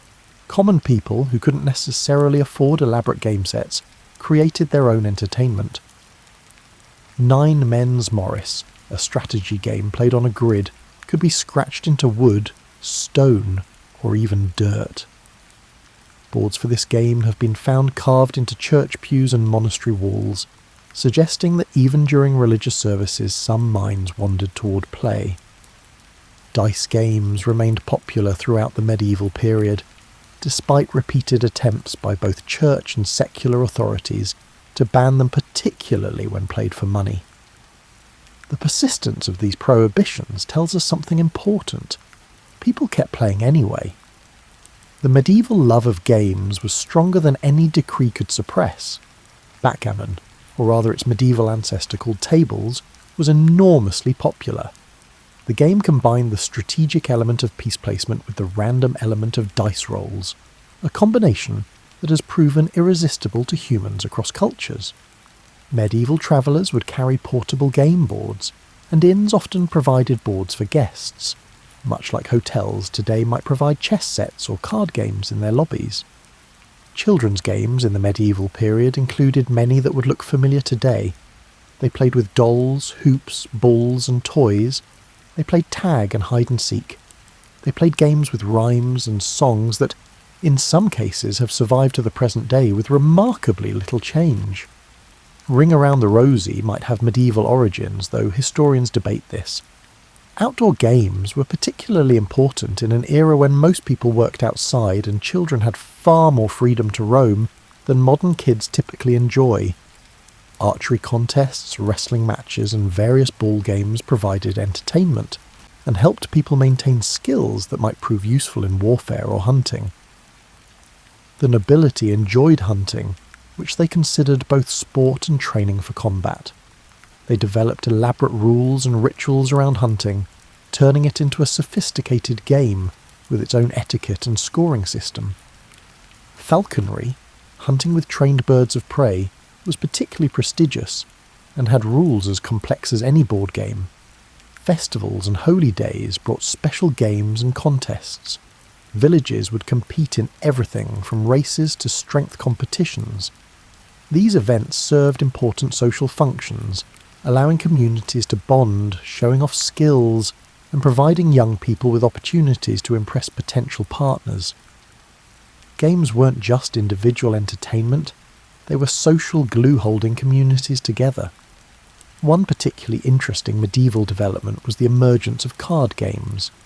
Playing cards reached Europe from the Islamic world by the 14th century, and their arrival created something of a sensation. Here was a game system that was portable, endlessly variable, and accessible to people at all economic levels. You could play cards in a castle or a tavern while travelling or at home. Early playing cards were hand-painted and expensive, available only to wealthy individuals. But printing technology soon made them affordable for common people. The democratization of card games represented an important shift. Entertainment that once belonged only to the elite became available to everyone. The medieval period teaches us that games adapt to their cultural context. Chess reflected feudal society structure. Card games spread followed trade routes and technological innovation. Children's games mixed education with entertainment, teaching skills while providing fun. And through it all, authorities tried and failed to control how and when people played, because the human need for play refuses to be regulated away. As sleep draws closer, imagine a medieval hall on a winter evening. Outside it's dark and cold. Inside, firelight flickers, casting moving shadows. At a table, two people focus on a chess game while others watch, commenting on moves and strategies. In a corner, dice rattle in someone's hands. Children play a clapping game, their rhythmic sounds mixing with adult conversation. The scene is hundreds of years old, but the feeling it creates, warmth, companionship, engagement, is timeless. Let's step into the 18th and 19th centuries now, into an era when the middle class was expanding and domestic life was becoming more structured and in many ways more formal. This was the age of parlour games, entertainment that took place in the home's most refined space, the parlour or drawing room, where families and friends gathered for socially acceptable amusement. The Victorians, in particular, were enthusiastic game players. They lived in an era that valued both self-improvement and entertainment, and games fit perfectly into this worldview. A proper parlour game should be mentally stimulating but not too challenging, socially engaging but not improper, and amusing but not crude. Charades became wildly popular during this era. The game required nothing but imagination and willing participants, perfect for evening entertainment when families and visitors gathered. Players would silently act out words, phrases, or titles while others guessed. The game combined creativity, performance, and mental agility, all within the bounds of respectable behaviour. What's particularly charming about Victorian charades is how seriously people took them. There are accounts of elaborate preparations, with players sometimes creating costumes or props specifically for their performances. Victorians might have valued restraint and propriety in public, but in the privacy of their parlours, they were perfectly willing to make fools of themselves for entertainment. Word games flourished during this period. Acrostics, where words are formed from the first letters of other words, became popular puzzle entertainment. Anagrams challenge players to rearrange letters to form new words. These games appealed to an educated middle class that valued literacy and clever wordplay. The 19th century also saw the emergence of commercial board games as we know them today.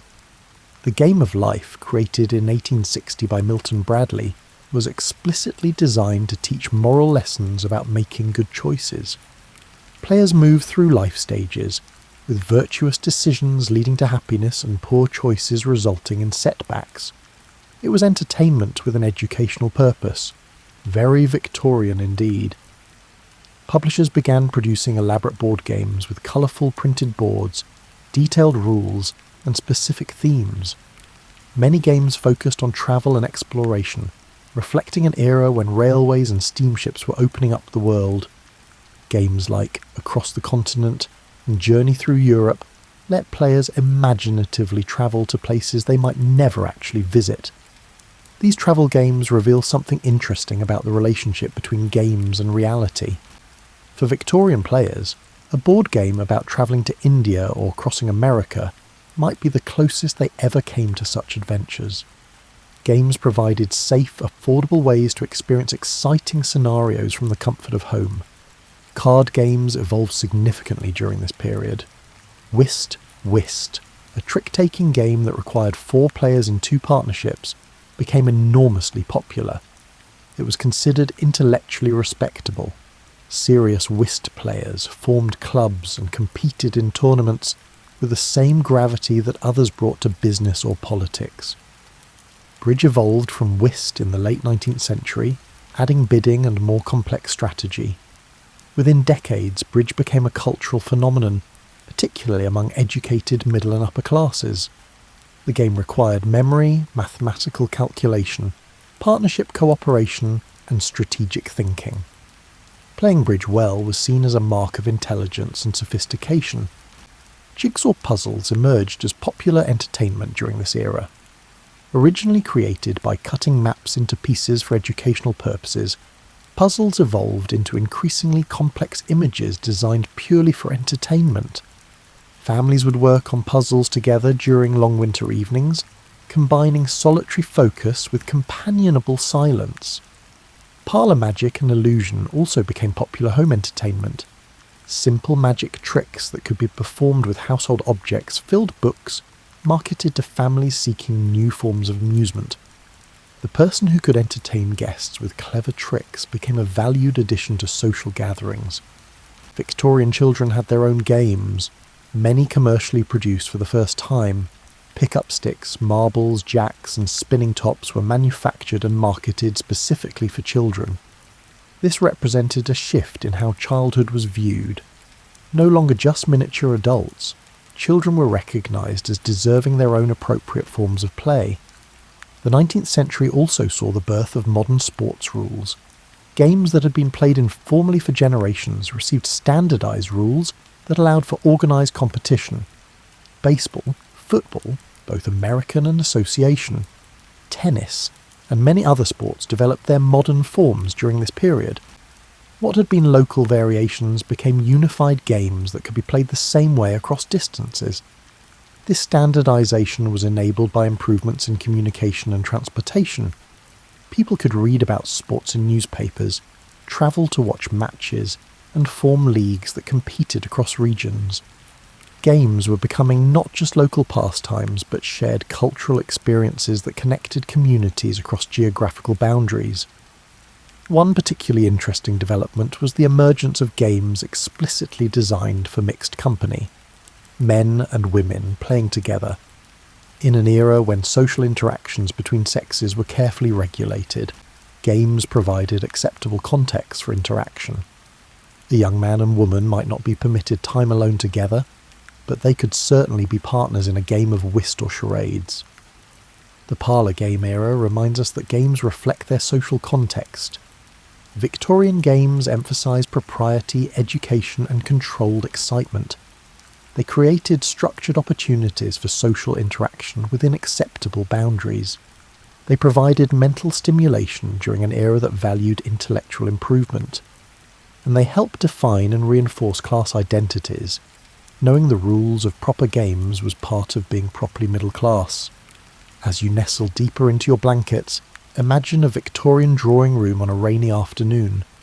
Gaslight illuminates the space. A fire crackles in the hearth. At a table, 4 people concentrate on their whist hands. In another corner, children are utterly absorbed in a board game about travelling through Africa. Someone sits near the window working on a jigsaw puzzle. The rain outside makes the warmth and companionship inside feel more precious. It's a scene from another era, but the comfort it describes feels entirely familiar. The 20th century transformed games in ways that would have seemed like magic to our Victorian parlour game players. Let's trace this remarkable evolution, from the early 1900s through the digital revolution that fundamentally changed what games could be. The early decades of the century saw board games become big business. Parker Brothers and Milton Bradley weren't just companies, they were cultural institutions producing games that would become household names. Monopoly, introduced in the 1930s during the Great Depression, let players buy and sell property in an era when many people were losing their real homes. There's something both poignant and therapeutic about that. Monopoly's origin story is itself fascinating. The game evolved from earlier versions designed to demonstrate economic principles. By the time it became the version we know, with its properties named after Atlantic City streets, it combined just enough luck and strategy to keep players engaged while allowing anyone to potentially win. Family arguments over Monopoly have been a consistent feature of American life for nearly a century.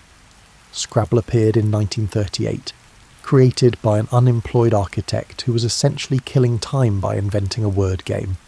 It combined vocabulary knowledge with spatial strategy and a healthy dose of luck in letter drawing. The game became a cultural phenomenon, spawning tournaments, clubs, and heated family debates about whether certain words are actually in the dictionary. The post-World War II era saw an explosion of board game development. Risk lets players command armies across a world map. Clue combined logic with narrative, turning players into detectives solving a murder mystery. These games were more thematically elaborate than earlier board games, telling stories as players moved through them. Television's arrival changed gaming culture significantly. Game shows brought competitive play into millions of homes, making ordinary people into temporary celebrities and demonstrating that games could be spectator entertainment, not just participant activity. Children watched Concentration or Password with their families and then created home versions of these games during playtime. But the real revolution was brewing in university computer labs and engineering departments. In the 1950s and 60s, computer scientists and engineers began creating simple games on the massive mainframe computers of the era. These weren't commercial products, they were experiments, often created during off hours by people exploring what these new machines could do. Space War, created in 1962 at MIT, is often considered one of the first true video games. Two players controlled spaceships trying to shoot each other while avoiding a gravity well in the centre of the screen. The graphics were primitive, just white lines on a black screen, but the game was captivating enough that it spread to other research institutions, played by scientists and students who should probably have been doing other things. The leap from university mainframes to home entertainment took another decade. In 1972, Pong arrived, a simple tennis simulation with 2 paddles and a square ball bouncing between them. The game was so basic that it's almost laughable by modern standards, but it proved something crucial. People would pay to play electronic games. Home video game consoles followed. The Atari 2600, released in 1977, brought arcade experiences into living rooms. Suddenly, the same games you pumped quarters into at the arcade could be played at home, anytime you wanted. The graphics were barely recognisable as what they were supposed to represent. The adventure game's dragon looked more like a duck. But players' imaginations filled in the gaps. The early 1980s saw video games explode into mainstream culture. Pac-Man became a global phenomenon that transcended gaming. The character appeared on t-shirts, lunchboxes, and Saturday morning cartoons. People who didn't play games knew Pac-Man. The game's simple premise, navigate a maze eating dots while avoiding ghosts, proved universally appealing. Arcades became social spaces where teenagers gathered, creating communities around competitive play.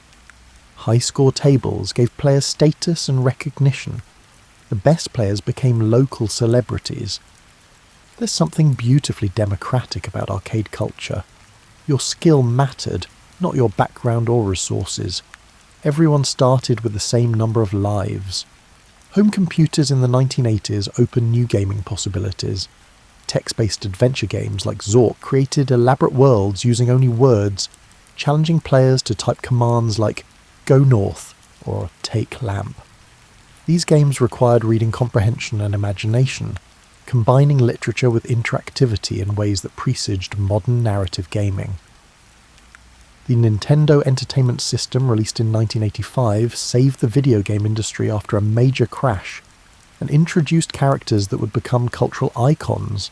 Super Mario Bros. Wasn't just a game, it was a masterpiece of level design, control mechanics, and player psychology. Its creator, Shigeru Miyamoto, approached game design with an artist's sensibility, creating experiences that were both challenging and joyful. The 1990s brought 3D graphics, CDROMS, and increasingly sophisticated gameplay. Games like Myst presented players with hauntingly beautiful environments and abstract puzzles. First-person shooters like Doom and later Half-Life created immersive experiences that made players feel physically present in virtual spaces. Internet connectivity transformed gaming again. Suddenly, players could compete against or cooperate with people across the globe. Massively multiplayer online games like World of Warcraft created persistent virtual worlds where thousands of players could interact simultaneously. These weren't just games, they were social spaces where people formed friendships, joined guilds, and experienced genuine community. Mobile gaming, emerging with smartphones in the late 2000s, made games truly ubiquitous. Everyone carries a sophisticated gaming device in their pocket. Games like Angry Birds or Candy Crush reached audiences who never considered themselves gamers. Your grandmother might not play console games, but she might very well have a puzzle game on her phone. The digital revolution democratized game creation. Independent developers could now make and distribute games without needing major publishers. This led to an explosion of creative, experimental games that explored new ideas and themes. Games became recognized as legitimate art forms, capable of telling meaningful stories and evoking genuine emotions. Modern games range from simple mobile puzzles to sprawling open-world adventures, from competitive esports with professional players to relaxing farming simulations. Virtual reality is creating entirely new possibilities for immersion. Artificial intelligence is enabling more responsive, dynamic gameplay. The evolution continues at an accelerating pace. Yet through all this technological change, fundamental aspects of games remain constant. We still seek challenge, competition, narrative, and connection. Whether moving pieces on a wooden board or controlling characters in a virtual world, we're satisfying the same human needs that drove our ancestors to scratch game boards into stone thousands of years ago. Now let's talk about something that runs through every era of gaming history we've explored. Games as social glue, as bridges between people, and as creators of connection and community. This is where the history of games becomes deeply personal, because it's about relationships and shared experiences. Think about your own relationship with games. Chances are your strongest gaming memories involve other people. Maybe it's playing cards with grandparents, board games with siblings, video games with friends, or phone games that you compare scores on with colleagues. Games create shared experiences that become part of our relationship stories. Throughout history, games have served as social facilitators. In ancient Rome, bathhouses often had game boards built into the architecture, creating spaces where people could socialise while playing. Medieval inns provided game boards to encourage travellers to linger and interact. Victorian parlours used games to structure social evenings. Modern game stores host game nights where strangers become friends over shared interests. Games provide structure for social interaction, which is particularly valuable in situations where people might otherwise struggle to connect. Meeting new neighbours, invite them over for game night, awkward family gathering. Break out a board game. First date needs an activity. Try an arcade or board game cafe. Games give people something to do together while naturally facilitating conversation and bonding. The beauty of games as social tools is that they create temporary frameworks where normal social hierarchies can be suspended. In a game, the CEO and the intern compete on equal terms. Parents and children can challenge each other fairly. Strangers can cooperate towards shared goals. The rules of the game supersede other social rules, creating temporary communities of players. Competitive games reveal character in interesting ways. How someone handles winning and losing tells you something about them. Do they gloat or show grace? Do they make excuses or acknowledge defeat? Do they prioritise winning over everyone's enjoyment? These revelations can strengthen relationships by creating understanding and shared history. Cooperative games, where players work together toward a common goal, create different dynamics. These games require communication, compromise, and shared strategy. Success feels collective rather than individual. There's something particularly satisfying about beating a difficult cooperative game with friends, knowing that you succeeded only through teamwork. Gaming communities form around shared interests, creating spaces where people who might never otherwise meet find common ground. Chess clubs bring together people across ages and backgrounds. Online gaming guilds create friendships that span continents. Board game meetups at local stores build neighbourhood connections. These communities often extend beyond gaming into genuine friendships. The rise of streaming has created another layer of gaming community. People watch others play games, participating through chat and feeling connected to both the streamer and fellow viewers. This might seem odd if you're not part of that culture. Why watch someone play instead of playing yourself? But it's really no different than watching sports or cooking shows. We enjoy observing skilled people doing things we're interested in. Games have provided crucial connection during times of isolation. During the 2020 pandemic, when physical gathering was dangerous, games became lifelines for maintaining social connections. Families played online games together across distances. Friends maintained relationships through gaming sessions. Animal Crossing became a phenomenon partly because it provided a gentle, social virtual space when real social spaces were unavailable. Gaming can bridge generational divides. grandparents learn to play video games with grandchildren, creating shared experiences across decades. Children teach parents about new games, reversing the usual teaching dynamic in ways that can be empowering for young people. These shared experiences create memories and stories that become family history. Games also create inclusive spaces for people who might struggle with other forms of social interaction. For people with social anxiety, the structure of games can make interaction easier. For people on the autism spectrum, games' clear rules and predictable patterns can be comfortable. Online gaming allows people with physical disabilities to compete on equal terms. Games' flexibility makes them accessible to diverse players. Cultural exchange happens through games. When people from different countries play together online, they share not just gaming strategies but also perspectives, humour, and cultural references. Games like Pokemon or Minecraft have created global communities that transcend national boundaries, giving young people shared cultural touchstones regardless of where they live. Educational research has shown that play, including game playing, is crucial for developing social skills. Children learn cooperation, negotiation, and conflict resolution through games. They practice taking turns, following rules, and dealing with disappointment. These lessons transfer to other social situations throughout life. The social aspect of gaming has led to new forms of entertainment.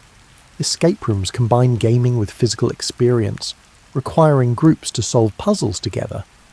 Board game cafes provide spaces where strangers can meet over shared tables and shared interests.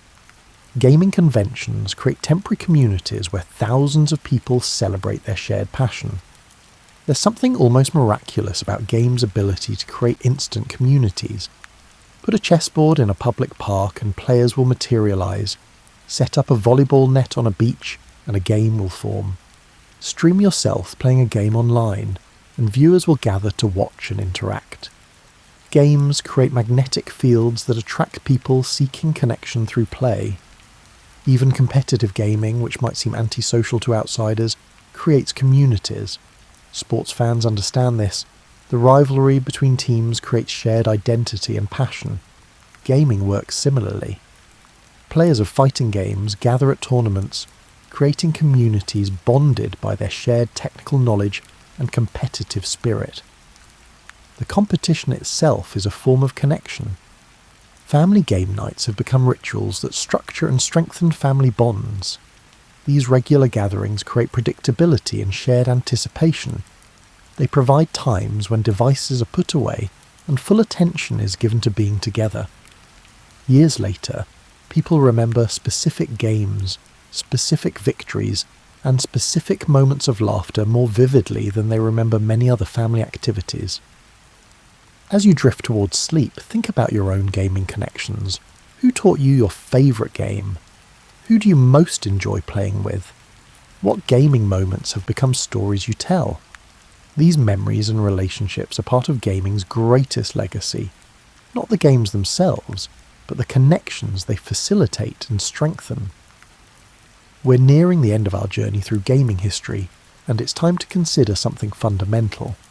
What is it about games that makes them so persistently appealing across all cultures and all ages? Why, after thousands of years, do humans keep inventing new ways to play? The answer lies partly in what games provide that little else can: voluntary challenge. In games, we choose to face obstacles that we don't have to face. We create problems for ourselves, capturing an opponent's pieces, solving a puzzle, achieving a high score, that have no external necessity. This voluntary engagement with challenge is uniquely satisfying in ways that obligatory challenges rarely are. Games give us control in a world where we often have little. We can't control our jobs, our health, world events, or even our family dynamics. But in a game, the rules are clear, the boundaries are defined, and our choices directly affect outcomes. This sense of agency is psychologically valuable, providing relief from the uncertainty and powerlessness we sometimes feel in life. The temporary nature of games is part of their appeal. A game has a clear beginning and end. You can win or lose and then start fresh with a new game. Life rarely offers such clean resolutions. Problems persist, relationships are complicated, and outcomes remain ambiguous. Games provide the satisfaction of completion and the opportunity for fresh starts. Games also satisfy our innate love of pattern recognition and mastery. Human brains are pattern-finding machines, constantly looking for connections and regularities in experience. Games provide concentrated pattern-learning opportunities. As we play, we recognize strategies, predict outcomes, and develop skills. This learning process feels good. It's literally rewarding at neurological level. The balance between skill and chance in games mirrors life itself. Pure skill games can be intimidating and frustrating. If you're not good, you'll never win. Pure chance games lack the satisfaction of mastery. Winning feels arbitrary. The best games combine both elements. Skill increases your odds, but doesn't guarantee victory. This reflects how life works, where preparation and ability matter, but can't ensure success. Games provide safe spaces for experiencing emotions we might not want in real life. Fear, frustration, excitement, triumph. Games let us feel these intensely but temporarily, with no lasting consequences. Horror games let us experience fear from safety. Competitive games let us experience conflict without actual hostility. This emotional exploration is psychologically valuable. The aesthetic appeal of games shouldn't be underestimated. Beautiful game boards, elegant game mechanics, and stunning visual designs. These artistic elements make games objects of appreciation beyond their playability. From intricately carved medieval chess sets to gorgeously illustrated modern board games to breathtaking video game environments, games can be works of art that appeal to our aesthetic sensibilities while entertaining us. Games also fulfill our need for narrative. Even abstract games create stories through play. Each chess match tells the story of two armies in conflict. Each round of Monopoly narrates a tale of economic rise and fall. Video games have evolved into sophisticated narrative experiences that rival novels and films in emotional impact and storytelling complexity. The social aspect we discussed earlier connects to something deeper. Games as cultural transmission. When you teach someone a game, you're passing on knowledge, sharing experience, and creating connection. Traditional games carry cultural memory. The childhood games you learned from your parents might trace back generations. This makes games living links to the past. Different cultures have different gaming traditions that reflect their values and worldviews. Go's emphasis on territory and influence reflects certain Chinese philosophical concepts. The European development of trick-taking card games reflects social structures around partnership and competition. Indigenous peoples worldwide have traditional games that encode cultural knowledge and values. Games are windows into how different societies think and what they prioritise. The evolution of games parallels technological and social change. Ancient games required only natural materials, stones, sticks, and bones. Medieval games reflected feudal social structures. Industrial Revolution games came from factories, standardized and widely distributed. Digital games mirror our current information age, networked and constantly updating. Yet despite these changes, the fundamental appeal remains constant. Consider how games adapt while maintaining their essential character. Chess has been played for over 1,000 years with relatively minor rule changes, but now you can play chess against a computer, online against someone across the world, or watch grandmasters compete in tournaments streamed globally. The game itself hasn't changed, but its context and possibilities have expanded enormously. This adaptability suggests something important. Games tap into fundamental aspects of human psychology that don't change despite cultural or technological shifts. The pleasure of strategic thinking, the excitement of competition, the satisfaction of skill development, and the joy of play itself. These are human constants. Modern neuroscience is beginning to explain why games are so compelling. When we play games, our brains release dopamine, particularly during moments of achievement or reward. This neurochemical response creates the just one more game feeling that makes games so engaging. Games essentially hijack our brain's reward systems in ways that feel good and keep us coming back. But games aren't just psychological tricks exploiting our neurochemistry. They genuinely develop cognitive abilities. Strategy games improve planning and foresight. Puzzle games enhance problem-solving skills. Action games can improve reaction time and spatial awareness. The mental exercise games provide real benefits beyond entertainment. Research on aging has shown that regular game playing can help maintain cognitive function. Seniors who regularly engage with challenging games show better memory, faster information processing, and more mental flexibility than those who don't. This suggests that our lifelong relationship with games isn't just about fun, it's about keeping our minds sharp and engaged. Games also serve therapeutic purposes. Occupational therapists use games to help patients develop fine motor skills. Psychologists use games to help children express emotions and work through experiences.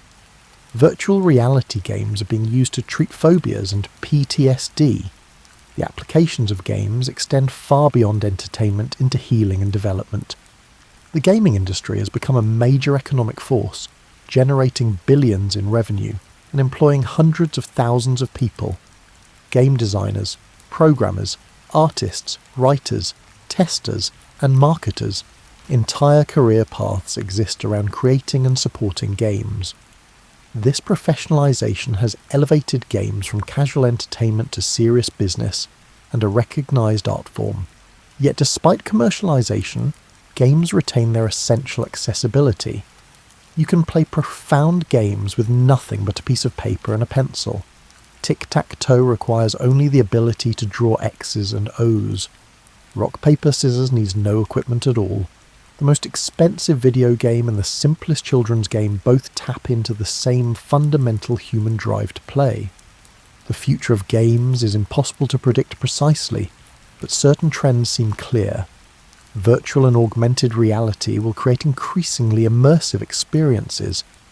Artificial intelligence will enable more responsive, dynamic gameplay. Cloud gaming will make high-end experiences accessible without expensive hardware. But whatever forms games take, they'll still be serving those timeless human needs. What's particularly exciting is that we're living through a golden age of game diversity. There are more types of games, more ways to play, and more opportunities to find games that match your specific interests than ever before. Whether you want relaxing puzzle games, intense competitive experiences, narrative adventures, social party games, or anything in between, options exist that previous generations couldn't have imagined. The democratization of game creation means new voices are entering the field, bringing fresh perspectives and innovative ideas. Games are being created by and for audiences that were previously underserved. This expansion enriches gaming culture and ensures that games will continue evolving in unexpected directions. As you settle more deeply into your blanket, consider this. Tomorrow, somewhere in the world, someone will create a new game. Someone else will master a game they've been practicing. Children will learn games from parents. Friends will bond over shared play. Strangers will connect through online matches. This has been happening every day for thousands of years, and it will continue for thousands more. As we approach the end of our journey through gaming history, let's make this personal for a moment. You are part of this story. Every game you've played, every match you've won or lost, every moment of joy or frustration. These are your contributions to humanity's long gaming tradition. Think back to your earliest gaming memories. Perhaps you're remembering a specific board game from childhood, the feel of the worn box and the slightly bent cards. Maybe you're thinking of playground games at school, the rules that varied by region and sometimes by the hour. Or perhaps your earliest gaming memory involves watching older siblings or cousins play, learning by observation before you were allowed to join. These memories aren't just nostalgia, they're connections to that vast web of play that extends backward through history and forward into the future. When you played Monopoly with your family, you were participating in a tradition of family game nights that goes back generations. When you first discovered video games, you were joining a cultural revolution that was reshaping entertainment. The games that mattered to you growing up were shaped by when and where you lived. If you came of age in the 1970s, you might remember the explosion of mass-market board games and the earliest video game consoles. The 1980s brought arcade culture and the Nintendo revolution. The 1990s saw 3D graphics and the early internet changing what games could be. The 2000s brought online gaming and mobile devices. Each generation has its defining games, the titles that everyone played, that created shared cultural moments. These games become shorthand for periods of our lives. Mention certain games to people of similar ages, and you'll see recognition and memory flash across their faces. Games mark time almost like music does, evoking specific eras and the feelings associated with them. Your gaming preferences say something about you. Do you prefer competitive games that test you against others, or cooperative games where you work together? Do you like games of pure strategy where skill determines everything? Or do you enjoy the unpredictability of chance? Do you seek games with rich narratives, or are you drawn to abstract challenges? These preferences reflect your personality, your values, and how you approach problems. The way you play games also reveals character. Are you the person who reads all the rules carefully before starting, or do you prefer to learn as you go? Do you play to win at all costs, or is the social experience more important than victory?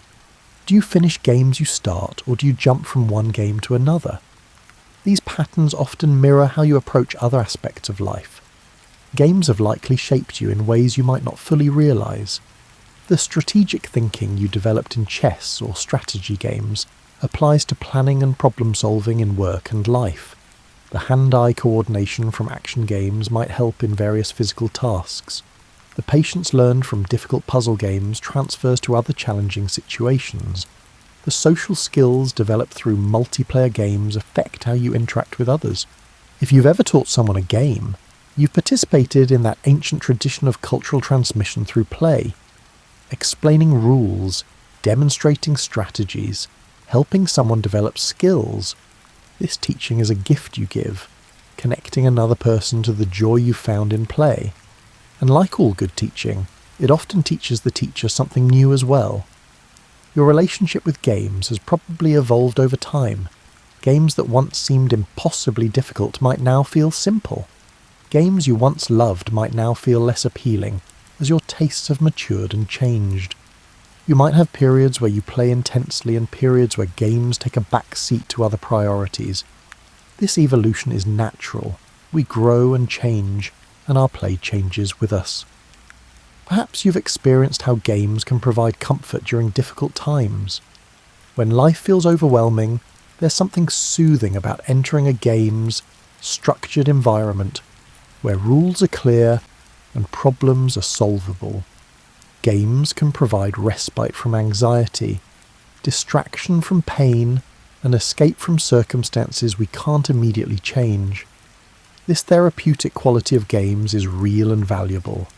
You might have gaming traditions with specific people, family game nights, weekly game sessions with friends, or annual tournaments or competitions. These traditions create continuity and anticipation in our lives.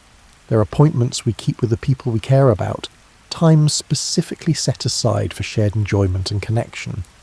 The games you play with your children, if you have them, or with younger relatives and family friends, create memories that will last their lifetimes. Years from now, they might remember specific games you played together, specific moments of victory or defeat, or times when you laughed together over something that happened during play. You're creating their gaming history, which will someday be their gaming nostalgia. Your gaming future is unwritten. New games are being developed constantly, some that will build on familiar formulas, others that will surprise you with unexpected innovations. Technologies will create possibilities that don't yet exist. Your own interests and circumstances will evolve, leading you to games you can't yet anticipate. But regardless of how technology changes or what new games emerge, that fundamental impulse to play will remain. It's wired into you, into all of us, as deeply as any human characteristic. The desire to engage with voluntary challenges, to exercise our minds in pleasurable ways, and to connect with others through shared play, these drives will persist as long as humans exist. So as you drift towards sleep tonight, know that you are part of an unbroken chain of players stretching back thousands of years and extending indefinitely into the future. The ancient Egyptian moving pieces on a Senate board, the medieval noble contemplating a chess move, the Victorian family playing whist, the arcade goer in the 1980s chasing a high score, and you, right now, preparing for rest after a day that probably included some form of play, you're all connected by this beautiful, seemingly frivolous but deeply meaningful human activity. Tomorrow you might play a game. It might be a quick puzzle on your phone during a break, a card game with friends over lunch, a video game session in the evening, or something else entirely. Whatever form it takes, that moment of play connects you to humanity's oldest traditions. You're not wasting time. You're engaging in one of the most fundamentally human activities that exists. As your breathing slows and sleep approaches, let's end where we began, with the question of why humans play games. We've travelled through 5,000 years of gaming history, from ancient Mesopotamian game boards to modern virtual worlds. We've seen games evolve with technology, reflect culture, bridge generations, and create communities. But perhaps the most important thing we've discovered is this: games aren't separate from serious life. They're central to it. They're how we learn, how we bond, how we challenge ourselves, and how we find joy. The impulse to play is as vital as the impulse to explore, to create, or to connect with others. Every game ever played has been a small act of defiance against the hardships and uncertainties of existence. Life can be difficult, unfair, and unpredictable. But in the space of a game, we create temporary worlds where rules are fair, outcomes are clear, and starting over is always possible. This isn't escaping reality. It's creating pockets of meaning and order that make reality more bearable. Games remind us that not everything needs to be useful in the narrow sense of productivity or profit. Some things can simply be enjoyable, engaging, and meaningful in themselves. The hour spent playing a game isn't wasted. It's an investment in your well-being, your relationships, and your humanity. The ancient Roman philosopher Plato once said, "Life must be lived as play." He understood something that our productivity-obsessed culture sometimes forgets. Play isn't the opposite of seriousness, it's the opposite of desperation. Play is what allows us to engage fully with life, to take risks, to learn and to create, without the paralysing weight of every action needing to matter in some grand scheme. So as you drift into sleep carrying with you these stories of games across centuries and continents, know that tomorrow's play, whatever form it takes, is part of a tradition as old as civilization itself. You're not just passing time, you're participating in one of humanity's most enduring and essential activities. Sleep well, fellow player. The game continues tomorrow, as it has for thousands of years, as it will for thousands more, and you, like countless generations before you, will answer humanity's eternal invitation. Come, play with us. Let's see what happens. Let's enjoy this moment together. Let's remember that in a world that often takes itself too seriously, there's wisdom, joy, and profound meaning in the simple act of play. The game is never truly over. It just pauses between sessions, waiting for you to return, ready to provide once again that unique combination of challenge, connection, and joy that only games can offer. Rest now. Tomorrow, another turn awaits. The end.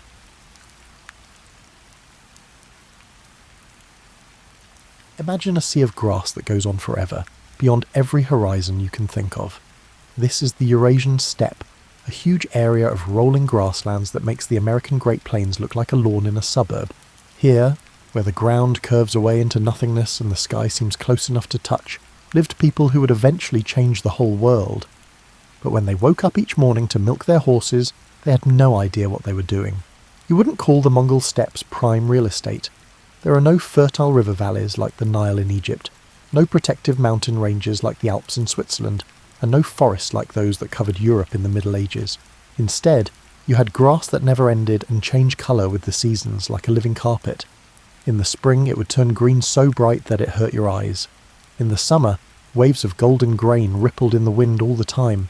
In the fall it turned copper and bronze, and in the winter snow and ice covered it, which could kill a traveller who wasn't ready in a few hours.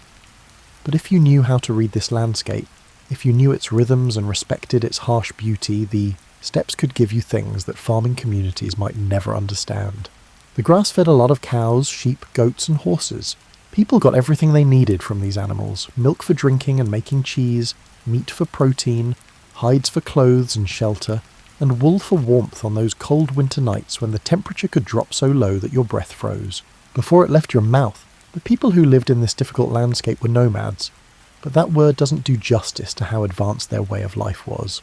Instead of thinking of them as homeless people who were wandering around, think of them as highly specialised mobile communities that had mastered the art of living in harmony with their surroundings. They didn't just wander around the steppes, they followed old migration routes that had been improved over time. They moved their herds to new pastures with the same care that farmers do when they rotate their crops. A typical Mongol family owned maybe 100 different kinds of animals, and taking care of this mobile wealth required skills that would impress a modern rancher.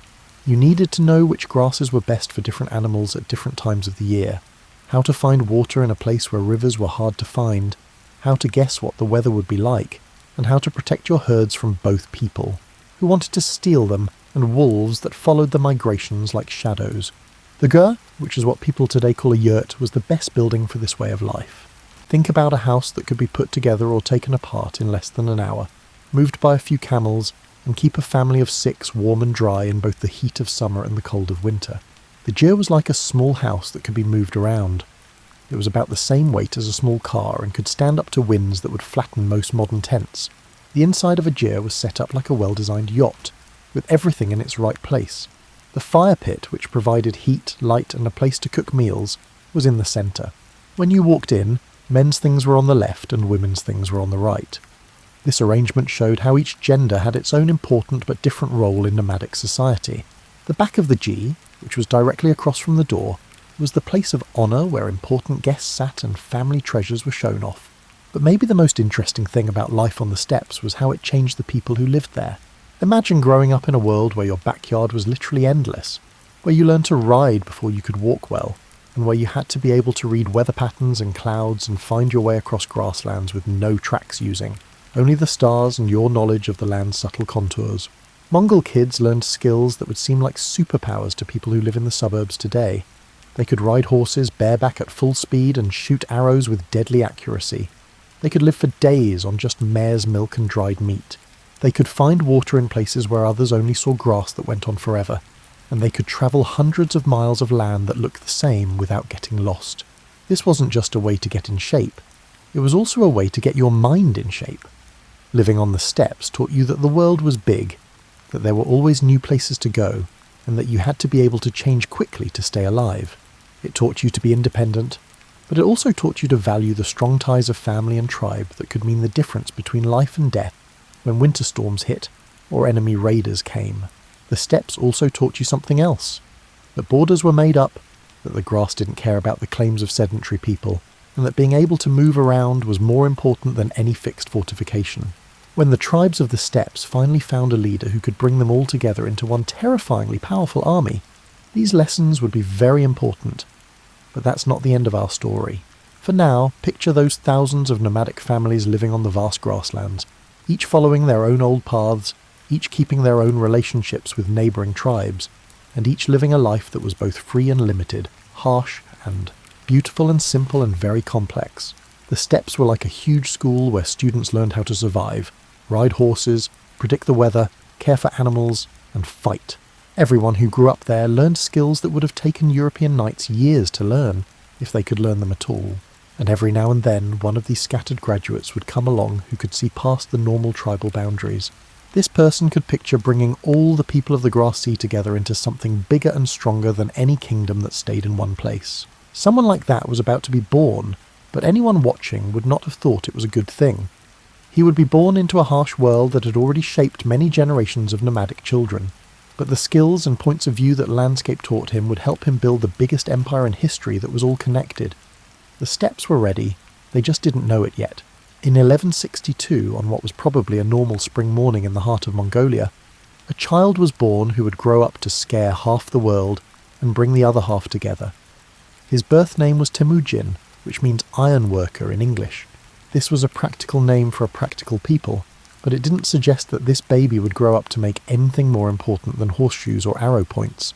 The chapter headings in Temujin's early life story are very harsh, like those in a medieval survival guide. Yasugei, his father, was a minor tribal leader. You could think of him as the head of a small family business in an industry where most business problems were solved with arrows. When Temujin was about 9 years old, rivals poisoned his father, leaving the family in a dangerous situation like sheep without a shepherd in a land full of wolves. What happened next was the kind of childhood that could either completely break someone or make them incredibly strong. Temujin's family was basically kicked out by their former allies and left to fend for themselves in a society where being alone often meant death. Imagine a family that suddenly has no home or friends in a world where your neighbours might think you were more useful as a slave than as an equal. During these tough years, young Temujin learned lessons that would change the way he led and built his empire for the rest of his life. He learned that loyalty based on blood or tradition could go away as soon as things changed. He learned that being able to make new friends with people who may have been enemies yesterday was often the key to staying alive. Most importantly, he learned that the traditional tribal system was deeply flawed because it had endless fights, strict hierarchies, and couldn't unite against common threats. During these years in the wilderness, Temujin also learned something else. He had a special ability to get people to follow him, even when they didn't have a good reason to do so. Even when his family had to eat roots and catch fish with their hands, he still managed to get people to follow him who thought he was worth betting their futures on. It was the kind of charm that you couldn't learn or pass down. You either had it or you didn't. Temujin had a lot of it. It was like watching someone climb a mountain while everyone else was still arguing about which way to go. He went from being an outcast to being the leader of his tribe. Temujin built a coalition of followers through alliances, victories, and shared goals. These followers were not tied together by traditional tribal loyalties, but by something new, shared ambition and mutual benefit. Temujin knew something that most leaders on the steppe didn't. The old way of fighting all the time between tribes wasn't just wasteful, it was also harmful to the tribes themselves. The sedentary kingdoms around the steppes were getting stronger and more united, while the Mongol tribes fought each other over old grudges and grazing rights. The Jin dynasty ruled northern China, the western Xia ruled the Silk Road corridors, and different Central Asian powers were spreading their power into areas where nomads used to live. Temujin thought the answer was to do something that had never been done before. Bring all the tribes together under one leader who could direct their combined military power outward instead of inward. It was like suggesting that every small family business in a troubled industry come together to form one well-run corporation. But the negotiations were done with swords, and the final agreements were made with blood oaths. It took decades of political manoeuvring that would have impressed Machiavelli to bring the two sides together. Temujin formed alliances with former enemies, broke promises when he needed to, took useful ideas from tribes he had defeated, and slowly built a military and political system that went beyond the usual steppe groups. The decimal system of organising the military was one of his most important new ideas. Temujin didn't organise his troops along traditional tribal lines, which would have kept old loyalties and feuds alive. Instead, he broke his army up into groups of 10, 100, 1,000, and 10,000 warriors from different tribes who swore new oaths of loyalty to him personally. It was like getting rid of all the old high school cliques and making new ones based on common goals instead of past friendships. There were many great things about this system. It kept any one tribe from getting too strong in the larger group. It made warriors from different tribes work together, which slowly broke down old tribal prejudices. It was most important because it made a new identity, Mongol, that went beyond the old tribal divisions and made everyone feel like they were part of the bigger project. Temujin had done something that had never been done before in the recorded history of the steppes by 1206. He had brought almost all of the Mongol tribes together under his own leadership. At a big meeting called a Kurultai, the tribal leaders formally recognized him as their supreme leader and gave him a new name that reflected his unprecedented achievement, Genghis Khan, which means universal ruler, or ruler of all. It was like watching a small-town business owner become the CEO of a multinational corporation, except this corporation's business model was to conquer new markets and grow into every available market. The tribes that lived on the steppes had come together to form a single military force that could project power over long distances with a speed and efficiency that would change the way wars were fought. But Genghis Khan didn't just bring the Mongol tribes together. After he fixed the problem of division within the group, he quickly turned his attention to threats and chances from outside. The same strategic thinking that had helped him bring the steppes together was now focused on the sedentary kingdoms that were next to his new empire. If the Mongols were stronger when they were united than when they were split up, then they would be even stronger when they conquered their neighbours. The change was complete. The boy who had once caught fish with his bare hands and lived on the streets had become the leader of the most powerful army in the world. Settled people had long seen the steppes as a place where annoying barbarian raids happened.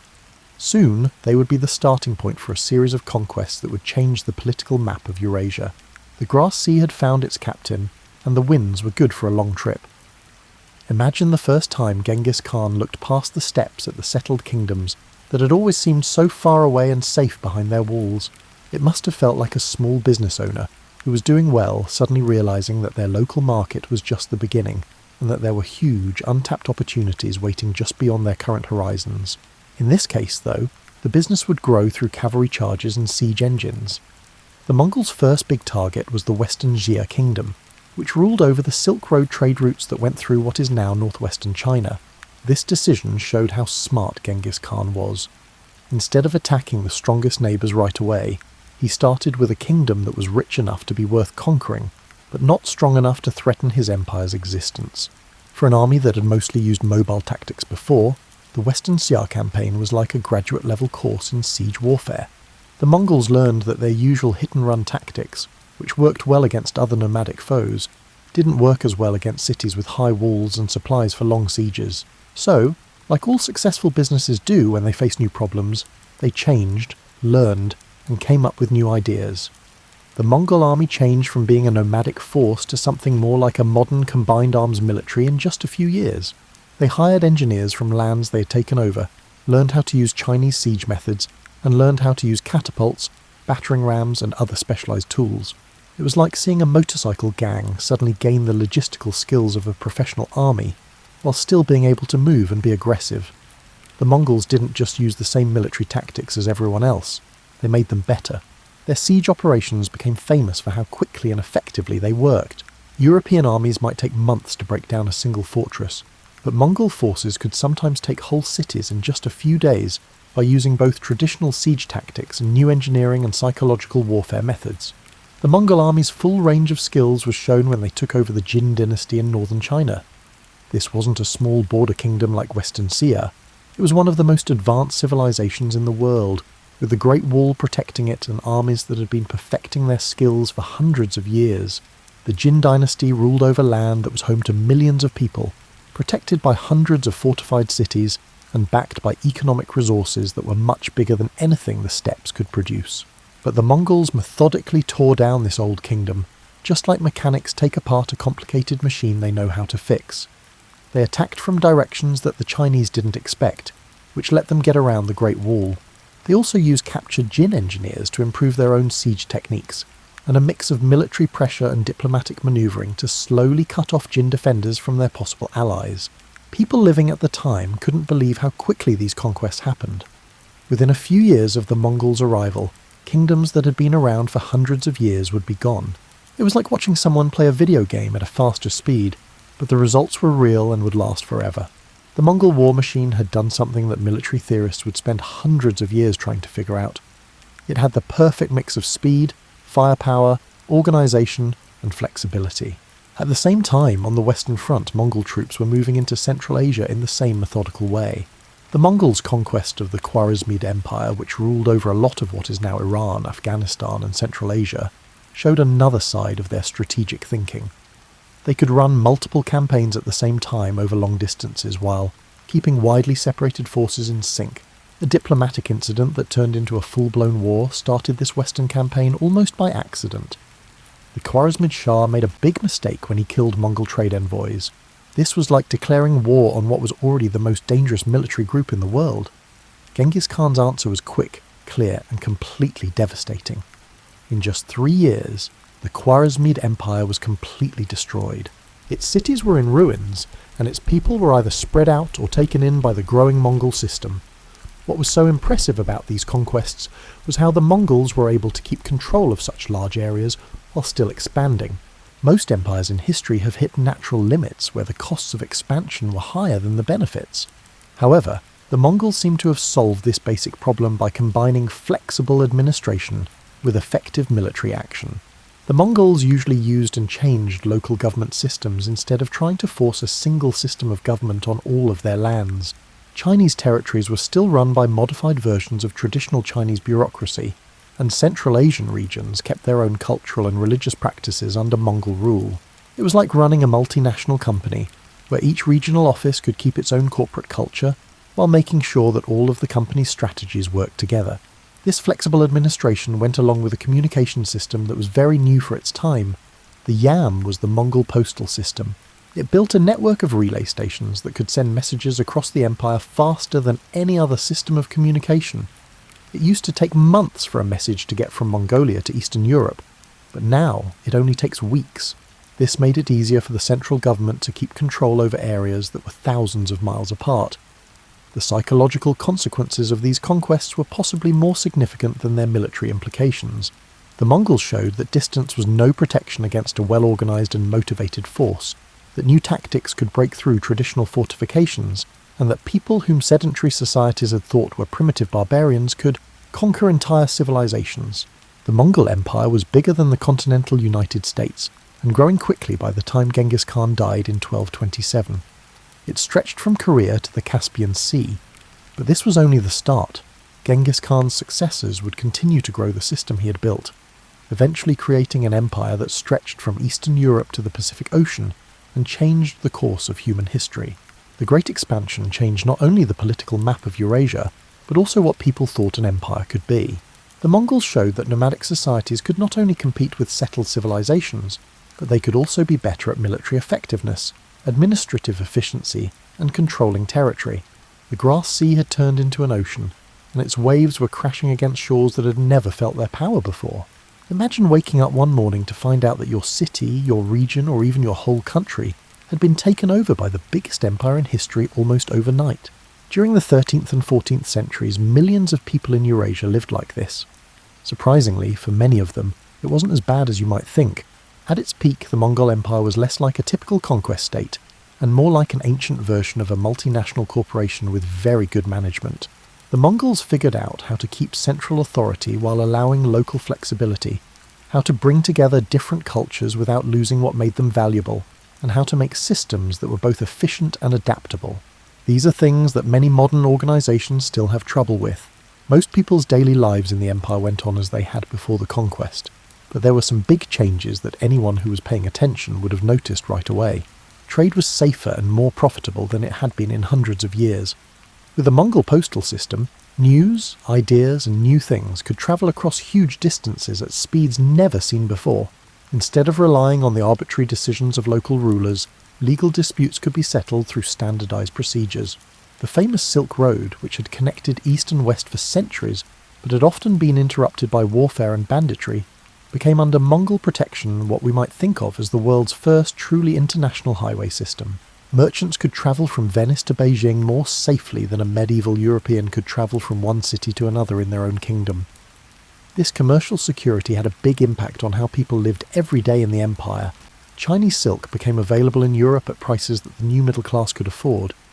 Islamic astronomical tools made their way to Mongol courts, where they changed the way people navigated and kept track of time. The first information revolution happened when European metalworking techniques moved east, and Asian printing technology moved west. But the Mongol Empire's attitude toward religious and cultural diversity was probably the most interesting thing about life under their rule. Medieval governments often required people to follow the same religion in order to be loyal to the government. The Mongols, on the other hand, practiced what we now call multiculturalism, long before the idea was even thought of. Nestorian Christians, Muslims, Buddhists, Confucians, Taoists, and adherents of traditional Mongol shamanism all occupied positions within the imperial framework. This tolerance wasn't just a nice idea, it was a practical need. The Mongol Empire was so big and so different that it would have taken resources that even the Mongols didn't have to try to make everyone follow the same religion or culture. Instead, they made systems that let different groups keep their own traditions while also taking part in the larger imperial project. It created a kind of cosmopolitan culture that didn't come back until the modern era.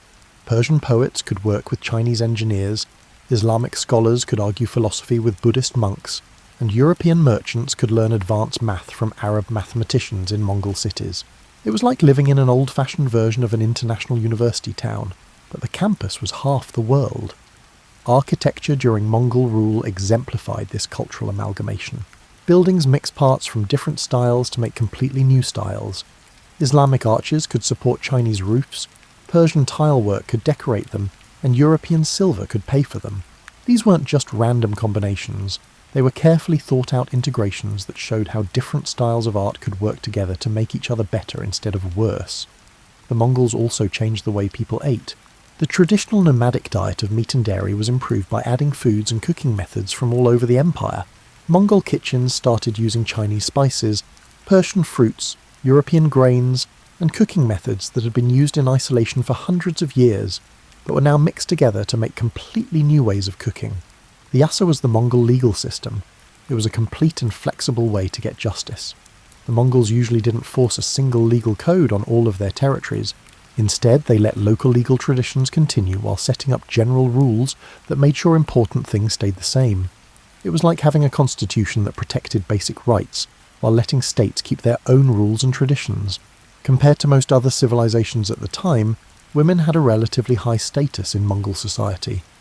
Mongol women could own land, trade, and even sometimes make political decisions. When the empire took over areas where women had fewer rights, Mongol influence often led to slow improvements in their legal and social status. The Mongols supported education and scholarship because they knew that running such a large empire required advanced knowledge systems. They built libraries, helped people translate between languages, and paid for scholarly exchanges that sped up the spread of knowledge across cultural lines. Arabic translations of Chinese medical texts, Persian translations of Islamic mathematical treatises, and European astronomical observations added to Asian star charts. This cross-cultural exchange was shown in the art of the Mongol period. Painters started using techniques and subjects from different traditions, making works that would have been impossible without the mixing of cultures that the empire made possible.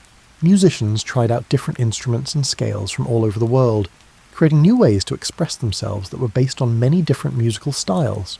Historians now agree that the Mongol Empire set the stage for the first truly global economy.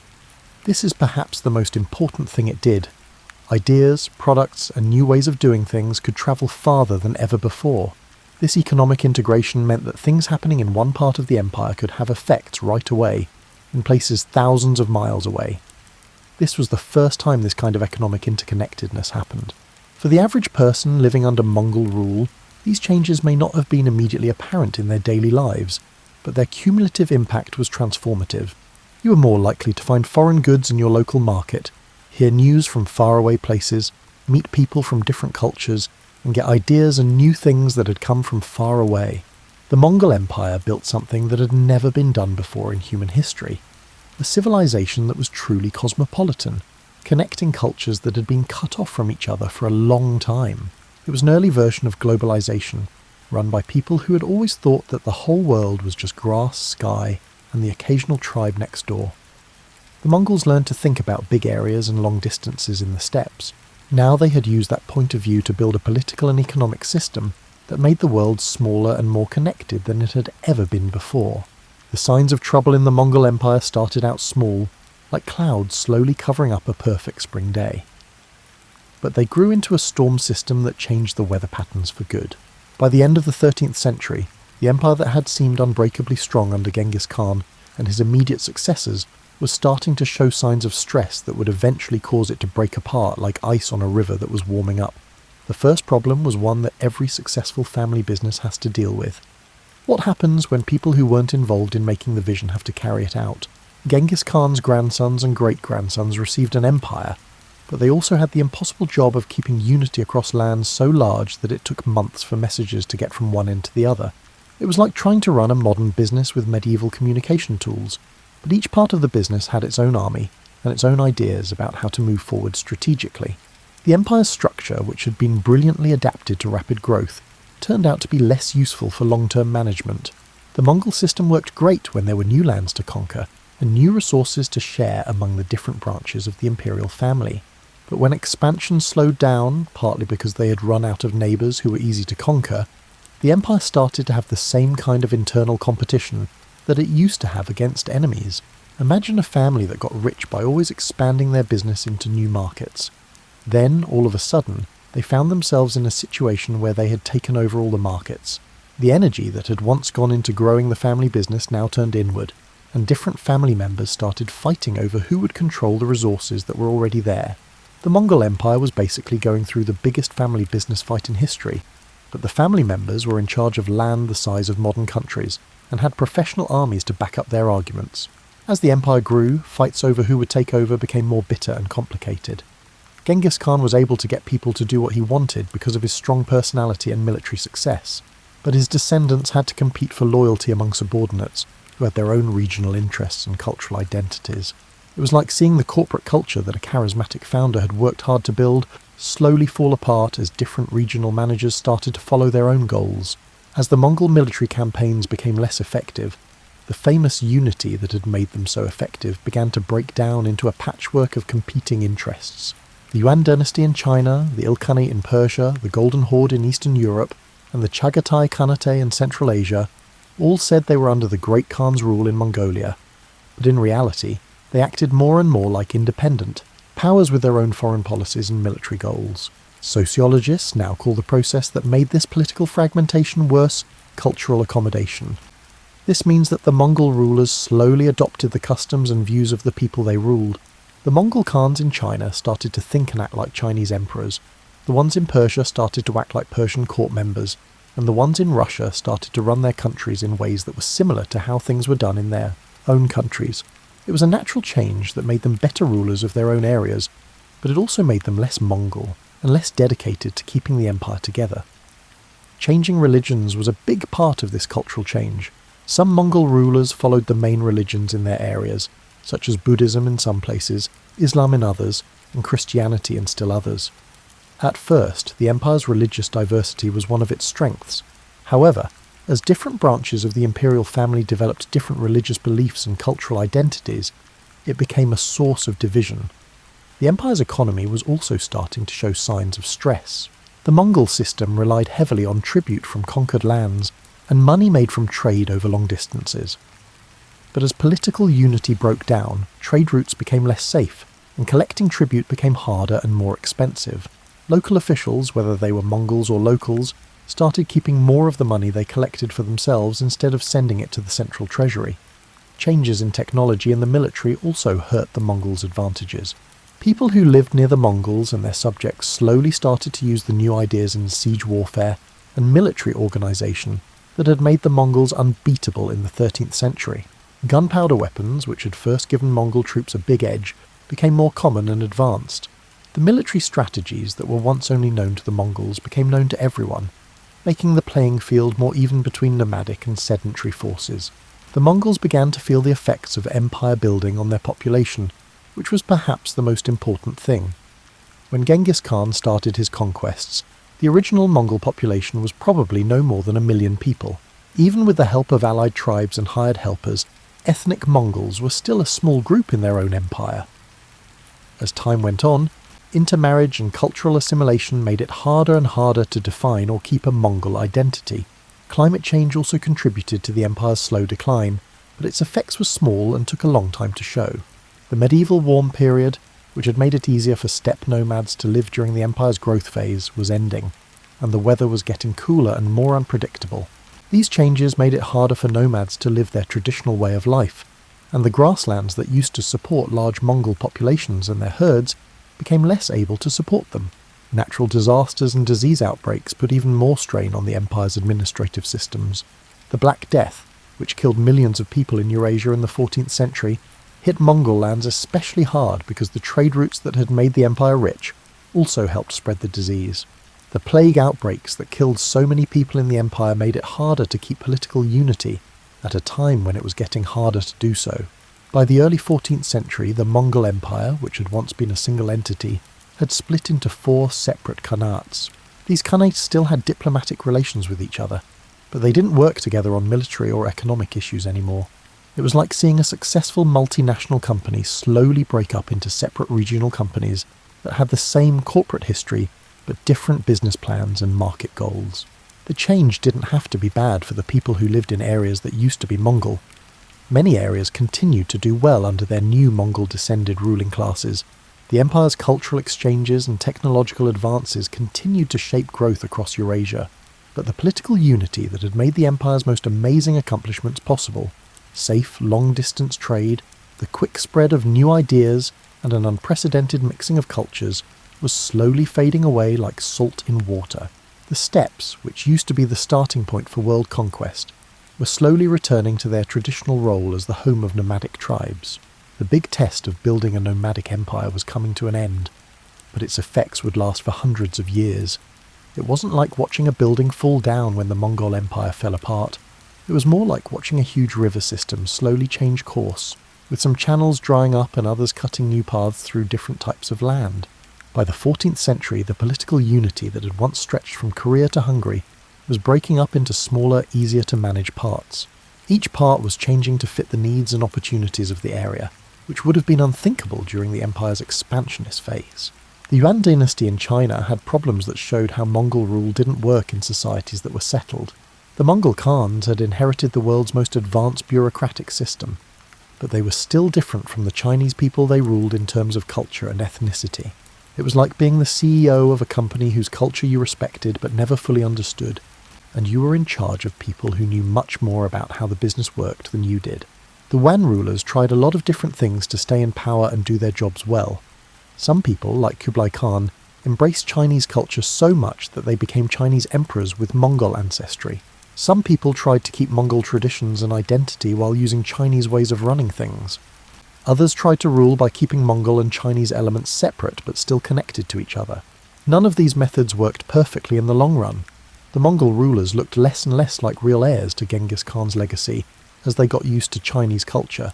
The more they insisted on keeping Mongol culture separate, the more they pushed away the Chinese people, whose help was needed for good governance. It was a classic problem of imperial rule that didn't have a perfect answer. In 1368, the Ming dynasty overthrew the Yuan dynasty, which ended Mongol political control over China.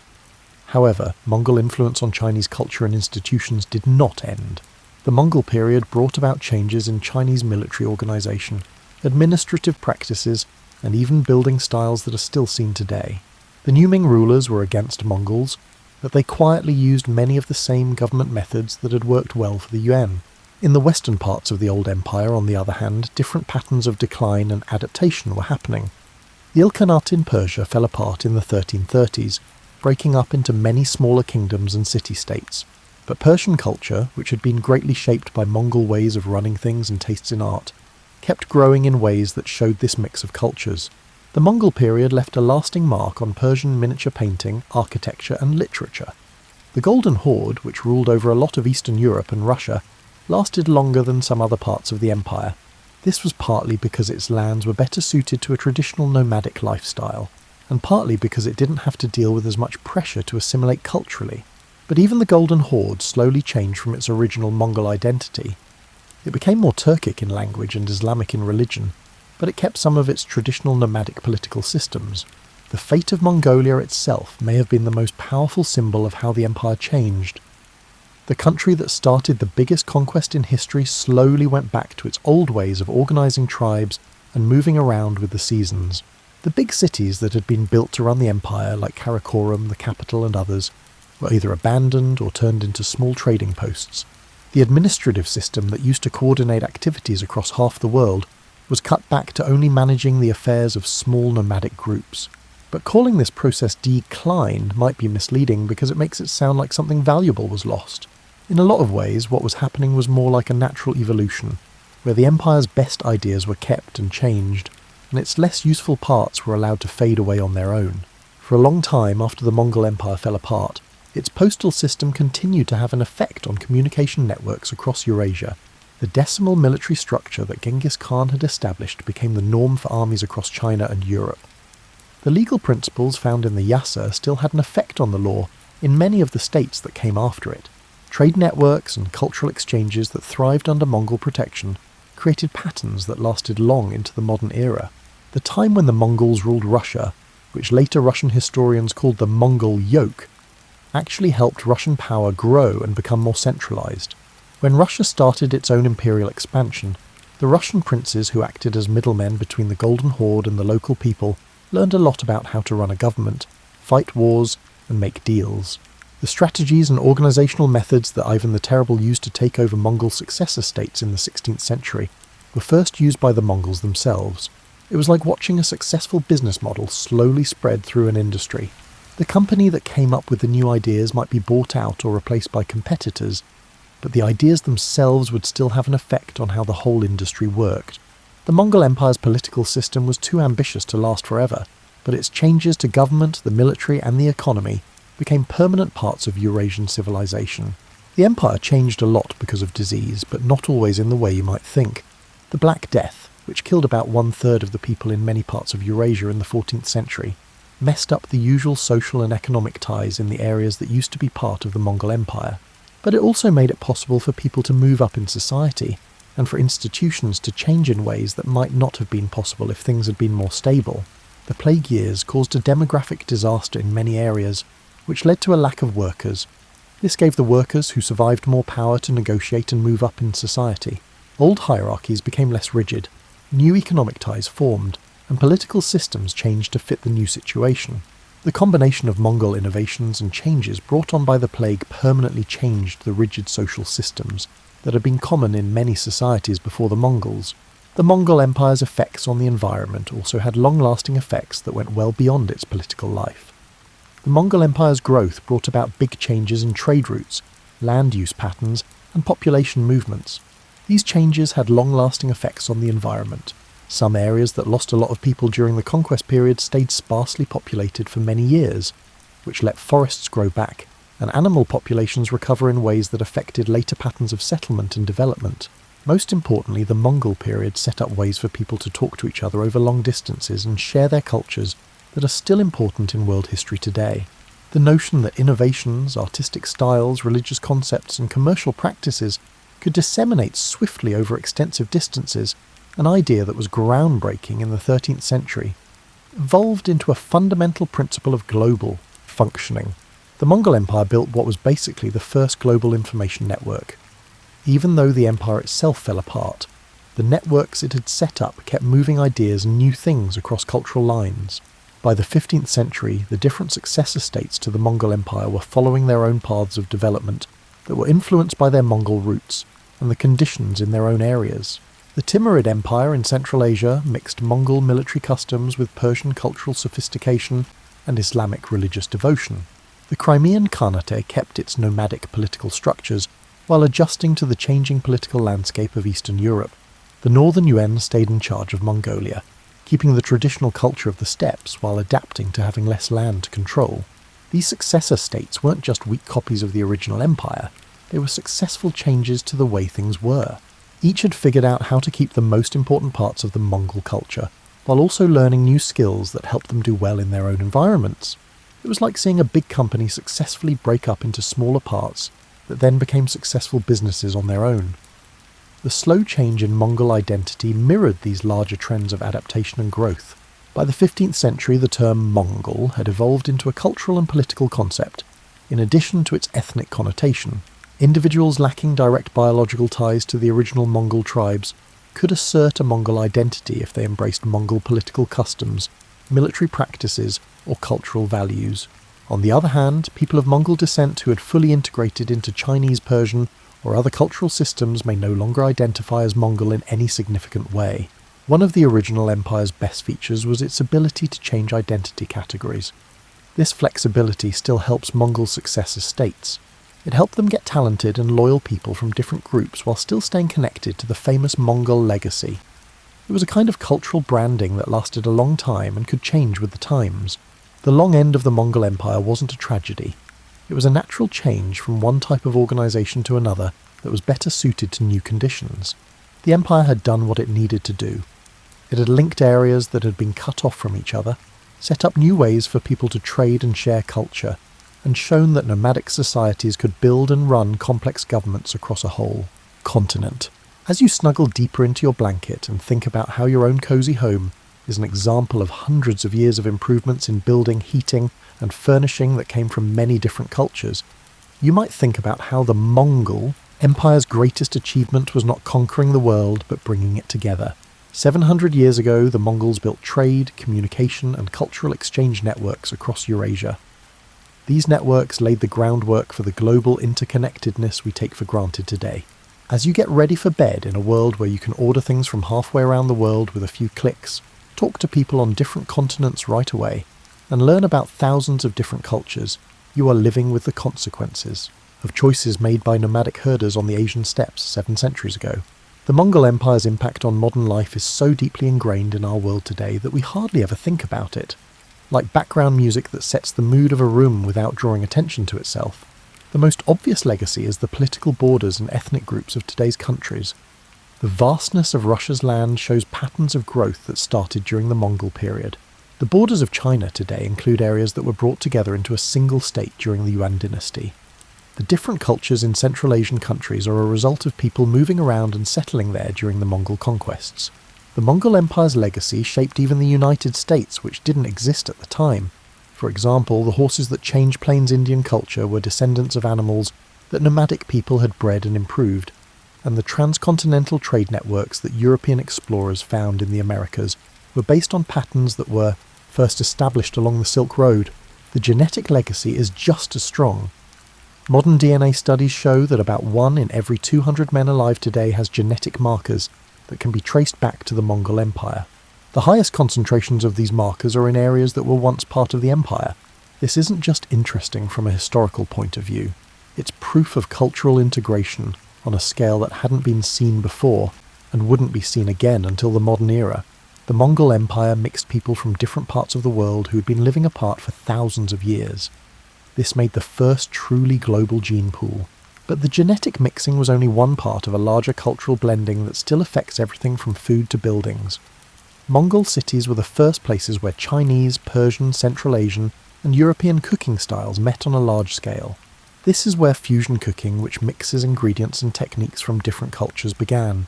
The architectural styles of many Asian cities still show design ideas that were developed during the Mongol period, when builders had to make buildings that could meet a wide range of cultural needs and tastes. The Mongol influence can be seen in the language itself. Hundreds of words in dozens of languages can be traced back to the Mongols or to the cultural mixing that happened while the empire was around. The Mongols came up with new ideas and institutions that are still used in military, administrative, and trade-related language across Eurasia. Languages that were never directly under Mongol rule were still affected by the increased trade and cultural exchange that came with it. The Mongols' way of being tolerant of other religions set examples that still affect how we think about religious freedom and cultural diversity today. In the 13th century, the idea that political loyalty and religious belief could be separated was revolutionary. It is still controversial in some parts of the world today. The Mongol example showed that having different religions in a big political group can be a strength instead of a weakness. Mongol influences can also be seen in educational and intellectual traditions. The focus on practical knowledge, the blending of different scholarly traditions, and the translation movements that thrived with Mongol support created ways for scholars to share ideas that shaped the growth of universities, libraries, and scholarly networks across Eurasia. The Renaissance in Europe, the last flowering of the Islamic Golden Age, and the technological advances of Ming China all built on ideas that were made stronger by cultural exchanges between the Mongols and other cultures. The way modern militaries are organised still shows the effects of new ideas that the Mongol army came up with. The decimal system of military units, the use of different weapon systems and tactics, the focus on communication and mobility, and the use of psychological warfare techniques all became standard military practices that still affect how modern armies are organised and deployed. The way NATO organises its military forces is based on the same ideas that helped the Mongol Empire turn warriors from many different cultures into effective fighting units. The trade networks that the Mongols protected and grew are where the idea of a global economy that connects all modern nations comes from. During the Mongol period, it was shown on a continental scale that goods, services, and information should be able to move freely across political borders, that economic relationships could cross cultural and religious lines, and that prosperity depended on keeping peaceful trading relationships. The principles that were first used in the Mongol commercial code are still used in modern international trade law, which focuses on standardizing procedures and ways to settle disputes. Mongol innovations even changed how we think about geography and maps. The maps that helped Europeans explore the Americas used geographical information that Mongol leaders had collected and kept safe. The age of exploration was made possible by advances in astronomy, navigation, and surveying that were built on intellectual foundations that were strengthened by scholarly exchanges during the Mongol era. The Mongol Empire showed that cultural diversity and political unity could work together instead of against each other, which is perhaps the most important thing. This lesson is especially important for today's multinational states and international groups that need to find a balance between local freedom and central control. The European Union, the United Nations, and other modern organizations face the same basic problem that the Mongols did: how to keep good government in places where people speak different languages, follow different religions, and have different cultural traditions. The Mongol solution, keeping central control over important tasks while letting local groups have some freedom in cultural and religious matters, still affects how modern organizations deal with this problem. Mongol administrators were the first to use these ideas on a large scale in federal systems of government, international law, and multinational corporate structures. The empire's methods for innovation and technology transfer set trends that still affect how new ideas spread around the world. The Mongols were the first to systematically transfer technology by actively looking for useful new ideas, adapting them to fit their needs, and spreading them across their lands. The Mongol period was the first time that people came up with ideas for research and development, international scientific collaboration, and the quick spread of new technologies around the world. As you drift off to sleep, you might think about how the pillow under your head is probably made of materials from many different countries, how the building around you is built using methods that were developed in many different cultures, and how the electronic devices nearby can connect you to people and information from all over the world. All of these modern conveniences are based on the same idea that led to the Mongols' expansion, that societies are stronger and more successful when they are connected to each other, instead of being cut off from each other. The Mongol Empire didn't last as a government, but its idea of a world where everything is connected did. We all live in the world that the Mongols dreamed of. A world where distance doesn't stop people from talking to each other, where new ideas spread quickly across cultures, where people from different backgrounds can work together to reach common goals, and where the resources and knowledge of different societies can be combined to make something better than the sum of its parts. Before you fall asleep, think back to those wide-open grasslands where our story began. Not the Mongolia of tourist attractions and modern cities, but the endless steppe where a few nomadic families used to live in harmony with rhythms that are older than written history. Think about how the endless grass moved in waves under a huge sky, and how that landscape changed the people who would later change half the world. It's very calming to end this story where it began, with the wind blowing through the grass and the feeling of endless space stretching beyond every horizon. The Mongol Empire came and went, conquered and fell apart, but the steppes are still very much like they were when Temujin first learned to ride. The grass still grows, the seasons still change from the harsh cold of winter to the short warmth of summer, and somewhere in that vastness herders still lead their animals along paths that have been used for thousands of years. But now you know that this seemingly empty landscape was actually the beginning of one of history's most interesting experiments in how people can work together. Those scattered tribes living in felt tents and following their herds across vast grasslands were able to create something new. A government that could bring together people from different backgrounds over long distances, an economic system that linked markets that had been cut off from each other, and a cultural framework that let different civilizations learn from each other, while still keeping their own identities. The story of the Mongol Empire is really about how people can connect with each other when there are no more barriers between them, and instead there are networks of exchange and cooperation. It's about the power of being able to move around in a world that often thinks stability is more important. The benefits of being able to change in societies that often value tradition over new ideas, and the idea that people from outside may have answers to problems that people from within haven't been able to solve. Historians today sometimes argue about whether the Mongol conquests were one of the greatest things that people have ever done, or one of the worst things that people have ever done. The answer is probably both, like with most hard historical questions. Cities were destroyed and people had to move, but new cities were built and new chances were made. Old ways of life were changed, but new ways of expressing culture came from the mixing of traditions that were once separate. Political systems fell apart, but new institutions that were more open and useful often took their place. It seems clear that the Mongol period sped up human progress in ways that still affect our world today. The cultural exchanges, technological advancements, and institutional experiments that transpired during the empire's duration established paradigms that influenced the Renaissance, the scientific revolution, and the contemporary global economy. 700 years later, we are still dealing with the effects of decisions made in Mongol councils. The Mongol story teaches us that human societies can change and adapt more than we think they can. The same species that had spent thousands of years building isolated agricultural societies was able to build and run a continental empire that worked well over long distances and across cultures. The same groups that had been fighting and competing for what seemed like forever found that they could work together to reach bigger goals. This ability to change gives us hope for the problems we face around the world. If nomadic herders could figure out how to govern areas from Korea to Hungary, while respecting the cultural autonomy of hundreds of different groups, maybe modern societies can find ways to deal with climate change, economic inequality, and political fragmentation that seem just as hard to deal with from where we are now. The Mongol Empire also shows us that some of the most important new ideas in history have come from places we didn't expect. It wasn't the urban elites of established civilizations who changed warfare, administration, and international relations. It was nomadic outsiders who looked at the same problems from a whole new angle. This means that experts today might not be taking seriously the ideas and communities that could help solve today's problems. You might find comfort in the thought of that endless blue sky over the steppes as you fall asleep. It's the same sky that watched over Mongol herders 800 years ago, and the same sky that covers your own home tonight.